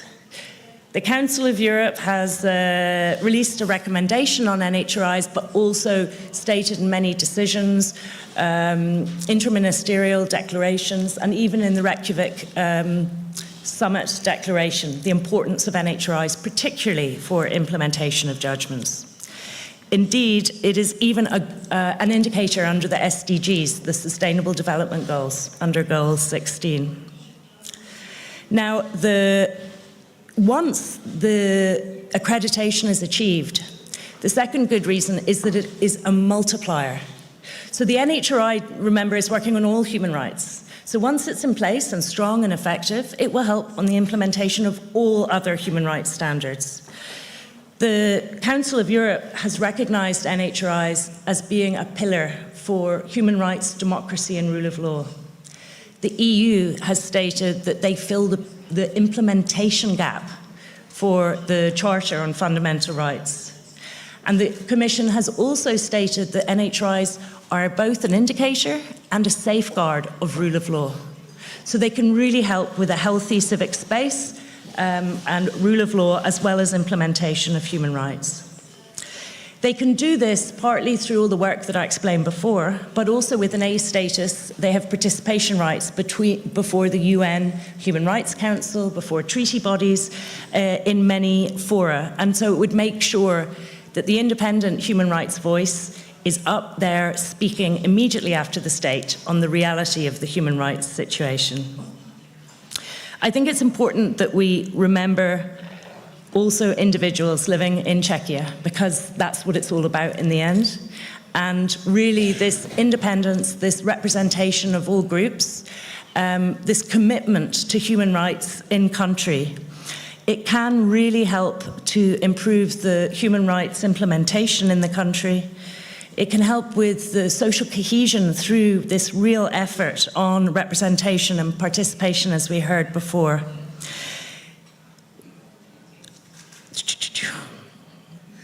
And its protection mandate can also help to address impunity and really push through its promotion mandate for a culture of rights. So in my remaining 30 seconds, I'd just like to say I'm from ENRI. We have 48 members. And each of those members has gone through this process of establishing an NHRI, going through the accreditation process. They stand ready to support you, to support the public defender in the changes that we are expecting. And I'm looking forward to hear about the changes proposed to the legislation. We would help you through the accreditation process, but also once an NHRI is accredited, the network works together to strengthen NHRIs in terms of capacity building. We had a capacity building last week with the IN on, and with the Department of Execution on implementation. And the NHRIs joined together in order to convey a united voice on human rights across Europe. Don't forget the Council of Europe is also about collective responsibility.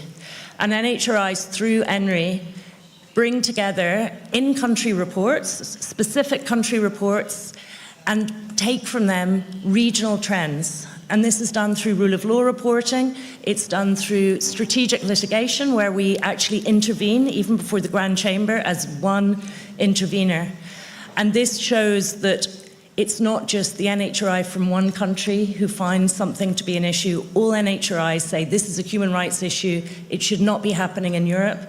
And we will use our strong voice to make a difference for individuals across the whole Council of Europe region. So I'm really looking forward to working further with many of you, certainly with the public defender, with the government agents in his office, and thank you so much for this opportunity to share these words with you today. Thank you.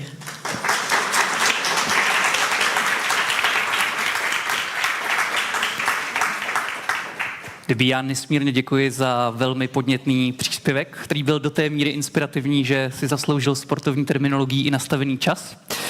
A my na něho hned navážeme příspěvkem druhým, který s ním věcně souvisí a je s ním úzce provázán. Debbie hovořila o národních Debbie talked about human rights institutions and also in international context, and now we focus on the Czech Republic. We know that in the situation when national human rights institution is non-existent here, its role is actually taken by the Office of the Public Defender of Rights. I'd like to welcome Alexander Schorm, who will tell us how the Office of the Public Defender of Rights does in the implementation of human rights obligations, and why this institution can turn into national institution of human rights, and will present us also legislative proposal that supports this transformation. Thank you very much. I feel like Mr. Bean fighting with the mic. I'd like to thank you for the invitation. Thank you. It looks like a weapon. Anyway, thank you for the invitation. It is an opportunity to see a lot of friends. The topic has united us already. I'm really worried that I might speak longer than I'm supposed to. A lot of us would like to say something or would like to at least speak long. Without prejudice to what Debbie said, our defender of right or our office does quite a lot, even though our mandate is limited, and there is also a change of our law in terms so that the law would enable the establishment of the public defender of children's rights. So, opportunities that we can offer. The basic of the functioning of the public defender of rights, the original mandate is the traditional ombudsman work, the protection against bad administration or its inactivity, and this should contribute to the protection of human rights. So, we should also say that the protection against bad governance is based on the criteria criteria that was prepared by Otakar Motel, the previous public defender of rights in 2006. And one of the rule is the rule of compliance with law, including the international obligations. So this is the criterion I will talk about later on. In addition to this typical ombudsman work, we have some specific mandates, such as national preventive mechanism, protection against maltreatment, or the body for equal treatment, and also monitoring the people with disabilities. It's important to say that we do not have decision-making power. We only issue recommendations, and we want to put pressure on the fact that our recommendations are implemented. It is not an easy task. We can act on alone, or also we can cooperate with other stakeholders. I'd like to mention in this part our independence, because we are an independent body, unlike the government commissioner for human rights. Occasionally, our independence is endangered. For example, the attempts or a debate about additional roles we might play. And this can be related to the fact how the public defender was involved in the execution of the judgment DH and versus others. And also, how can they get involved in the issues of people with disabilities? But other threats that you can better visualize are criminal complaints occasionally filed against the representatives of the institutions, or there is also action on the protection of personality because we caused harm to one institution, which actually the case that become a part of the case law of the European Court of Human Rights. So it was just a few words about our independence. As I said, the law, including human rights international obligations that are part of our legal legislations, are reflected in various our outputs, in our final statements, reports from visits of various facilities, for example. And it's true that when we look into our database, can find hundreds of references to European Convention on Human Rights, Convention on the Rights of the Child, or the Rights of People with Disabilities, or some other human rights conventions. I should note that in addition to hard law, which are international conventions, there is also a soft law. I don't want to go into details, but I'd like to mention European prison rules on standard minimum rules, Mandel rules for the treatment with prisoners. I'd like to also say that we participate in the implementation of human rights obligations with other outputs. Can be publication activities, collection of presentations from conferences and so on, and also our activity on social media. But we also have independent researches and analysis. In 2012, we started a survey among Roma children. We wanted to count how many they were. And we also reflect the human rights obligations in our activities in relation to legislators through common procedures on various legal regulations, draft bills. We also issue legislative recommendations for the lower chamber of the parliament. And I'd like to say the success rate is higher in common procedures, even though it is not 100%, and much lower success is when we submit the case to the government, because it is not a factual discussion with the ministry anymore, because the ministry doesn't want to lose, and they are supported by their colleagues. So this doesn't work well. We are also involved in various working groups and councils, for example, the Government Council for Human Rights, or the Committee of Experts, and many others. So this is where we contribute to the support of the human rights obligation implementations. We also communicate with various stakeholders, state, public institutions. We organize roundtable discussions, and we also communicate with civil society, because we invite their representatives to our events. We also have an advisory body for the rights of people with disabilities that consists of representatives of people with disabilities or organizations that defend their rights. Another way are formal proceedings at national level before Constitutional Court, where there are two main legal ways: either accessory participations, where we were involved in tens of disputes, or proposals to abolish secondary legal regulations.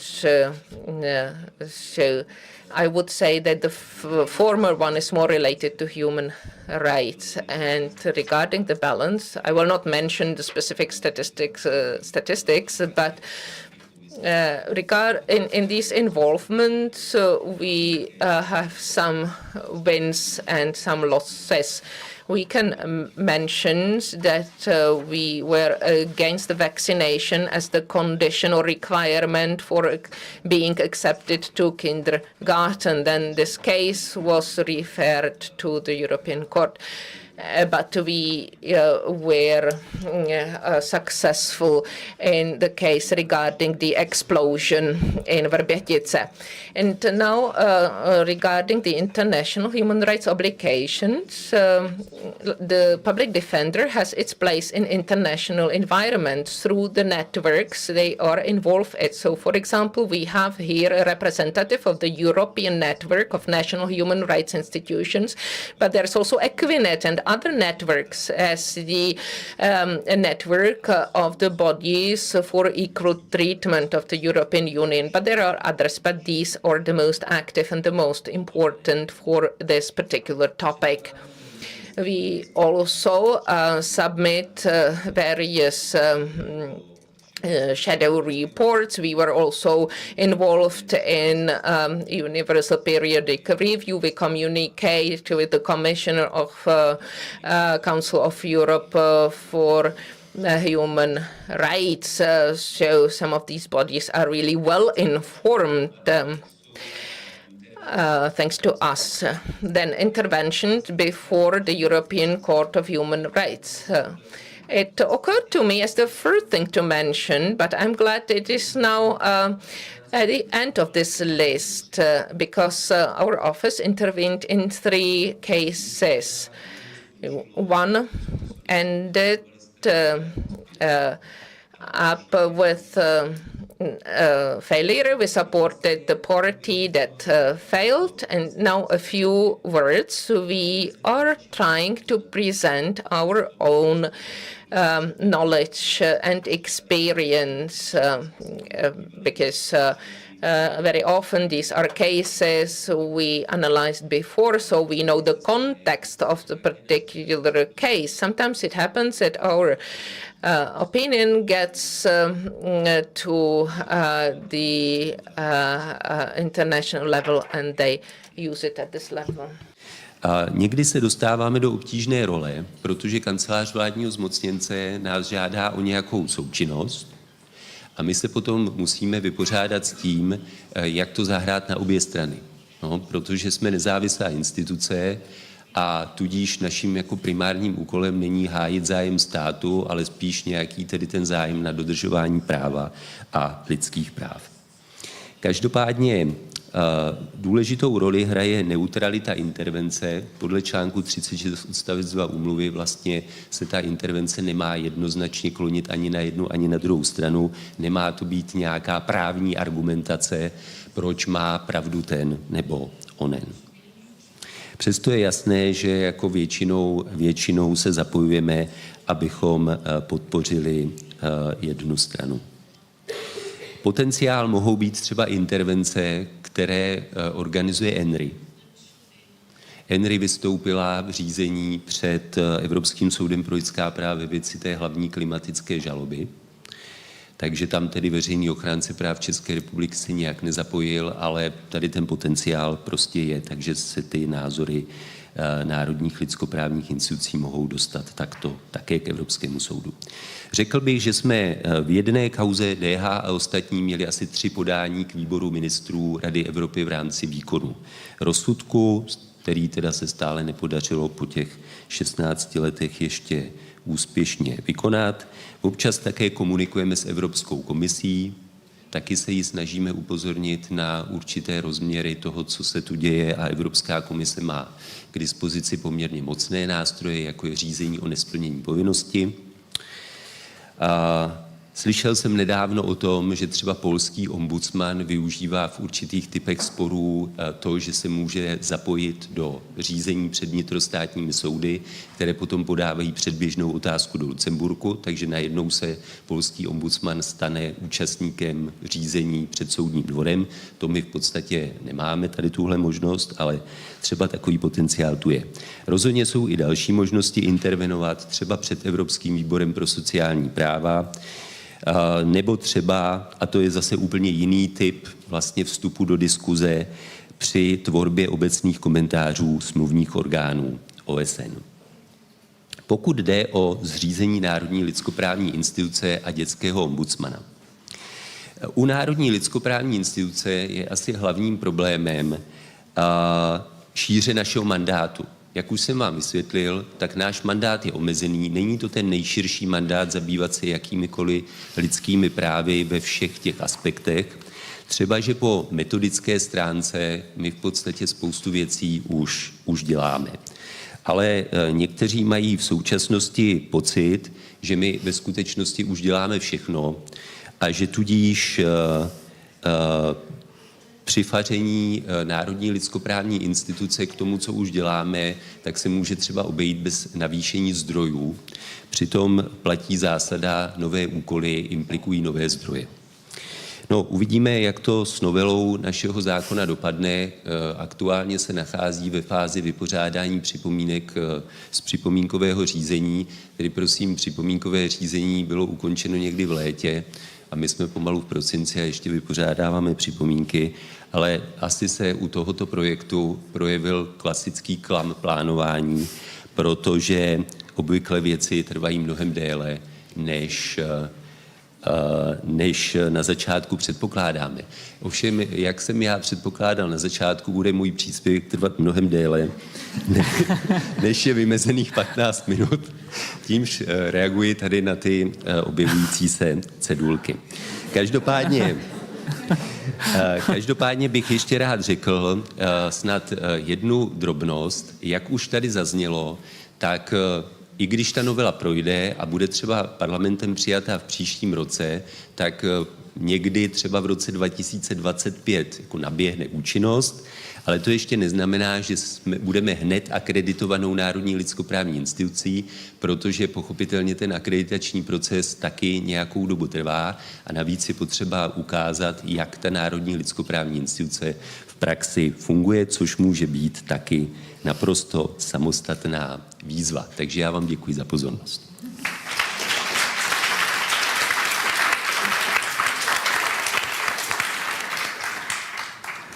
Vítku, já děkuji i tobě za velmi zajímavý příspěvek. Tím bychom uzavřeli první část tohoto bloku. Národní lidskoprávní instituce necháme dále stranou, respektive vrátíme se k nim poté v prostoru, který je vyhrazen pro kladení vašich dotazů. Nyní se zaměříme na problematiku druhou, a to na způsoby, jak neziskový sektor též přispívá k tomu, aby lidská práva nezůstaly pouze literou, nebo respektive nezůstaly jenom na papíře, ale byla to práva, jak říká Štrasburský soud, praktická a účinná.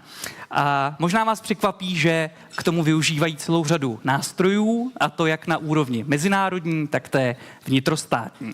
My začneme příspěvkem Maroše Matiaška, který se zaměří zejména na tu dimenzi mezinárodní, představí nám aktivity Fóra pro lidská práva, dozvíme se, jak v praxi probíhá výběr témat a individuálních případů vhodných pro strategickou litigaci, ale také jaké další nástroje na mezinárodním poli on sám preferuje a proč. Prosím. Děkuji za prostor, děkuji moc za pozvání, milé kolegyně, kolegové, dobrý den.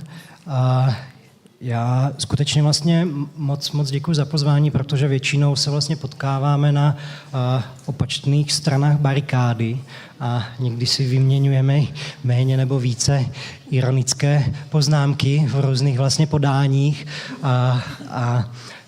ale v zásadě vlastně vzájemně vlastně spolupracujeme a myslím si, že ta spolupráce s občanským sektorem je vynikající a je vlastně skvělé, že snad budeme vlastně ještě prohlubovat. Občanský sektor u nás má podle mého názoru hlubokou tradici. Ta tradice podle mě sahá skutečně vlastně do 70. let, což je podle mě dates back to the 1970s, which is the time of Charter 77, when I would like to emphasize Jan Patočka's works, what the Charter 77 is or is not. There are various arguments. They are not only political but also philosophical, but they reach out into Patočka's phenomenology. Patočka has a wonderful argument which is connected with the active role with civil society, including strategic litigation. He points out that in the situation when the state committed to the protection of human rights, he means the international treaties, mainly the Helsinki one. So the signature means a commitment, a legal commitment, but also moral commitment, and it's a simple commitment. The policy is subordinated to law, not law to policy. It's not about the rule of man, but about the rule of law. So it is the possibility to inform about this lack of law. It is not a defamation of society, but it's on the contrary. Dr. Šimáčková already mentioned this. When you lose at Strasbourg, it is actually a win. So when we take the legacy of Mr. Patočka, the legacy of Charter 77, I collaborate with the Forum for Human Rights. It is very humble. It starts to. It was founded in 2015 as an organization of lawyers, with the aim of promoting respect for human rights, their protection and implementation. That is the rule of law. The politics is subordinated to law, not the other way around.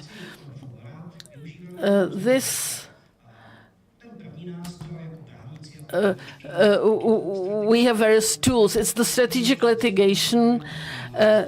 We represent individuals or collective cases. We can call them a public interest. We intervene in front of international bodies, amicus curiae, at the international European Human Rights Court, also at the Constitutional Court, and we are contemplating amicus curiae with other courts. And then there is an intervention in the phase of the implementation of judgments. These are Rule 9.2 submissions. We will speak about them later. And at the end, we strive for international advocacy. That is shadow reporting or alternative reports on the implementing of human rights commitments, UN treaties. If we look at strategic litigation for the information, our cases, which we represented in Strasbourg, or we participated in them, it is like Bureš against Czech Republic. Versus. It's about illegal using of restraints. Červenka versus Czech Republic. Detention in social services. It is Červenka versus Czech Republic. Then Sikora versus Czech Republic, non-voluntary hospitalization. It's a recent judgment. Then the European Committee for Social Rights. There was a very successful case of strategic litigation in collaboration with the Office of Government Agent. There is a decision of ICJ versus Czech Republic. Obligation was, well, the decision was very successful, but the process of strategic litigation, if you knew the background, it was very demanding. I can only say that ICJ, because the European Committee for Social Rights must be addressed by the non-profit organization. It was not the first such organization, but several NGOs rejected us. Non-profit organizations decided that they would not go for it, but fortunately for us and for the children under 15 years, they were not right, because we have a beautiful decision. And so in the end, we will have this amendment to the case of children. When we look for the context, the pending cases in Strasbourg, whether before the European Human Rights Court or the European Committee for Social Rights, just for your interest, in December there should be the judgment in Hamplova versus Czech Republic. It is the death of a person at the psychiatric department in Olomouc, because there was a repeated use of a taser, which resulted in this death.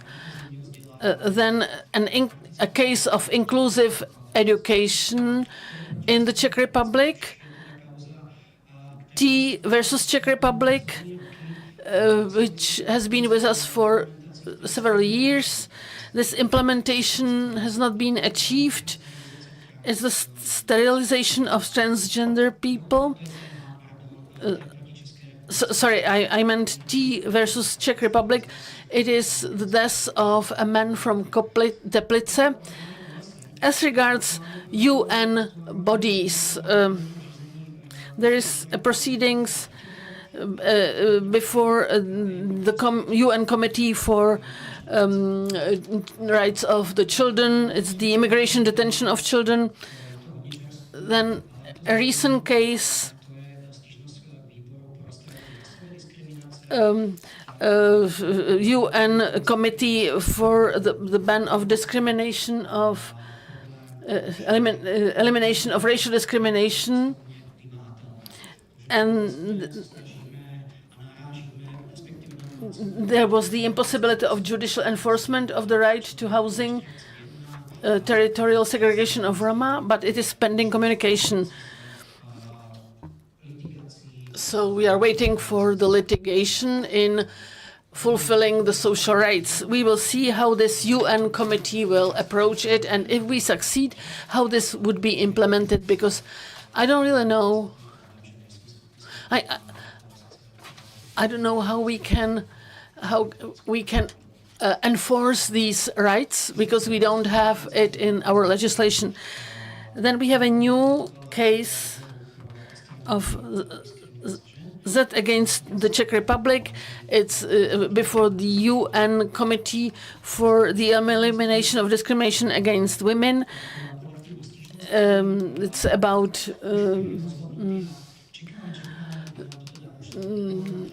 discrimination of women, and we are waiting. Also, the office of the government agent is waiting. Then there. We don't have the collected ethnical data because it is in contradiction of the European Social Charter. So the ethnical data should be collected in the right way. Then we have a case of validity versus Czech Republic, which concerns the special beds in psychiatric hospitals, and the problem is no longer in practice. It will be interesting to know the decision of this committee. There was a complaint filed recently, I think it was in January this year, concerning the preschool education of Romani children, which is not accessible. Other complaints are in the pipeline, so I will not speak about them. Maybe a year later, if there is a new conference, I can tell you how it went. As regards the selection of cases, so for strategic litigation, we do not function by using a manual. Some non-profit organizations have a manual for their organization. There was one with 90 pages manual, and so this I consider to be crazy. We don't have any manual. We actually consider the severity, the seriousness. It needs to be a victim in specifically vulnerable situations, and also the extent of violation, frequency, nature, impact of violation. We always try to find some systemic aspects. It means the collective element. And it's actually some subjective criteria, and the competences, we have limited competence and limited capacities, so it's our own preference.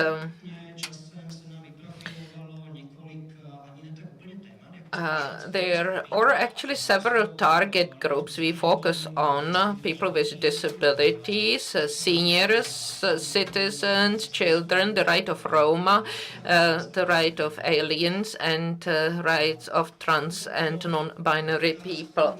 Now, regarding practical question, how we make decisions. If we decide for strategic litigation, then the primary consideration is the form, whether individual or collective.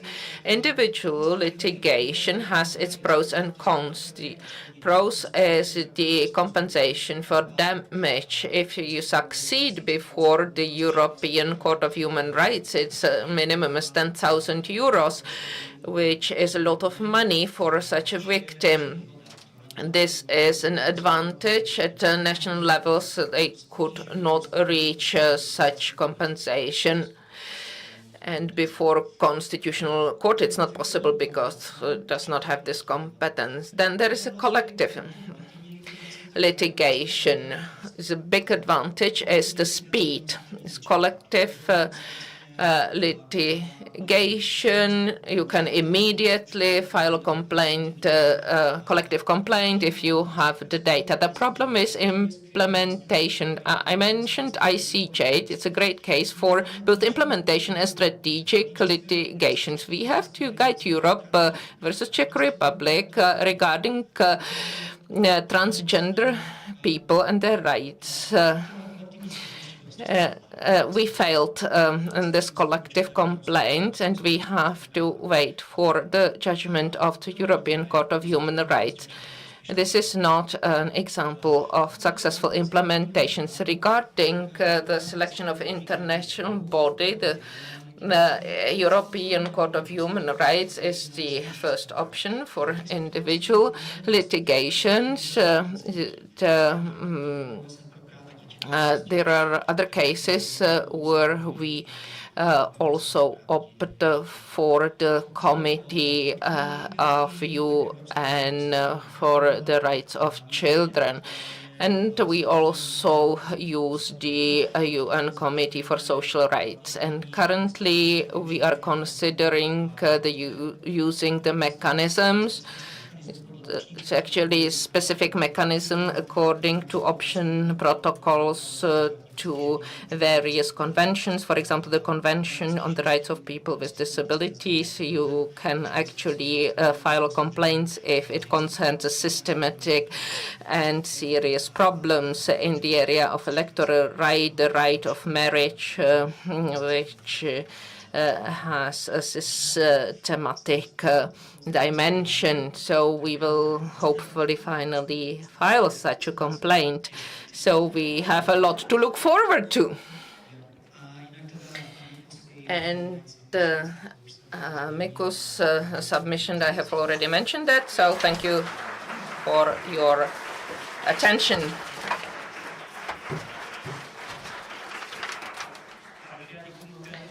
Thank you very much for your contribution and also for the information what we can look for.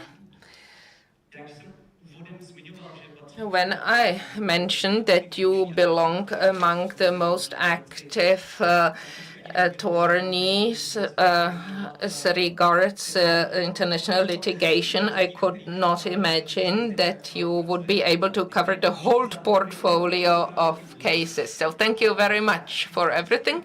And now the last contribution by Veronika Ježková.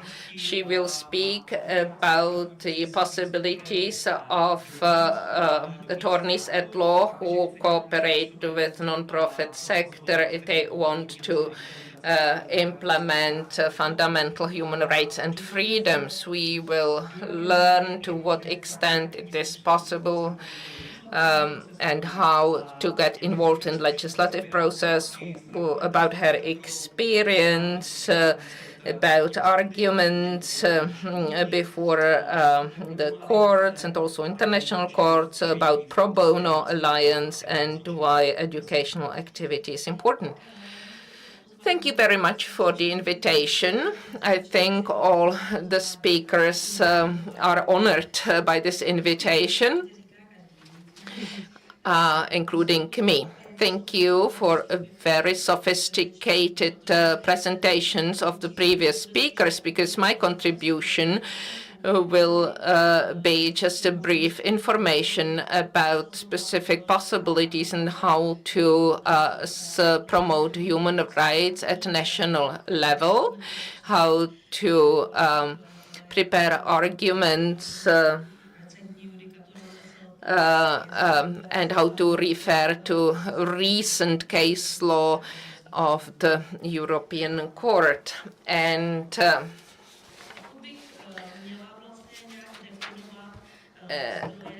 now, first I'd like to define the sources and levels at which you can implement human rights. I would like to mention the legislative activity to which non-profit organizations are involved. I'm happy for that. Some non-profit organizations are actively participating in lobbying on promoting legislative changes they propose. I think that this activity has been on increase recently. I'm grateful for that. Maybe politicians are not that grateful for that because they are overwhelmed with various legislative changes and amendments. But on the other hand, many politicians get very precious points for the next electoral period if they are involved in human rights. Other level on which we can promote human rights or individual cases.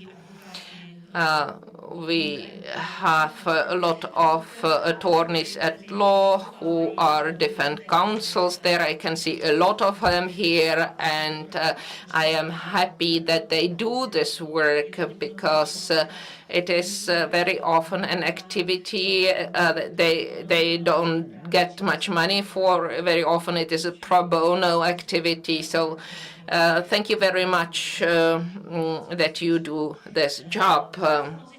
Then I'd like to mention the projects of NGOs, not only Pro Bono Alliance, but also projects of numerous non-profit organizations. A lot of their projects include implementation and promotion of human rights. Then, of course, it's education.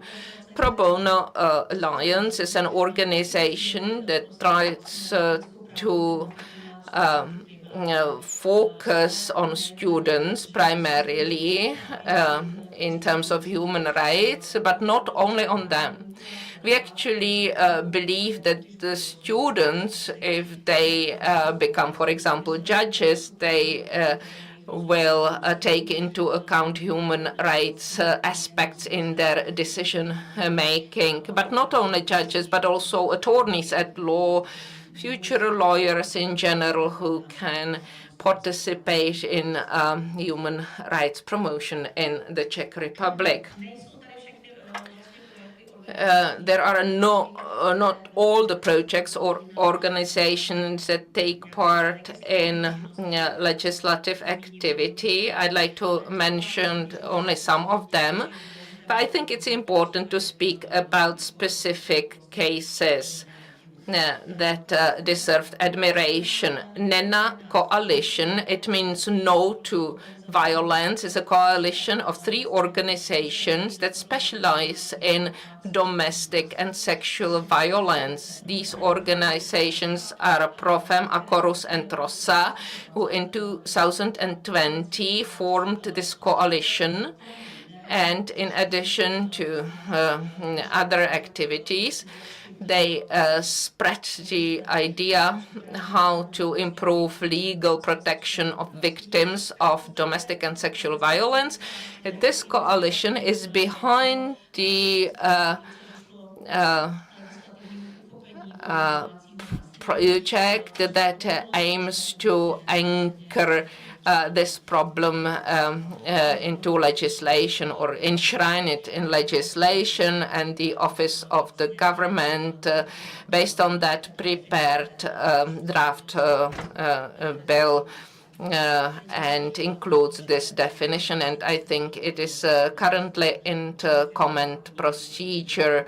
There is supposed to be a big amendment to civil code which would define what domestic violence is. We face one problem here. So when we met before the conference, NENA originally hoped that the definition of domestic violence would be the same as the directive and also the Convention on Preventing and Combating Violence Against Women and Domestic Violence. But the Ministry of Justice had to adjust the definition in order to fit into the context of the Czech Civil Code. I think it will be quite an interesting interpretation activity. And I think it's a great progress because after the definition of the domestic Actually, the organizations that deal with these issues have been calling for this definition for quite a long time, and we are happy that this requirement was met, and the Office of the Government was very active in this area, and the idea continues. So, of course, it's important to mention that the implementation of human rights may also mean the involvement of business sector. It is not only about changing or amending legislation, but also about big companies such as IKEA or Vodafone starting to think about human rights or victims of domestic violence in their internal standards.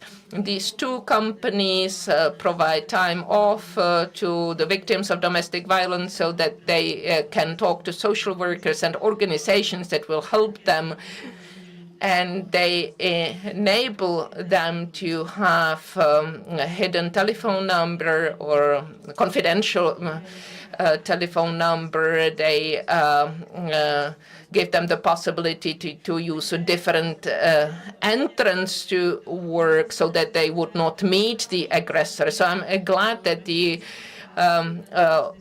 non-profit organizations get the business sector involved in that. I'm happy for that, and like to mention the Vodafone application Bright Sky that also enables the protection of the victims of domestic violence, which is against the interconnection of non-profit sector with business sector that helps to see that human rights need to be protected. The NENA coalition also wanted, as part of the discussions in the Senate, regarding the Convention on Preventing and Combating Violence Against Women. They tried to explain the positives that this draft convention can bring. We know what the position of the Czech Republic was. It was a negative position. There were political debates about that. People saying that we don't want this in Istanbul Convention.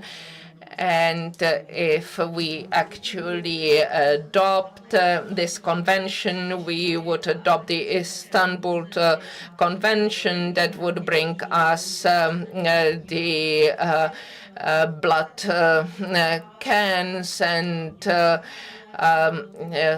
seizure of children and so on. So there is a failure in this respect. So we are sorry about that, but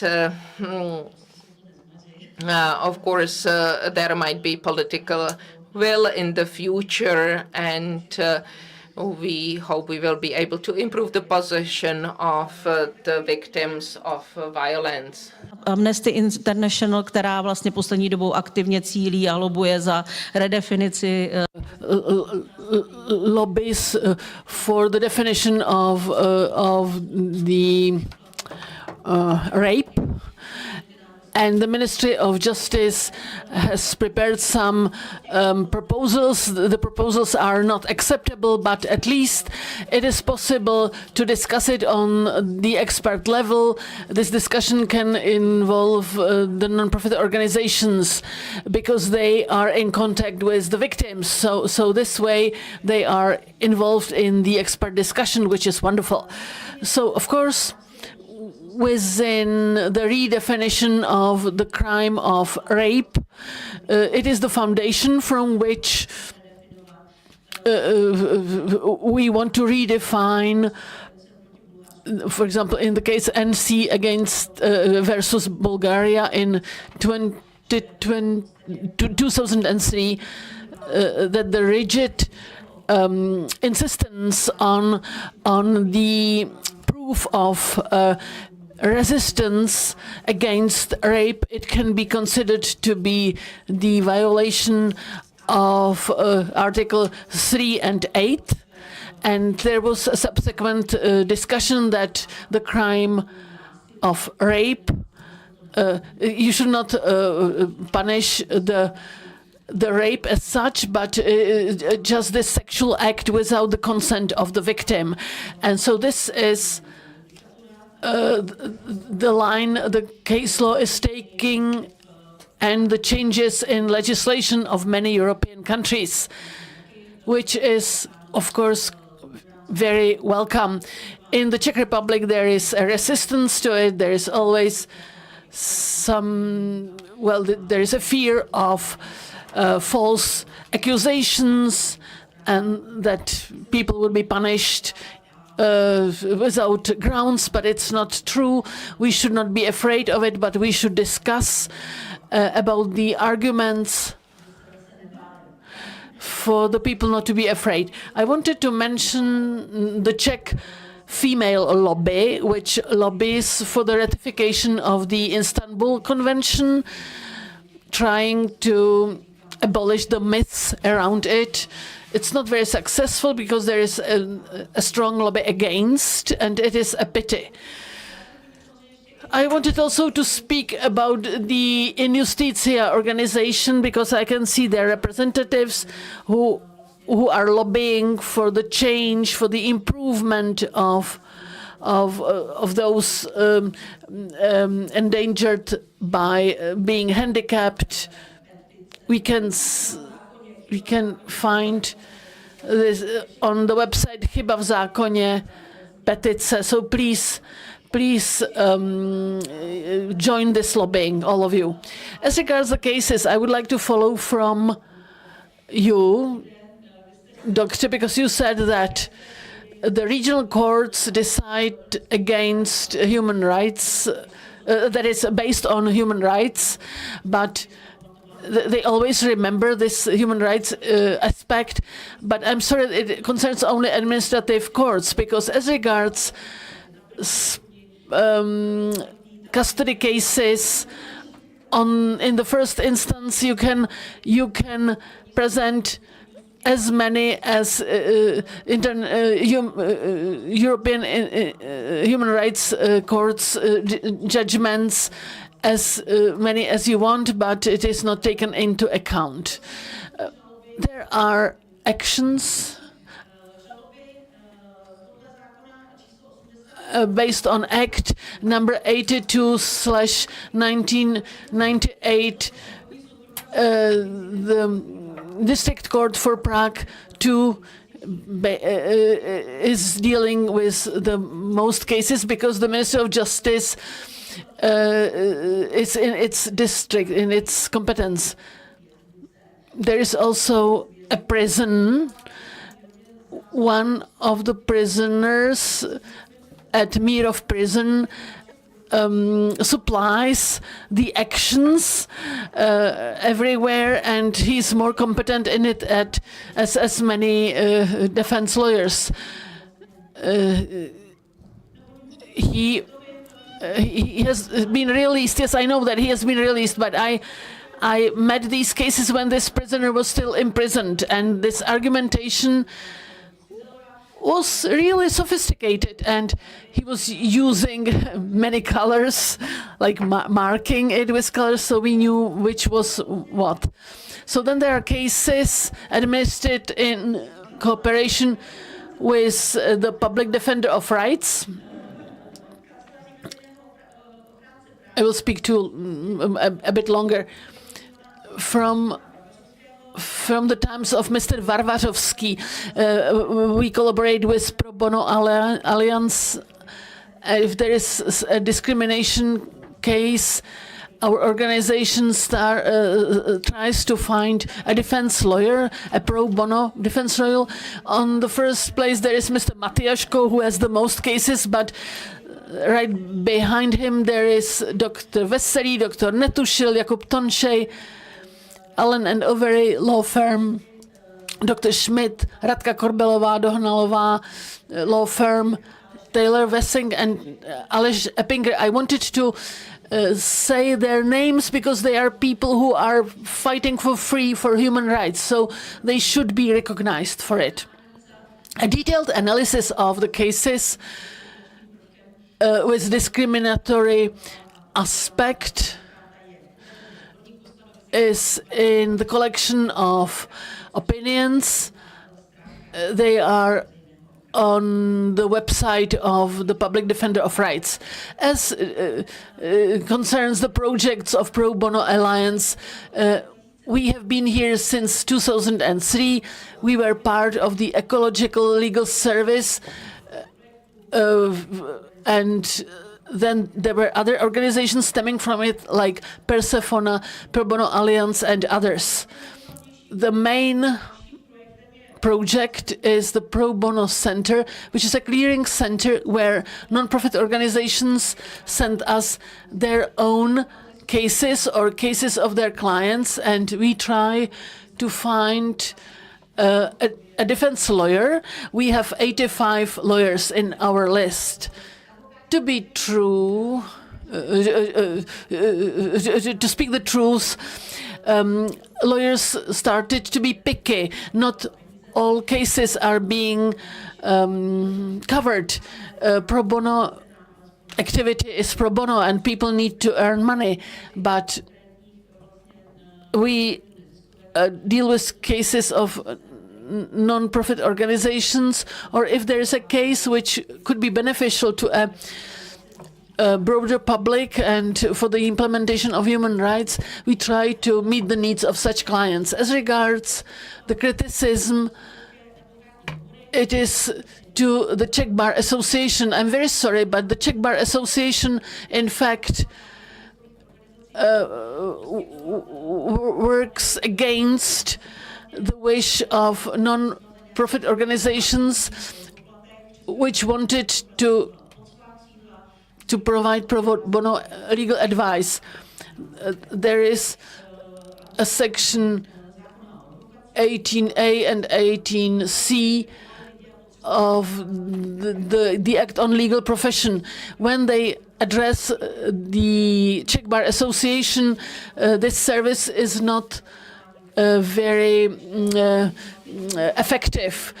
These people are confused, they don't know what to do, but the Czech Bar Association actually was offering such services and reprimanded them for providing legal assistance free of charge, supplying the activity of professional lawyers.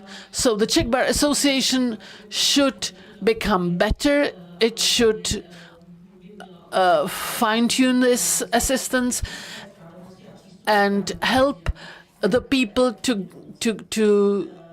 get access to justice. And the last slide is education. Pro Bono Alliance does the maximum for education, except for Human Rights Alive, in collaboration with the Law School of the Masaryk University, with the first course students. Those who are in favor of human rights, who do not want to become barristers, so this is intended for them. Then we organize the School of Human Rights. It takes place once a year. I can see our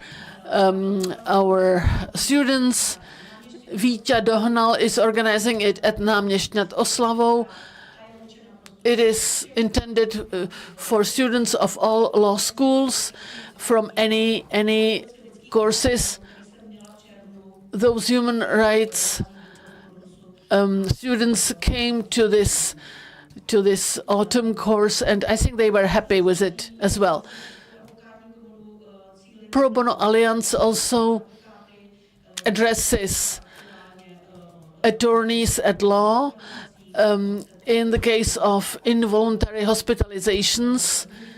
They try to visualize this problem. It is a big problem. No one deals with it.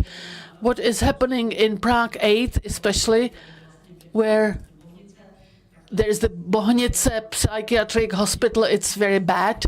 So in this respect, we are trying to raise awareness.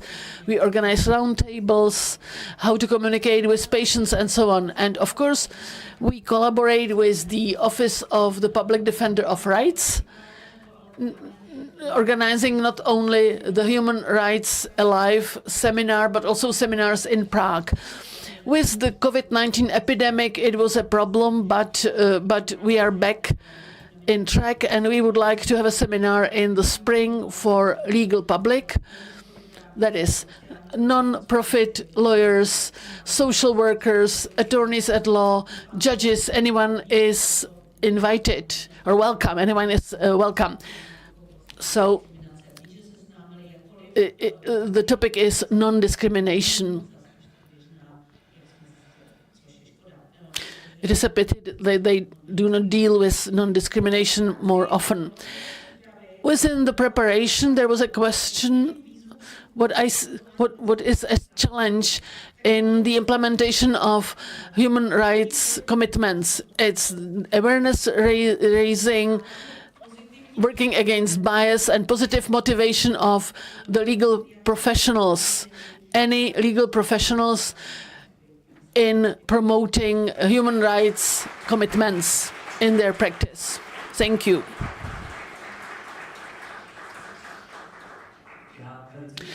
I would like to thank for this conclusion, and I highly appreciate that you were critical in it as well, because it's of no value to tell each other that it is great, because we know it is not great. Only constructive criticism can push us forward. So we had 4 contributions, and we are getting to the question and answers section. So before reading the questions in the Slido application, I would like to give the floor to you. So probably I will read my questions.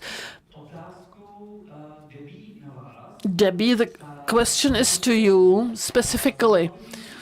We would like to know, at this situation when there is no national human rights institution at the moment, is there some collaboration between you and the Office of the Public Defender of Rights, and what it consists of?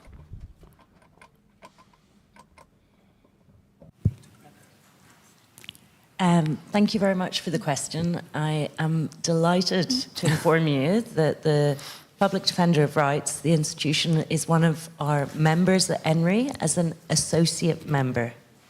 An associate member doesn't have any accreditation by reference to the Paris Principles, but this gives us the opportunity to work closely with the institution to support them in going through the transformation to becoming an NHRI. It also gives the opportunity for peer support from other NHRIs.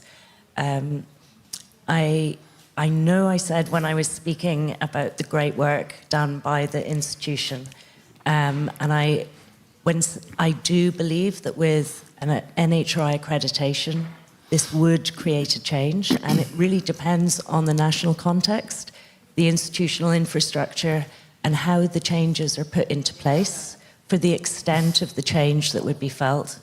It depends in each country. If we just think of ombuds institutions that actually then change to have the NHRI mandate, I know that in Cyprus, I was told by the ombudswoman that the status was improved nationally and there was more respect for the recommendations given.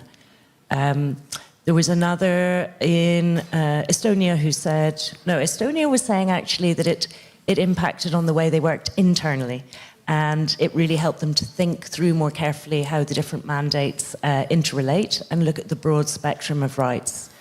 Another institution explained how using the participation rights at the UN and with other international mechanisms gave more of a voice, and so they felt that they were stronger as a result of that. One thing that is very important is that once accredited, it also gives a certain amount of protection to the institution, because sometimes institutions do come under attack, and threats can come in many different ways, from political pressure to also cutting funds to the extent that the institution cannot carry out its work effectively. And I know that with the legislative proposals, there is concern that there wouldn't be sufficient resources, particularly given 2 additional mandates would be added on. So once accreditation has taken place, then this is something that allows all international partners to speak out and really use the objective standards of Paris principles to protect the institution from being stopped in any way from using that strong independent voice in support of human rights. Thank you.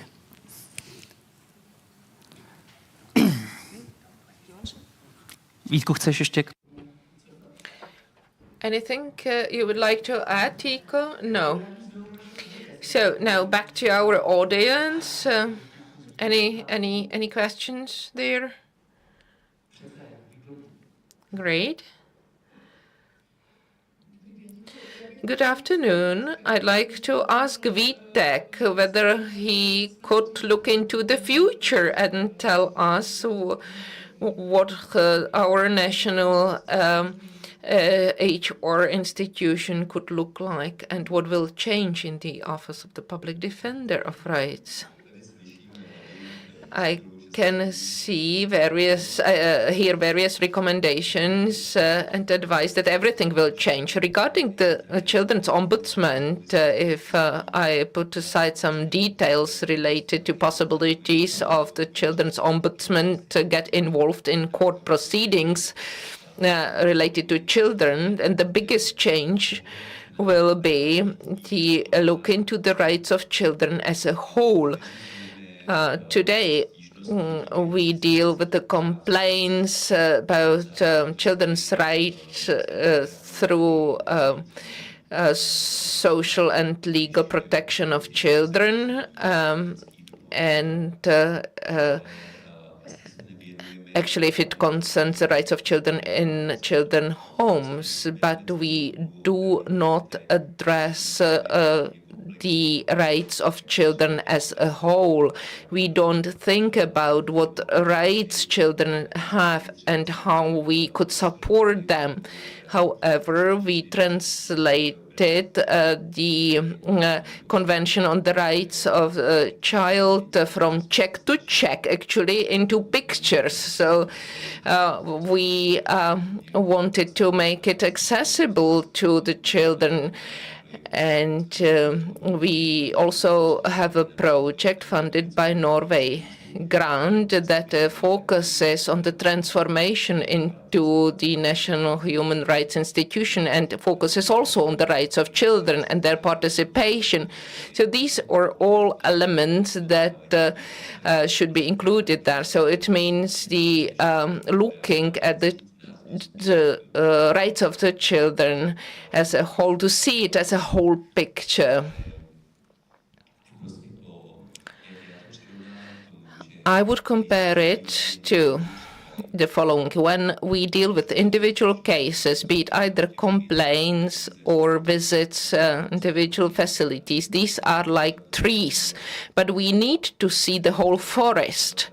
So this is the vision, how it will look like and what will specifically change in the functioning of the Office of the Public Defender of Rights. I don't want to cover that because it will depend also on the amendment to the law and also on the person of the children's ombudsman or ombudsperson.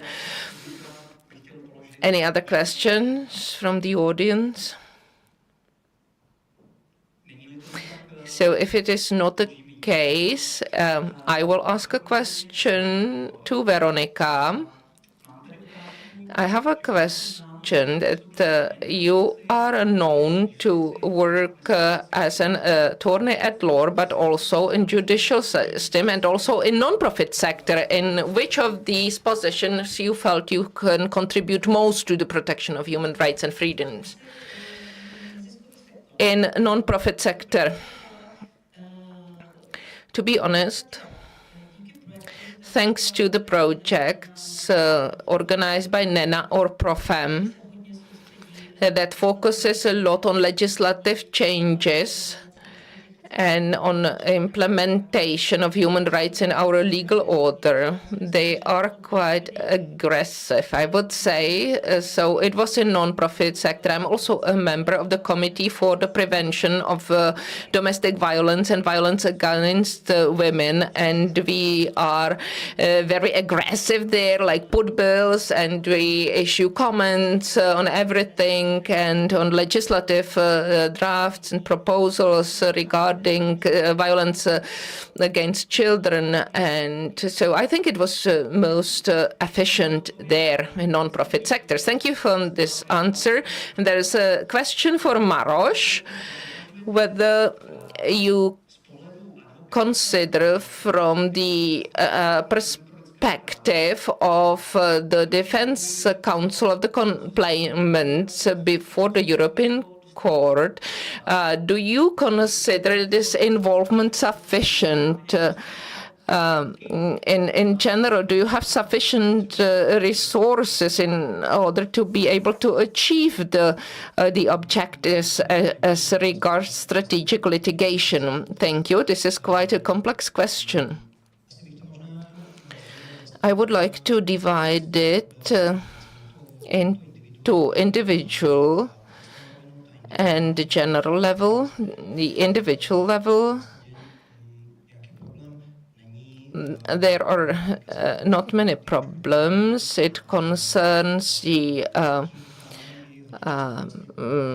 payment of damages, and that's the end for the client. And there is a phase of general measures, a more general context regarding implementation. I'm a member of the Committee for Experts for Implementation, and at the same time we are regularly contacted and asked to get involved in various discussions and debates on our opinion on implementation, but that's quite informal. But the formal process is missing to a certain extent. But the question is whether it should be our role. I think the role of non-profit sector can be the possibility to use the tools of Rule 9.2 and to inform the Committee of Ministers. It's actually a shadow administration. Over the past years, we submitted the shadow reports and also reports on DH implementation. It costs a lot of efforts. It needs a lot of efforts, but I think it pays off because it creates a certain dialogue when the Committee of Ministers get a better picture, not only the picture provided by the government, but also gets the picture from the non-profit sector, which is very important. And I think this mechanism is very effective. Thank you.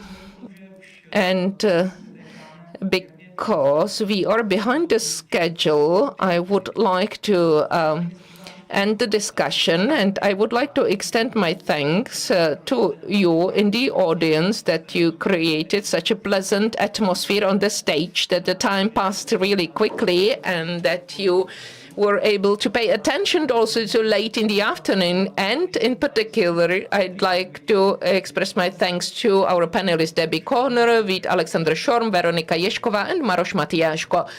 Please, a big round of applause.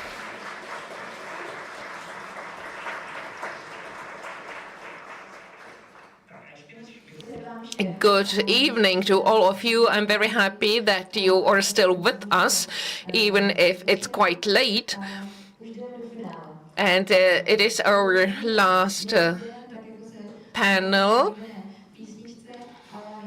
I believe that panel 4, which is the last panel, will cover very interesting topics and generate interesting ideas. We'll conclude the circle of all the actors that participate in implementation. The name of the panel suggests that we will talk about the role of international bodies during implementation of human rights obligations. We will see what tools and instruments they have to support implementation mechanisms at national levels, what challenges they face, and how their practice could improve in the future. We will also focus on the fulfilling obligations arising from the European Convention on Human Rights and European Social Charter. As we could hear today, the cases before the European Court of Human Rights and European Committee for Social Rights takes a major part of our work in the area of litigation and implementation practice. And I'm really happy that we have the most competent people in our panel. I'd like to welcome Clare Ovey, who is the head of the Department for the Execution of Judgments of the European Court of Human Rights. She will present the mechanisms of oversight over the execution of the judgments, and she will focus on the possible involvement of civil society and human rights institutions. And Ioulietta Bisiouli.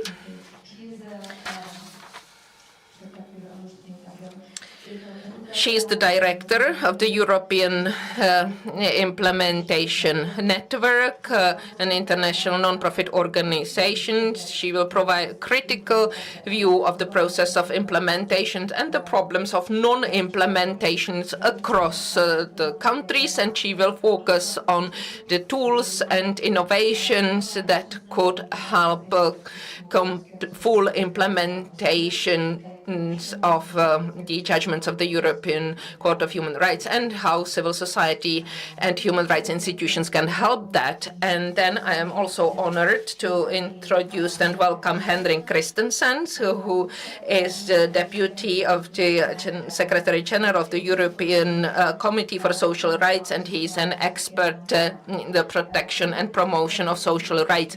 He will present the decision-making activity and also the oversight of the European Committee for Social Rights. At first, we will hear the presentations, and this will be followed by Q&A session. And now, over to Clare Ovey. The floor is yours. So thank you very much for that introduction, and thank you very, very much for organising this very useful and interesting conference, and for inviting me to come and talk to you this afternoon. So I'll just click that. Yeah.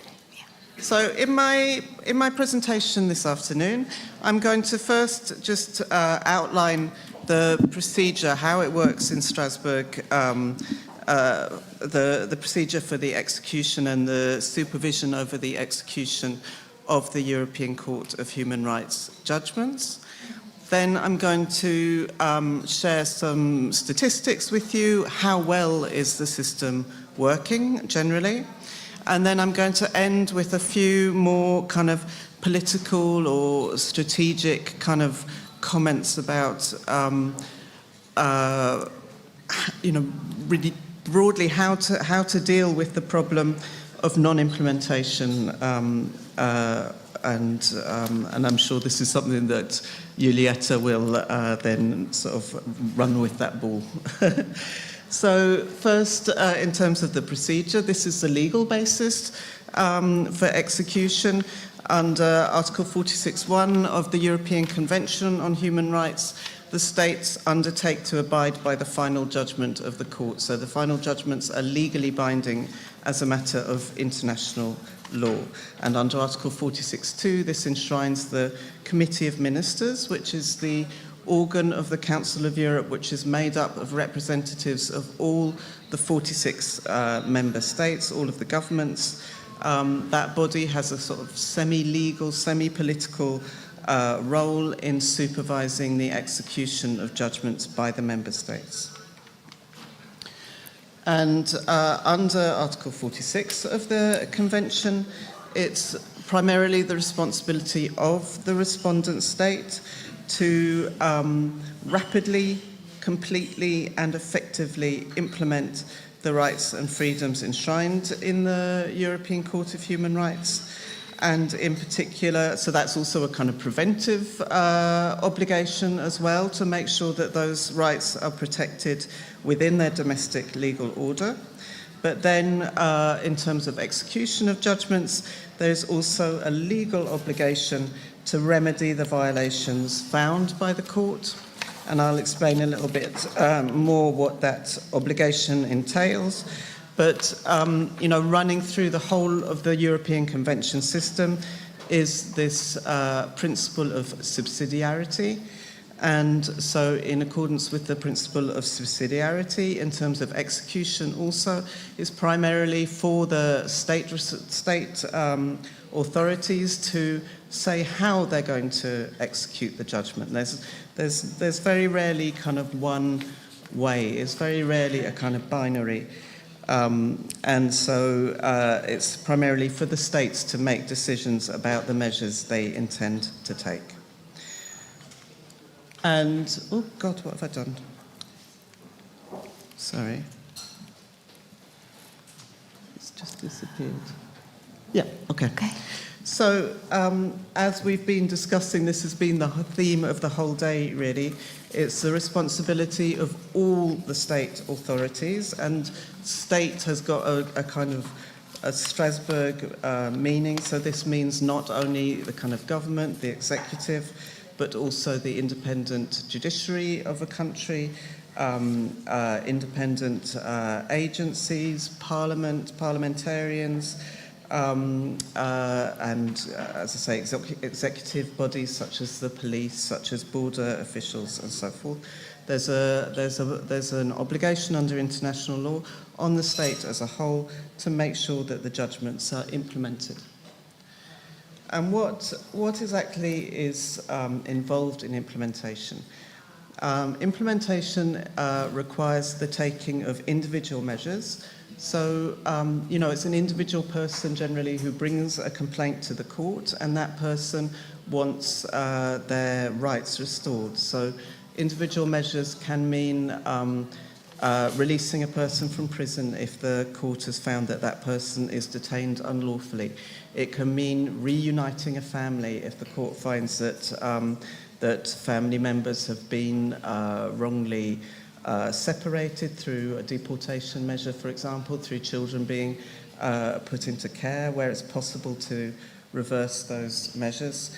It can mean paying the just satisfaction, paying compensation, and very, very often, where the court has found a procedural violation, it can mean sort of redoing the procedure in a way which is convention compliant. So this can mean, particularly in criminal cases where the court has found a violation of the right to a fair trial, it can mean reopening those criminal proceedings where that's possible within the domestic legal order and giving them a fair trial. It can mean where the procedural violation has been a failure to properly investigate a death or ill treatment that's been caused by state agents. It can mean reopening the investigation to make sure that there really has not been impunity, and that the people who committed the or were responsible for the violation are brought to justice. So this is individuals, and we use this Latin phrase about restitutio in integrum. Sometimes it's not possible fully to restore the person to the position they would have been had the violation not occurred. Sometimes that's not possible just because of the passage of time. If we're talking about separating families, adopting children, sometimes it's just not in the best interest of the child to go back to their birth family. Sometimes in terms of procedural rights, the statute of limitations has ended. It is not possible to reopen an investigation. But wherever it's possible, the state is under an obligation to take the measures. Then general measures are measures which are aimed at preventing a repetition of the same violation, either for that individual, for the individual applicant, or for any other person in the same position. So this can mean, say the court finds a violation for, in terms of prison overcrowding. The person who brings the complaint says that their cell is too small and overcrowded, they don't have enough time outside their cell, there's poor conditions of hygiene. Then the state is under an obligation not just to get that person into better conditions of detention, but to ensure that everyone in that prison or even in the whole country also benefits from or doesn't benefit from the same bad conditions of detention. So that would be changes to infrastructure.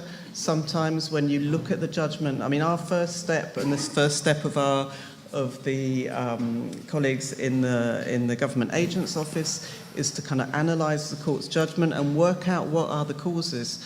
Was this just a kind of one-off mistake by a judge, in which case there's not much you can do except possibly some judicial training?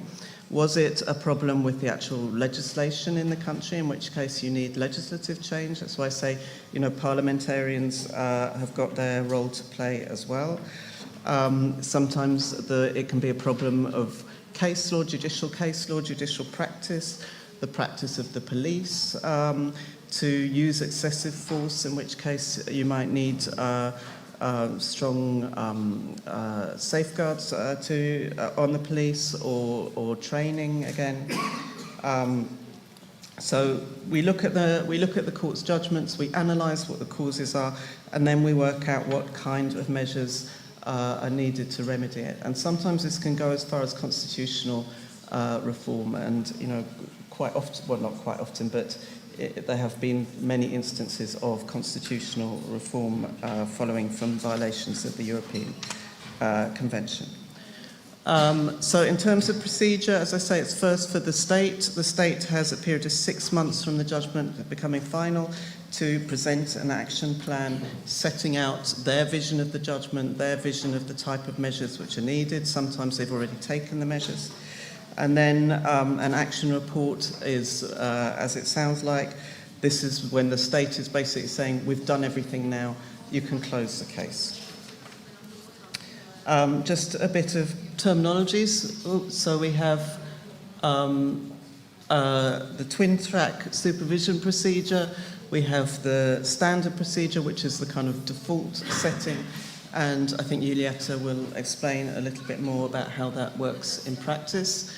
And then the enhanced procedure, which is the procedure basically where the Committee of Ministers also gets involved.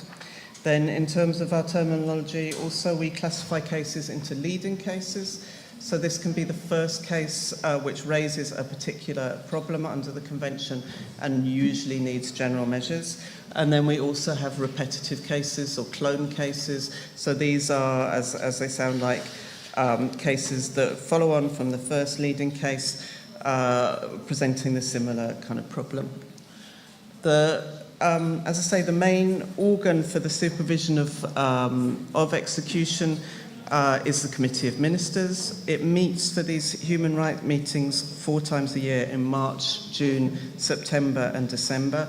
And on each of those meetings, it's 3 days spent discussing the cases. Typically, at the moment, the committee is examining about 40 cases per meeting, and it will debate about 15 of those and adopt decisions. So the meetings themselves are closed, they're confidential, but the kind of product of those meetings, the decisions adopted by the Committee of Ministers, where it sets out its assessment of what the state is doing in terms of execution, those are public. So the role of the Department of Execution, we advise and assist the Committee of Ministers, so we make our own independent assessment on how the state is doing for execution. We also really assist the state, and we have, within the Council of Europe, a vast body of experts, and we can suggest to a state that they draw on that expertise. For example, I mean specifically for the Czech Republic, so the only case which is pending in enhanced supervision for the Czech Republic is this DH against the Czech Republic about the education of Roma children. We have within the Council of Europe a specialised Roma and travellers team which has worked with other member states to help them draw up an action plan, in fact, to decide and then to put into place the measures which are needed. So I'm running out of time a bit, so I'm going to just skip a bit. I want to mention Rule 9. Oops, I've gone too far. I want to mention Rule 9 submissions. So, as I say, the procedure is slightly confidential and closed, but the documents of the procedure are public. And so all the action plans and action reports submitted by the state are published online on our website. And there's also a possibility for NGOs, for NHRIs to comment on what the government is doing and to submit written submissions which are taken into account by the Committee of Ministers. So then these are the statistics. The top line is the total number of cases, so this includes repetitive cases and leading cases, so roughly about 6,000 cases are pending, and the bottom line is the leading cases. These statistics, I should say, include the cases pending against the Russian Federation. Russia is still under a legal obligation to implement the judgments, but they're not in contact with us at all. So obviously the statistics for Russia will remain kind of frozen in time or increasing because the European Court is still deciding cases against Russia. Where a case is pending, I should say, that doesn't necessarily mean that there has been no execution. So, for example, to take again this case, DH against the Czech Republic, a huge amount of work has been done on national level to implement the case. It's still pending because we're not seeing the results that we would like to see from that work, but it doesn't mean that there's a refusal or even a failure to implement, far from it. Statistics, there's the Czech Republic, as I say, rather good in terms of your record of implementation. You're the one in yellow. That's in terms of total cases. Same in terms of leading cases. And down at the other end of the scale, you have Azerbaijan, Russia, Albania, Ukraine, and Georgia. And then, I know I'm a bit limited for time, but I do want to just talk a little bit about how the system can deal with a state which is really refusing or very reluctant to implement the measures needed. And so the Committee of Ministers does have a number of tools available, but the whole system is premised on good faith and on the fact that states have entered into these obligations willingly. And so really the main tool is dialogue, is diplomacy, is, as I say, adopting these decisions which hopefully should kind of shame a state in terms of its international relations, but also in terms of its domestic relations. So, there's been lots of studies by political scientists showing that states which have strong democracies, strong parliamentary debate, strong civil society, are much more likely to be kind of pressurized or shamed at national level into implementing judgments. But as I say, the Committee of Ministers does have a number of tools also to ratchet up the political pressure more internationally. So these can be adopting negative decisions and interim resolutions, which are a particular kind of decision signalling a particular level of concern. The committee can ask, the Secretary General can ask member states, observer states, which includes the United States, observer organizations, which includes the European Union, to raise the issues in their bilateral contacts and also to write letters complaining. And then finally, the kind of nuclear option is this procedure under Article 46.4 of the Convention, which is referring the case back to the European Court of Human Rights for a ruling whether there has been a refusal to implement the case. And the committee so far has only used this measure twice. Both of them involved people which the European Court had held to be political prisoners, so have been prosecuted in kind of basically sham criminal proceedings which had an underlying political motivation but where they hadn't actually committed a crime. In the first of these proceedings involving an Azerbaijani opposition politician, after the court issued its judgment and after, I must say, a lot of diplomatic work with the country concerned, Azerbaijan, this person was released and finally acquitted.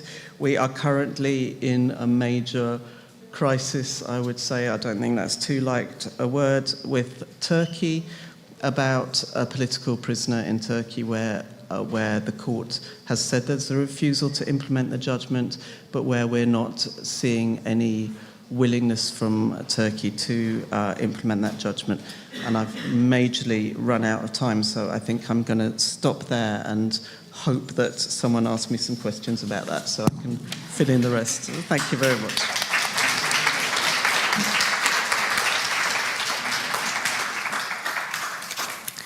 Thank you very much for the overview of the supervision mechanism and also of the overview of the tools that you have in place to deal with the non-implementation of judgments. Thank you for that. And now I will ask Ioulietta if you can come and take the floor. Thank you.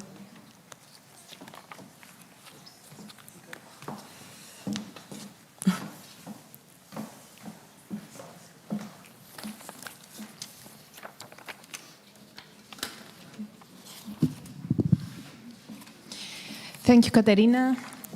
Ladies and gentlemen, good evening. I'm honored to be representing the European Implementation Network in this very important conference today.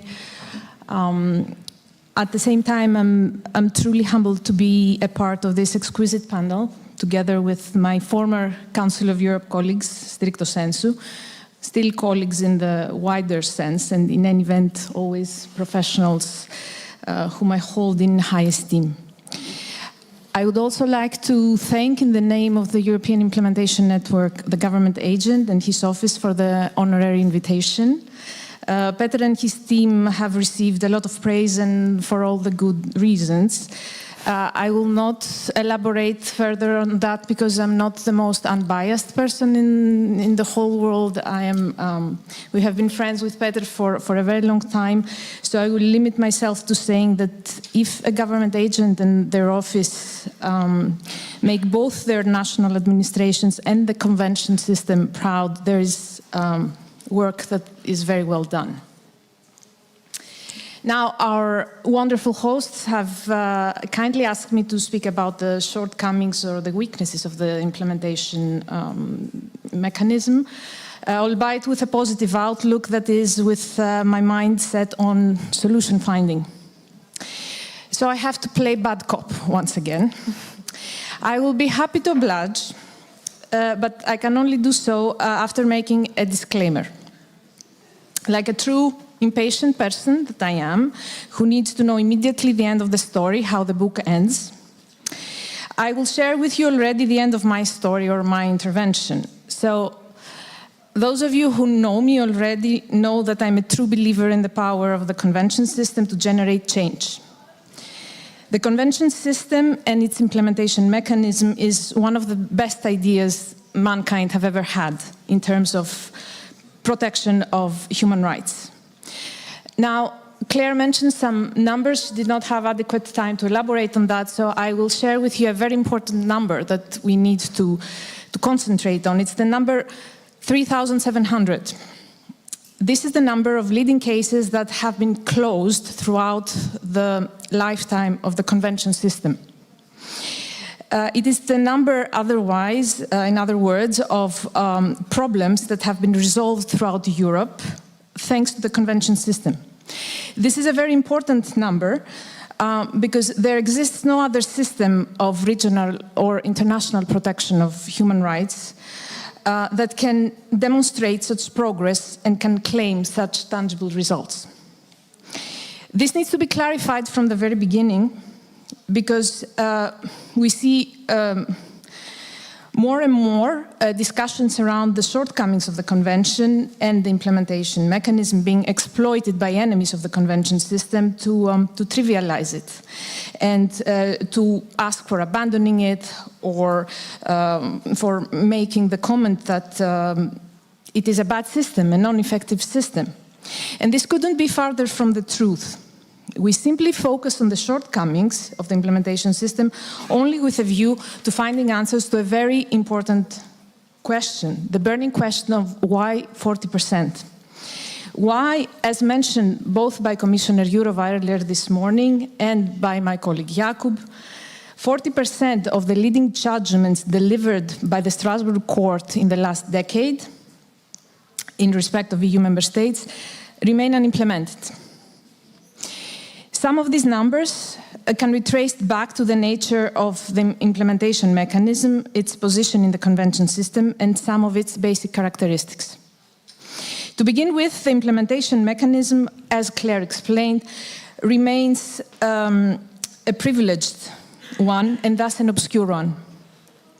It was originally conceived as a confidential dialogue between the respondent state and the Committee of Ministers, and although progress has been achieved in opening up the implementation mechanism, as Clare explained, NGOs, NHRIs, IGOs, the Commissioner for Human Rights in the institution's capacity as third-party intervener before the court, have been allowed to make submissions to the CM in respect of cases pending implementation. The numbers are still not satisfactory. They do keep rising, offering the implementation process a much-needed balance and transparency. And I want to think that the creation of the European Implementation Network has played a significant role in this development, as in the last 6-7 years since the European Implementation Network was born, the number of Rule 9 submissions has tripled, reaching in 2022 the number of 217 submissions, which means that last year 16% of the leading cases pending before the Committee of Ministers benefited from a submission. Is that enough? No, it is not enough, is the answer. It is still significantly low, especially taking into account that only 17 out of those 217 submissions comes from NHRIs. There are a number of reasons for these low numbers, and I will only mention a couple of them that are pertinent for the discussion of this panel. On one hand, our partner organizations still report significant lack of knowledge around the implementation system. So despite all the efforts, our combined efforts, the EAN efforts, the Department for the Execution of Judgments efforts, the Cooperation Department efforts to open up the knowledge around the procedure, there is still obscurity and there is still a lot to be achieved in this field. On the other hand, Clare referred to the difference between enhanced and standard procedure, and I will focus on the standard procedure, which is a procedure by default, as Clare mentioned. It means that the majority of the cases will end up in the standard procedure because the Committee of Ministers does not detect, does not foresee a particular problem, an obstacle in the effective implementation of the judgment. And exactly because the Committee of Ministers' pressure is not as important as needed, the implementation process takes place is rather a privileged dialogue between the respondent state and the Department for the Execution of Judgments, rather. And of course, all decisions, including concerning the progress made in the cases and the potential closure of the case at the end of the journey, is of course decided by the Committee of Ministers. So although, unlike the enhanced procedure, where significant progress has been achieved in enhancing NGOs and NHRI's capacity to make submissions and influence the CM decision on the progress achieved on implementation, the standard procedure remains much more out of the reach of external actors and a privileged dialogue, as I said, between the respondent state and the DEJ. It remains very difficult, if not quasi impossible, for NGOs and NHRIs to know the state of play in the implementation of a case under standard procedure. so that they could have information or at least some hint about the assessment made by the DJ of the action plan's reports submitted by the authorities, in order to be able to intervene and express their opinion and influence the process. This observation can be linked to the second problem I can identify as pertinent for this panel, which has to do with what we collectively view as an insufficient capacities of the DJ, which makes it difficult for my former colleagues to cover meaningfully the needs of all the cases. In respect of the cases under the standard procedure, this reflects in the inability to consistently keep up with an otherwise very good practice, which we can sporadically trace, of making public elements of the assessment of the DJ regarding the progress in the cases on HUDEC, the public platform which unites all information and all documents regarding the state of implementation of the judgments. As regards the enhanced procedure, this is reflected on the number we heard from Clare of 40 cases examined at each human rights meeting. And this is a number which, of course, is reached thanks to the supernatural powers and efforts of my former colleagues. But at the same time, if compared against the number of leading judgments pending under the enhanced procedure, which is 550 approximately, we can see that there's a delay in keeping up with cases that need close scrutiny. A third pertinent weakness is something about which a lot of ink has been spilled in theory and practice alike, pertaining to the gap in the weapons in the arsenal of the CM, the Committee of Ministers, that is, in responding to delays or resistance, technical or principled resistance, to the implementation of judgments. Clare explained the implementation mechanism and the steps that the CM can take to speed up and to elevate the pressure exercised, which demonstrated that the means at the disposal of the CM to inspire or impose respect of the convention system are mainly political or moderately diplomatic in nature. Clare talked about decisions, about interim resolutions, and some moderate diplomatic measures are the dispatch of letters or the invitation to member states to raise the subject matter bilaterally in their authorities, in their connections and exchanges with the authorities. Briefly, Clare also referred to the legal means of infringement proceedings that since the entry into force of Protocol number 14, the CM has at its disposal. And the situation is as grave as Clare explained it to be. So far, indeed, only 2 cases have been brought before the court, and the violation of Article 46, paragraph 4 have been found.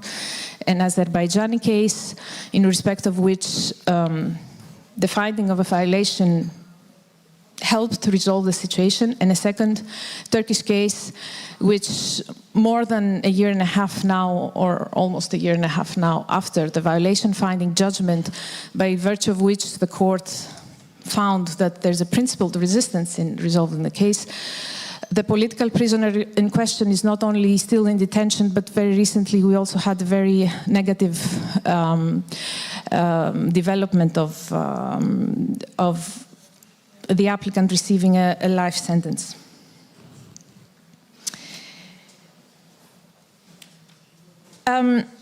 So you can see there's a gap. There's a significant gap between the means at the disposal of the Committee of Ministers. And this gap, several actors have discussed, have raised several ideas about how to bridge it.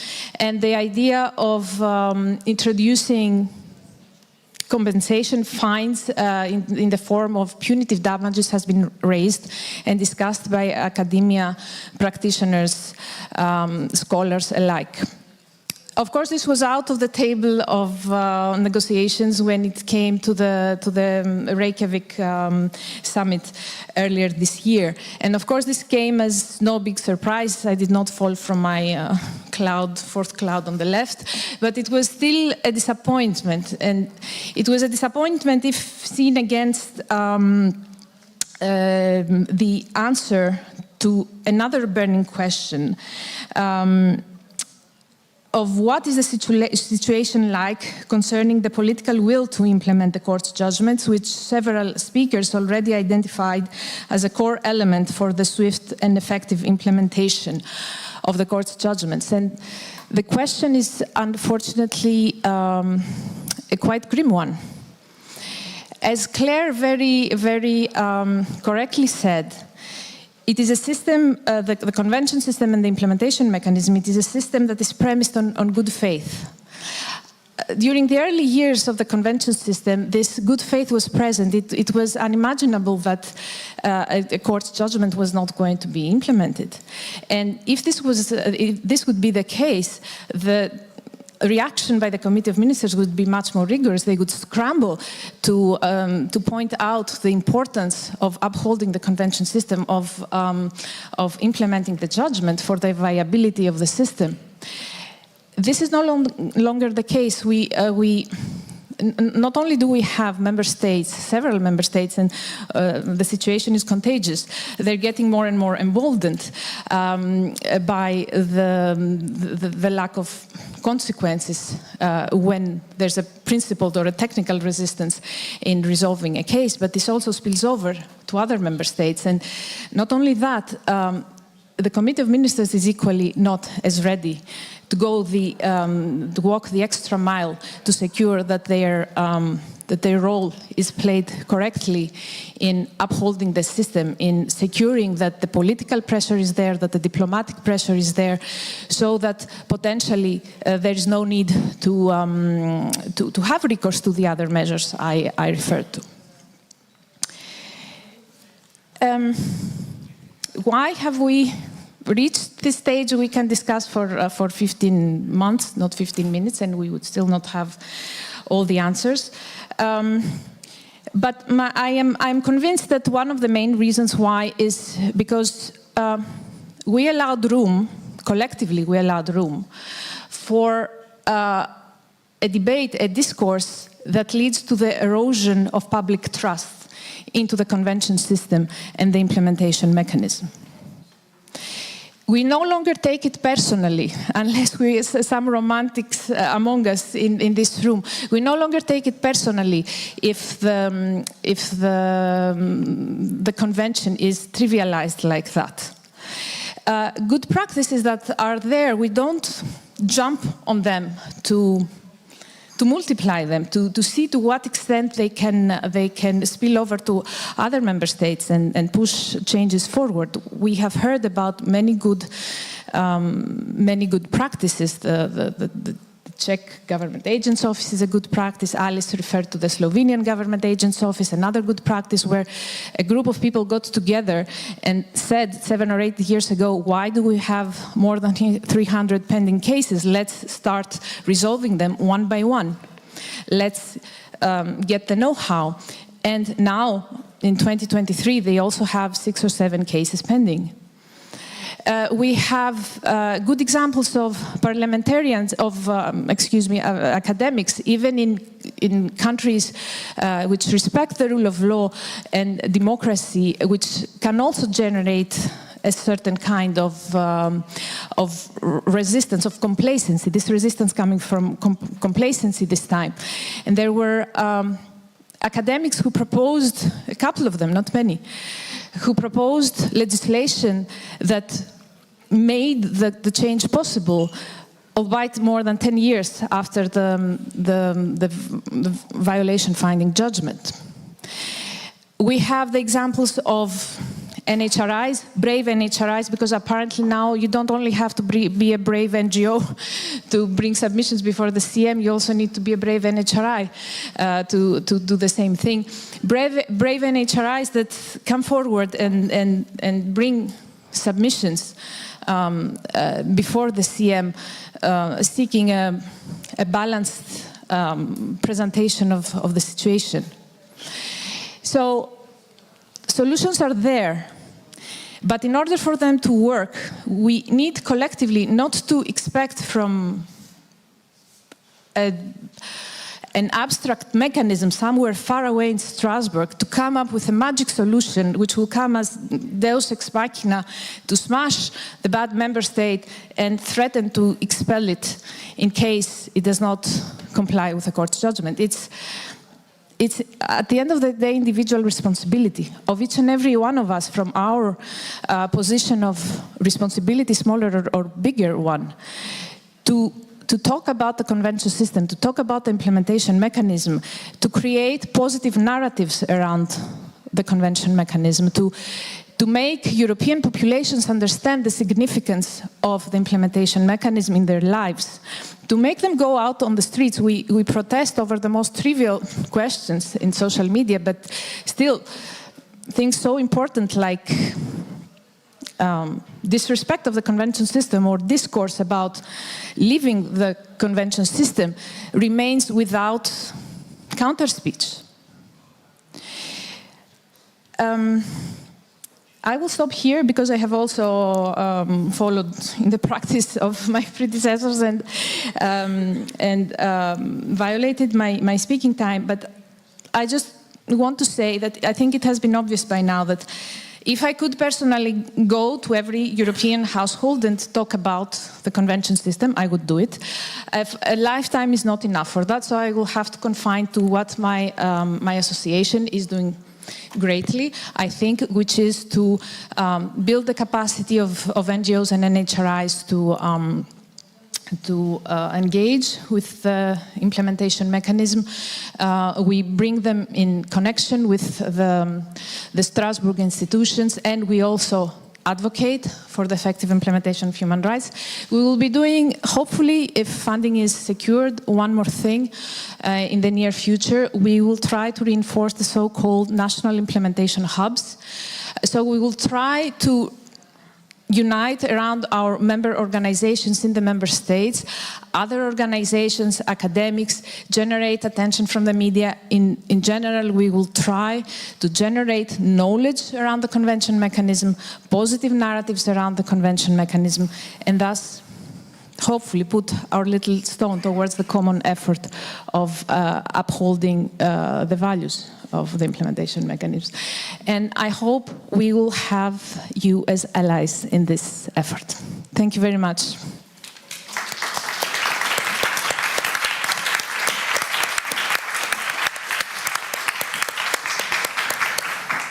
Thank you very much, Ioulietta, for this a little bit critical point of view, but also reminding us the importance of us and also reminding us that judgment is not a magical wand that will make everything good, but it's up to us to implement it in practice.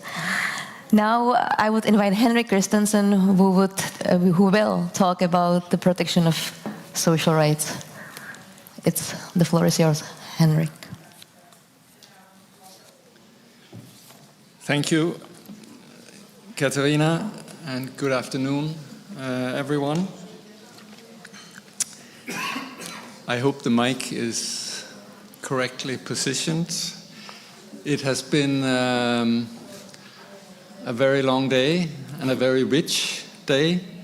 Now dinner and the live band is beckoning, but I still hope you have a little bit of attention span left for the European Social Charter's follow-up procedures. First of all, let me thank the organizers for including social rights on the agenda of this conference. It was probably not a self-evident choice, but I take it as an indicator of the seriousnness with which the Czech authorities engage with the charter system. And I also take it as a very nice gesture towards the notion of the indivisibility of all human rights. Actually, I had wanted to elaborate a little bit on this notion and on the nature of social rights, but given the time constraints, let me just say that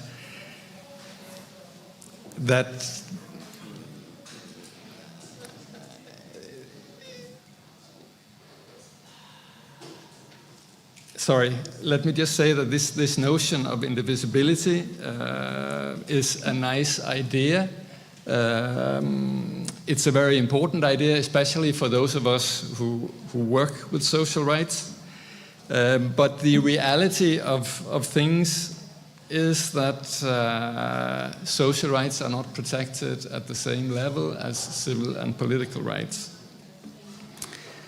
And this is also reflected in the follow-up procedures that I will discuss now. So let me go straight to the Charter's monitoring mechanism. The European Committee of Social Rights, or the ECSR for short, is responsible for making a legal assessment of state compliance. And it does so in two procedures. The periodical reporting procedure, which is mandatory for all states parties to the Charter, and the collective complaints procedure, which is optional and is currently accepted by 16 states parties. The complaints procedure established by the 1995 additional protocol to the Charter allows certain organizations, trade unions, employers' organizations, NGOs to lodge complaints before the ECSR, which then decides on admissibility and on the merits in an adversarial or quasi-judicial procedure. Once the ECSR has reached its decision on the merits, it transmits it to the Committee of Ministers, which is responsible for follow-up. The aim being, of course, to ensure that the decisions are implemented through changes to national law and practice. I will focus here on the follow-up that takes place at the Council of Europe level before the Committee of Ministers, and will not discuss the implementation actions taken at national level, which obviously vary greatly and which may or may not be the result of the let's say, the formal follow-up procedure. Sometimes states take remedial action spontaneously, as it were, as a result as a reaction to the decision of the ECSR. And sometimes even as a reaction to the fact that a complaint is pending. In a few cases, states have actually remedied the alleged violation before the proceedings were completed. So the legal basis for the follow-up at Council of Europe level is Article 9 of the protocol, according to which the Committee of Ministers, on the basis of the ECSR's report containing its decision on the merits, adopts either a resolution if the ECSR, in case there is no violation of the Charter, and if the ECSR has found violations, a recommendation to the respondent state. I will come back to the difference between resolution and recommendation, but let me just emphasize that it is clear from the explanatory report to the protocol that the Committee of Ministers cannot reverse the decision or the legal assessment made by the ECSR. However, decisions may be based on social and economic policy considerations. Let me also flag another follow-up related provision of the 1995 protocol, namely Article 10, which establishes a link to the reporting procedure by providing that states must submit information on measures taken in their subsequent periodical reports on the application of the Charter. I will return to this also. So how does the procedure before the Committee of Ministers work in practice, and what is the timeline?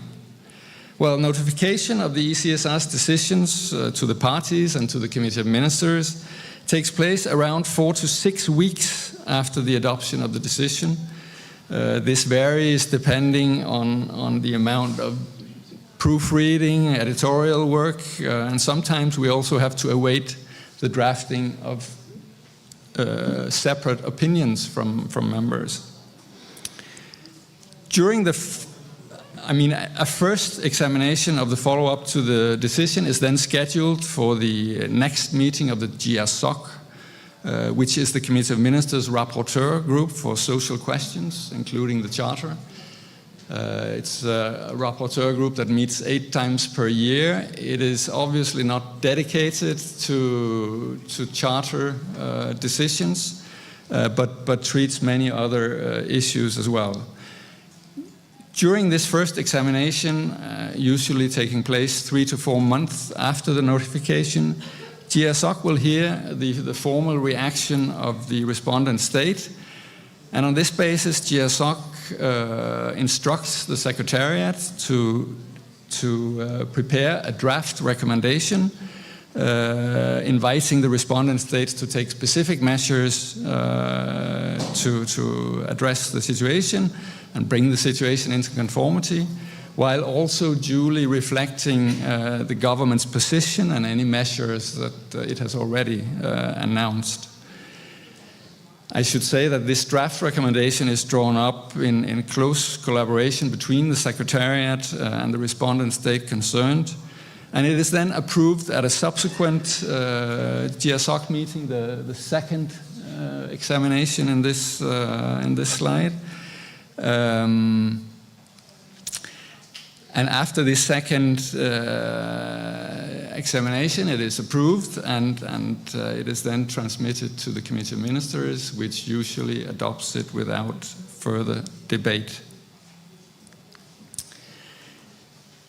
Now, it hasn't always worked exactly like that. In fact, between 1998 and 2020, the Committee of Ministers, contrary to the wording of the Article 9 of the protocol, as we've seen, adopted resolutions not only in respect of decisions finding no violation, but also where violations were found. The Committee of Ministers would simply take note of the ECSR's decision and invite the respondent state to provide information on any developments in the next periodical report on the Charter. In some cases, the Committee of Ministers even appeared to contest the ECSR's decision on legal grounds. An example is the resolution in the case Fianza versus the Netherlands from 2014, a case where the ECSR found a violation of the right to shelter for homeless persons, including persons with an irregular immigration status. And it had based its decision on quite an expansive interpretation of the Charter's personal scope. As you can see in the slide, the Committee of Ministers takes note of the ECSR's decision, but it seems to put more weight on the response of the Dutch government, which, by the way, strongly contested the committee's decision on this interpretation of the personal scope. And as you can see, it even seems to be trying somehow to circumscribe the ECSR's possibility or right to interpret the Charter. However, since 2021, the Committee of Ministers has taken a more principled approach, I would say, and now adopts a recommendation whenever the ECSR has found violations of the Charter. An example is the recommendation in the case ICJ ECRI versus Greece from 2022, which concerned the reception of unaccompanied migrant children in Greece. As you can see, the Committee of Ministers is much more constructive here, recommending specific measures to be taken to remedy the problems identified. As I mentioned, the ECSR also conducts its own follow-up in the framework of the Charter's reporting procedure. Until 2014, the ECSR would examine the follow-up in its conclusions on the regular state reports on the relevant Charter provisions. But in 2014, it was decided that the states should submit so-called simplified reports on whether the situation had brought into conformity. Under this system, states would continue to report on follow-up until the ECSR had found that the situation had been brought into conformity with the Charter. Last year, in 2022, the system was changed again by the Committee of Ministers in the context of wider reforms of the reporting procedure. And it was decided that the ECSR from now on should request only one single report on follow-up for each decision, and this should take place 2 years after the adoption of the recommendation. The ECSR's finding in this single examination will then be transmitted to the Committee of Ministers, which can adopt a resolution closing the follow-up. And it can even adopt a second recommendation.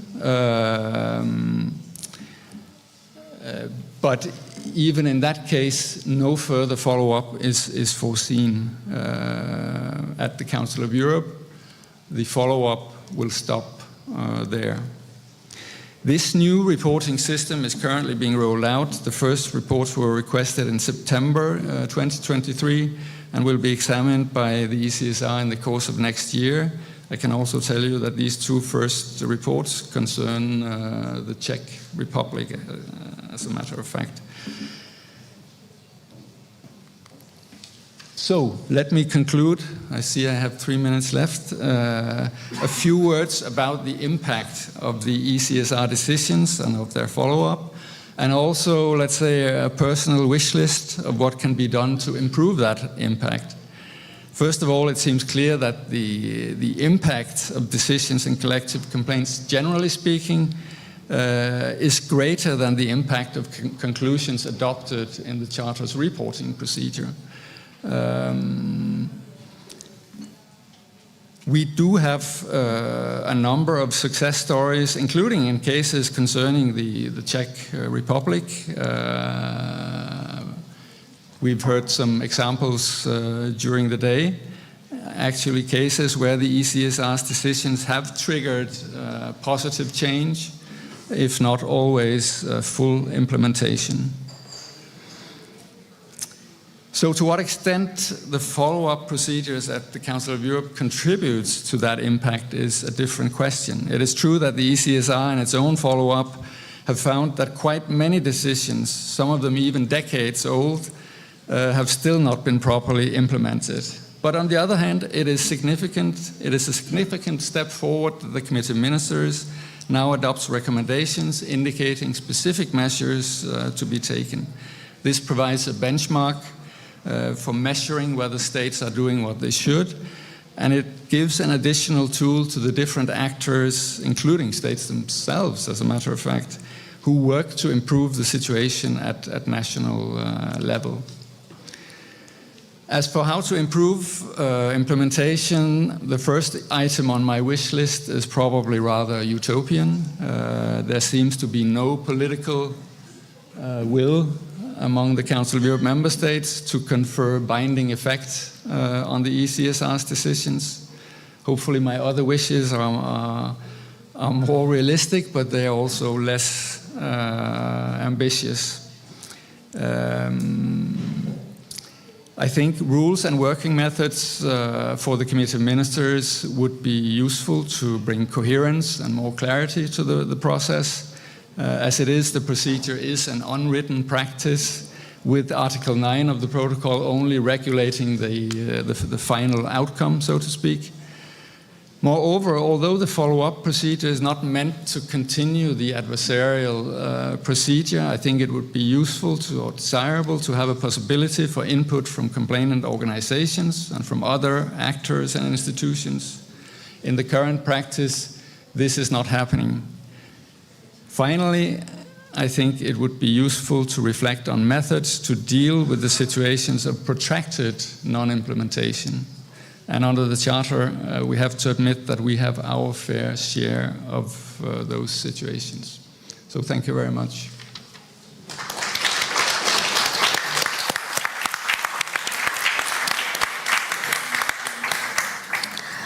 Thank you very much for this presentation and for introducing the collective mechanism and its importance, which is actually really important for the Czech Republic, as it brought so many topics into life that we now have to deal with.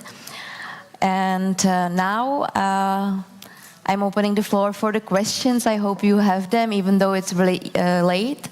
I would really love to have at least maybe 10 minutes discussion. So if you have a question, let's raise your hand. And okay, Alice.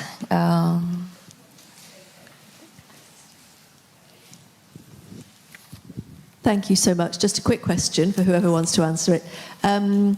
I wonder if you think that the effectiveness of the Committee of Ministers process would be enhanced if it was more open.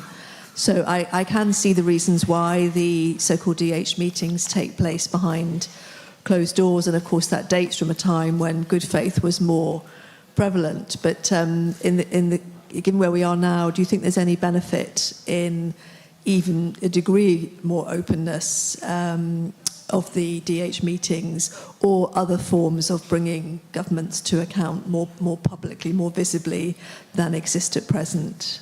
Thanks.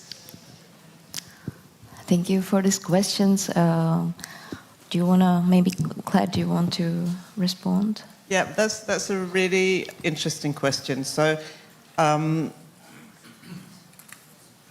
think there are very good reasons why the Committee of Ministers meetings are held behind closed doors, because it does allow a certain amount of kind of frank discussion and also just kind of diplomacy, private diplomacy, to take place. It allows the respondent state to actually sometimes sort of say the real reasons why things aren't happening, rather than the kind of public reasons.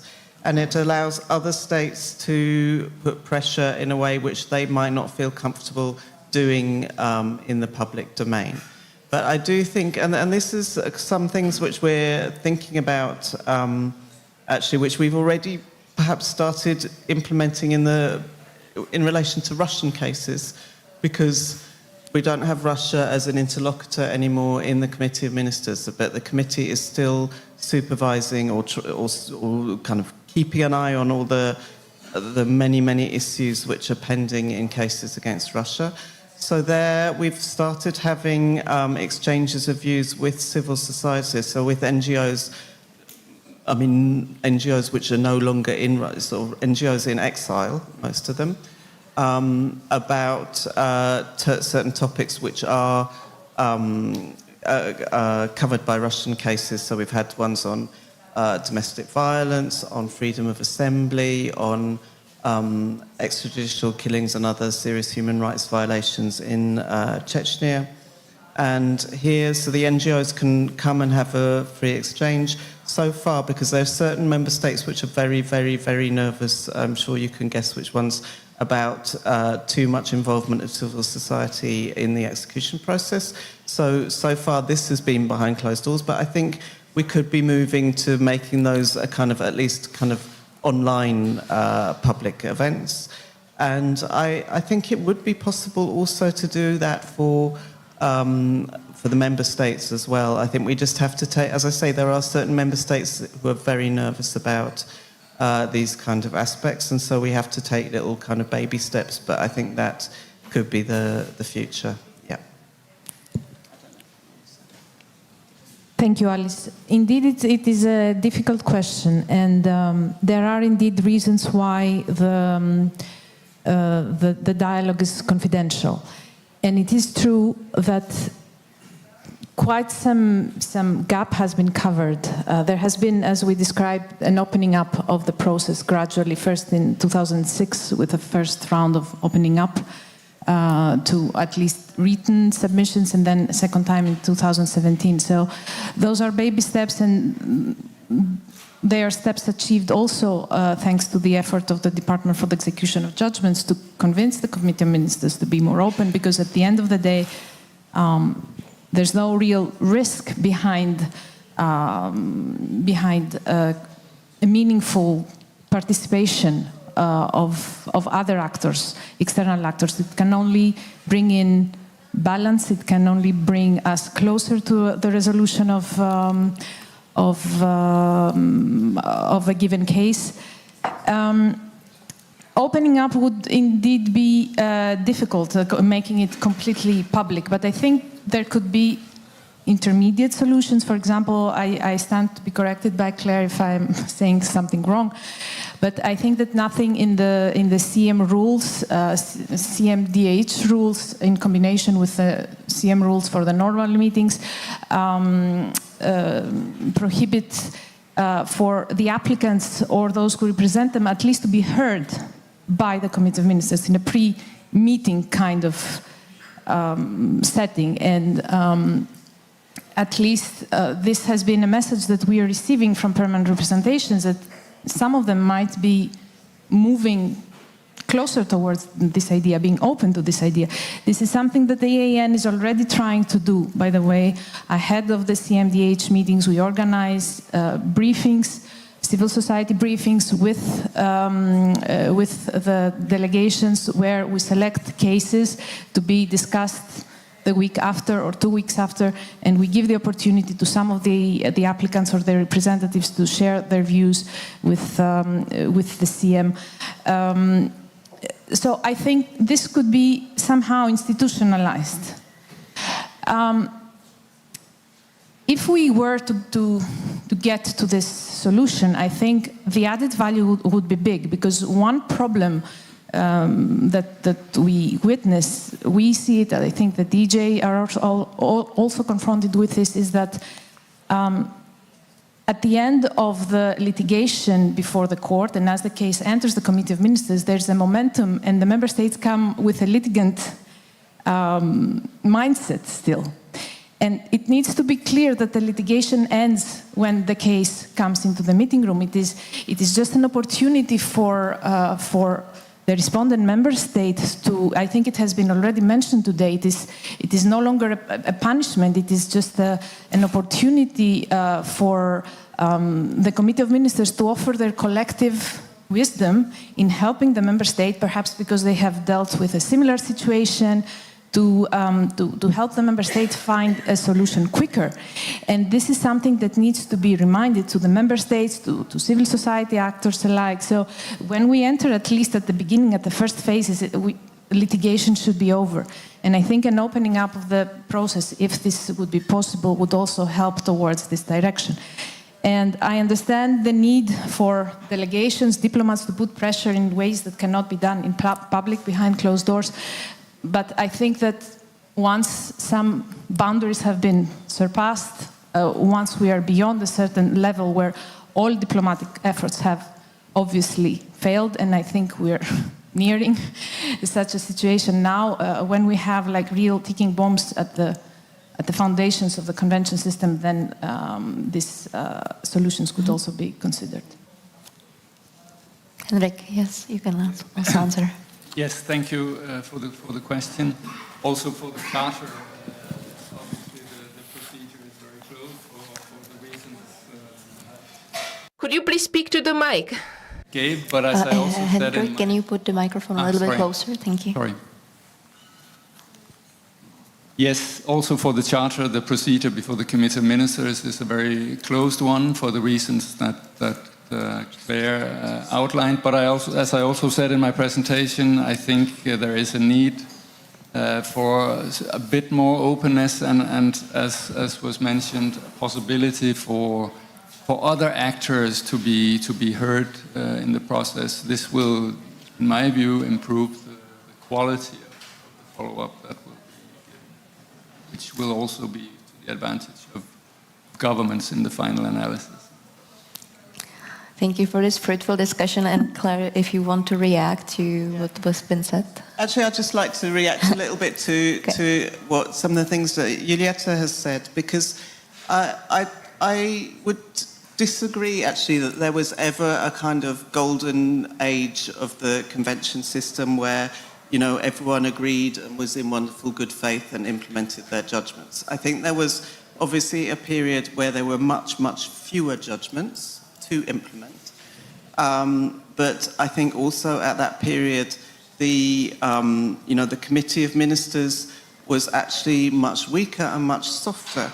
So that, for example, you saw the first interstate Cyprus against Turkey case where the Commission for Human Rights and then the Court for Human Rights it was actually the interstate case brought by a number of member states, interested states, and had found very, very serious violations of the convention committed by Turkey during the invasion and occupation of northern Cyprus. And there the Committee of Ministers' reaction was kind of, this is all terrible, but I'm sure it'll all be sorted out, under the auspices of the UN or something, and did absolutely nothing. I think now, over the years, as the committee has had more judgments to deal with, its procedure has got much more organised. There have been milestones, as Ioulietta has mentioned, about involving civil society and other actors. In terms of, I think there's also been massive improvements in terms of the way that we present information. I mean, I think that's been a huge increase in transparency through internet and other kind of IT tools like that, but also just in terms of the kind of language which we use, which is not nearly as kind of formal diplomatic kind of language, but trying to make it much more clear for an ordinary person what's going on. I think when you look at, in terms of just implementation rates, I think it really webs and wanes in each individual state depending on lots and lots of different factors. So, we saw originally with Turkey, for example, at a time when they really seriously thought that they would be admitted to the EU, huge levels of implementation. We saw really quite high levels of implementation even from Russia prior to 2014, and then obviously from 2014 onwards, they completely disengaged with the whole process. And as kind of, we heard this morning about the rule of law crisis in Poland, and hopefully now we will start getting implementation of some of the more tricky Polish cases. Same in Bulgaria, for example, with the new current government, we've seen movement. So I think it really, really depends on the political situation. It depends on the EU having a big carrot as well as the various sticks. And it just depends what the country... I mean, now, for example, Ukraine, even in the current chronic state of war and lack of resources, but because they are very interested in assistance from the US, but also EU membership, they are now really trying to reform all of their institutions, and there's a huge amount of work going on. So I think it really, really varies. I don't think we can say once there was this golden age, now it's all terrible. I think it really, for each individual member state, it comes and goes. Yep. Okay, yeah. Sorry, very briefly. No, I agree. It was not a perfect era, and now it's a completely messed up one. All I'm saying is that problems that end up today being stumbling blocks were also faced in the past without generating all this resistance. LGBTI questions, for example, have always been thorny for some jurisdictions. 30 or 40 years ago, when homosexual relations were being decriminalized, it simply did not generate all this resistance as is generated today for other LGBTI issues like same-sex unions, for example. Reputation rights were always important to people, but resolving Article 10 cases, relying on non-convention compliant defamation claims simply did not entail non-execution for 18 years in a row, as it happens today in my own jurisdiction, Greece. So I'm not saying that today everything is bad, and back then everything was la vie en rose. All I'm saying is that there were much less stumbling blocks in the past, there were less reasons to lead to resistance because there was a different attachment to the principles of the convention system, and there was a much faster and resolute response of the Committee of Ministers. And I have a very famous Greek case in mind, Stran, the Greek refineries, of how really a scrambling reaction of the Committee of Ministers helped resolve what was, for the time being, at that moment in time, one of the first stumbling blocks. That's all I'm saying. Okay, thank you for that. And I think we already have like a panel discussion here, which I really love, and we will continue, I believe, in the evening. Before I give the floor to Peter, who wants to say a couple words in the end, I will raise one more question because there is in a Slido application a question which I would like to raise to Henrik, actually, but you may answer really shortly. So there is a question about that European Committee of Social Rights probably decides in many cases, in most of the cases, they find violation. And the question is whether states, because they can expect that usually there is going to be violation found, whether they maybe don't even try to follow it because they just know that everything is going to be not in compliance with the European Convention of Social Rights, or Social Charter, sorry. I mean, it's true that the rate of violations before the European Committee of Social Rights is very high. I think we are around 75% of all cases before the committee ends up with findings of violations. But we should not forget, of course, that these cases which are brought before the committee by trade unions, by international NGOs are very well prepared, and they point to very significant and complex structural issues, which in a way I think explains this high rate of findings of violations. I'm not sure that this rate sort of explains a low rate of implementation, or that states would somehow give up in front of this. I don't think that is the case. But obviously the issues are often, as I said, complex, systemic, structural, and cannot be resolved very quickly. So I think that is probably more the issue we have. I think we've heard today some very positive examples of the Czech approach, even to some of these difficult cases, that progress is possible also in these cases. Okay. I have my microphone. So thank you, ladies and gentlemen, and I would now give the floor to Petr Konůpka. I think we can stay here for the closing remarks. Thank you very much. Thank you. Thank you. Good evening. I have a difficult task to speak after so many wonderful speakers who presented their experience and knowledge.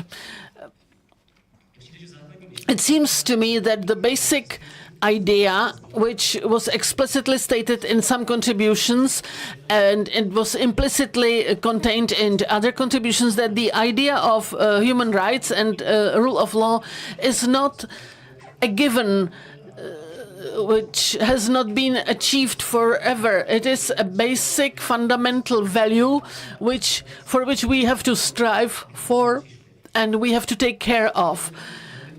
It is very important to know that human rights are not and must not be in the public discourse perceived as something which belongs to sun lovers and activists, and they are not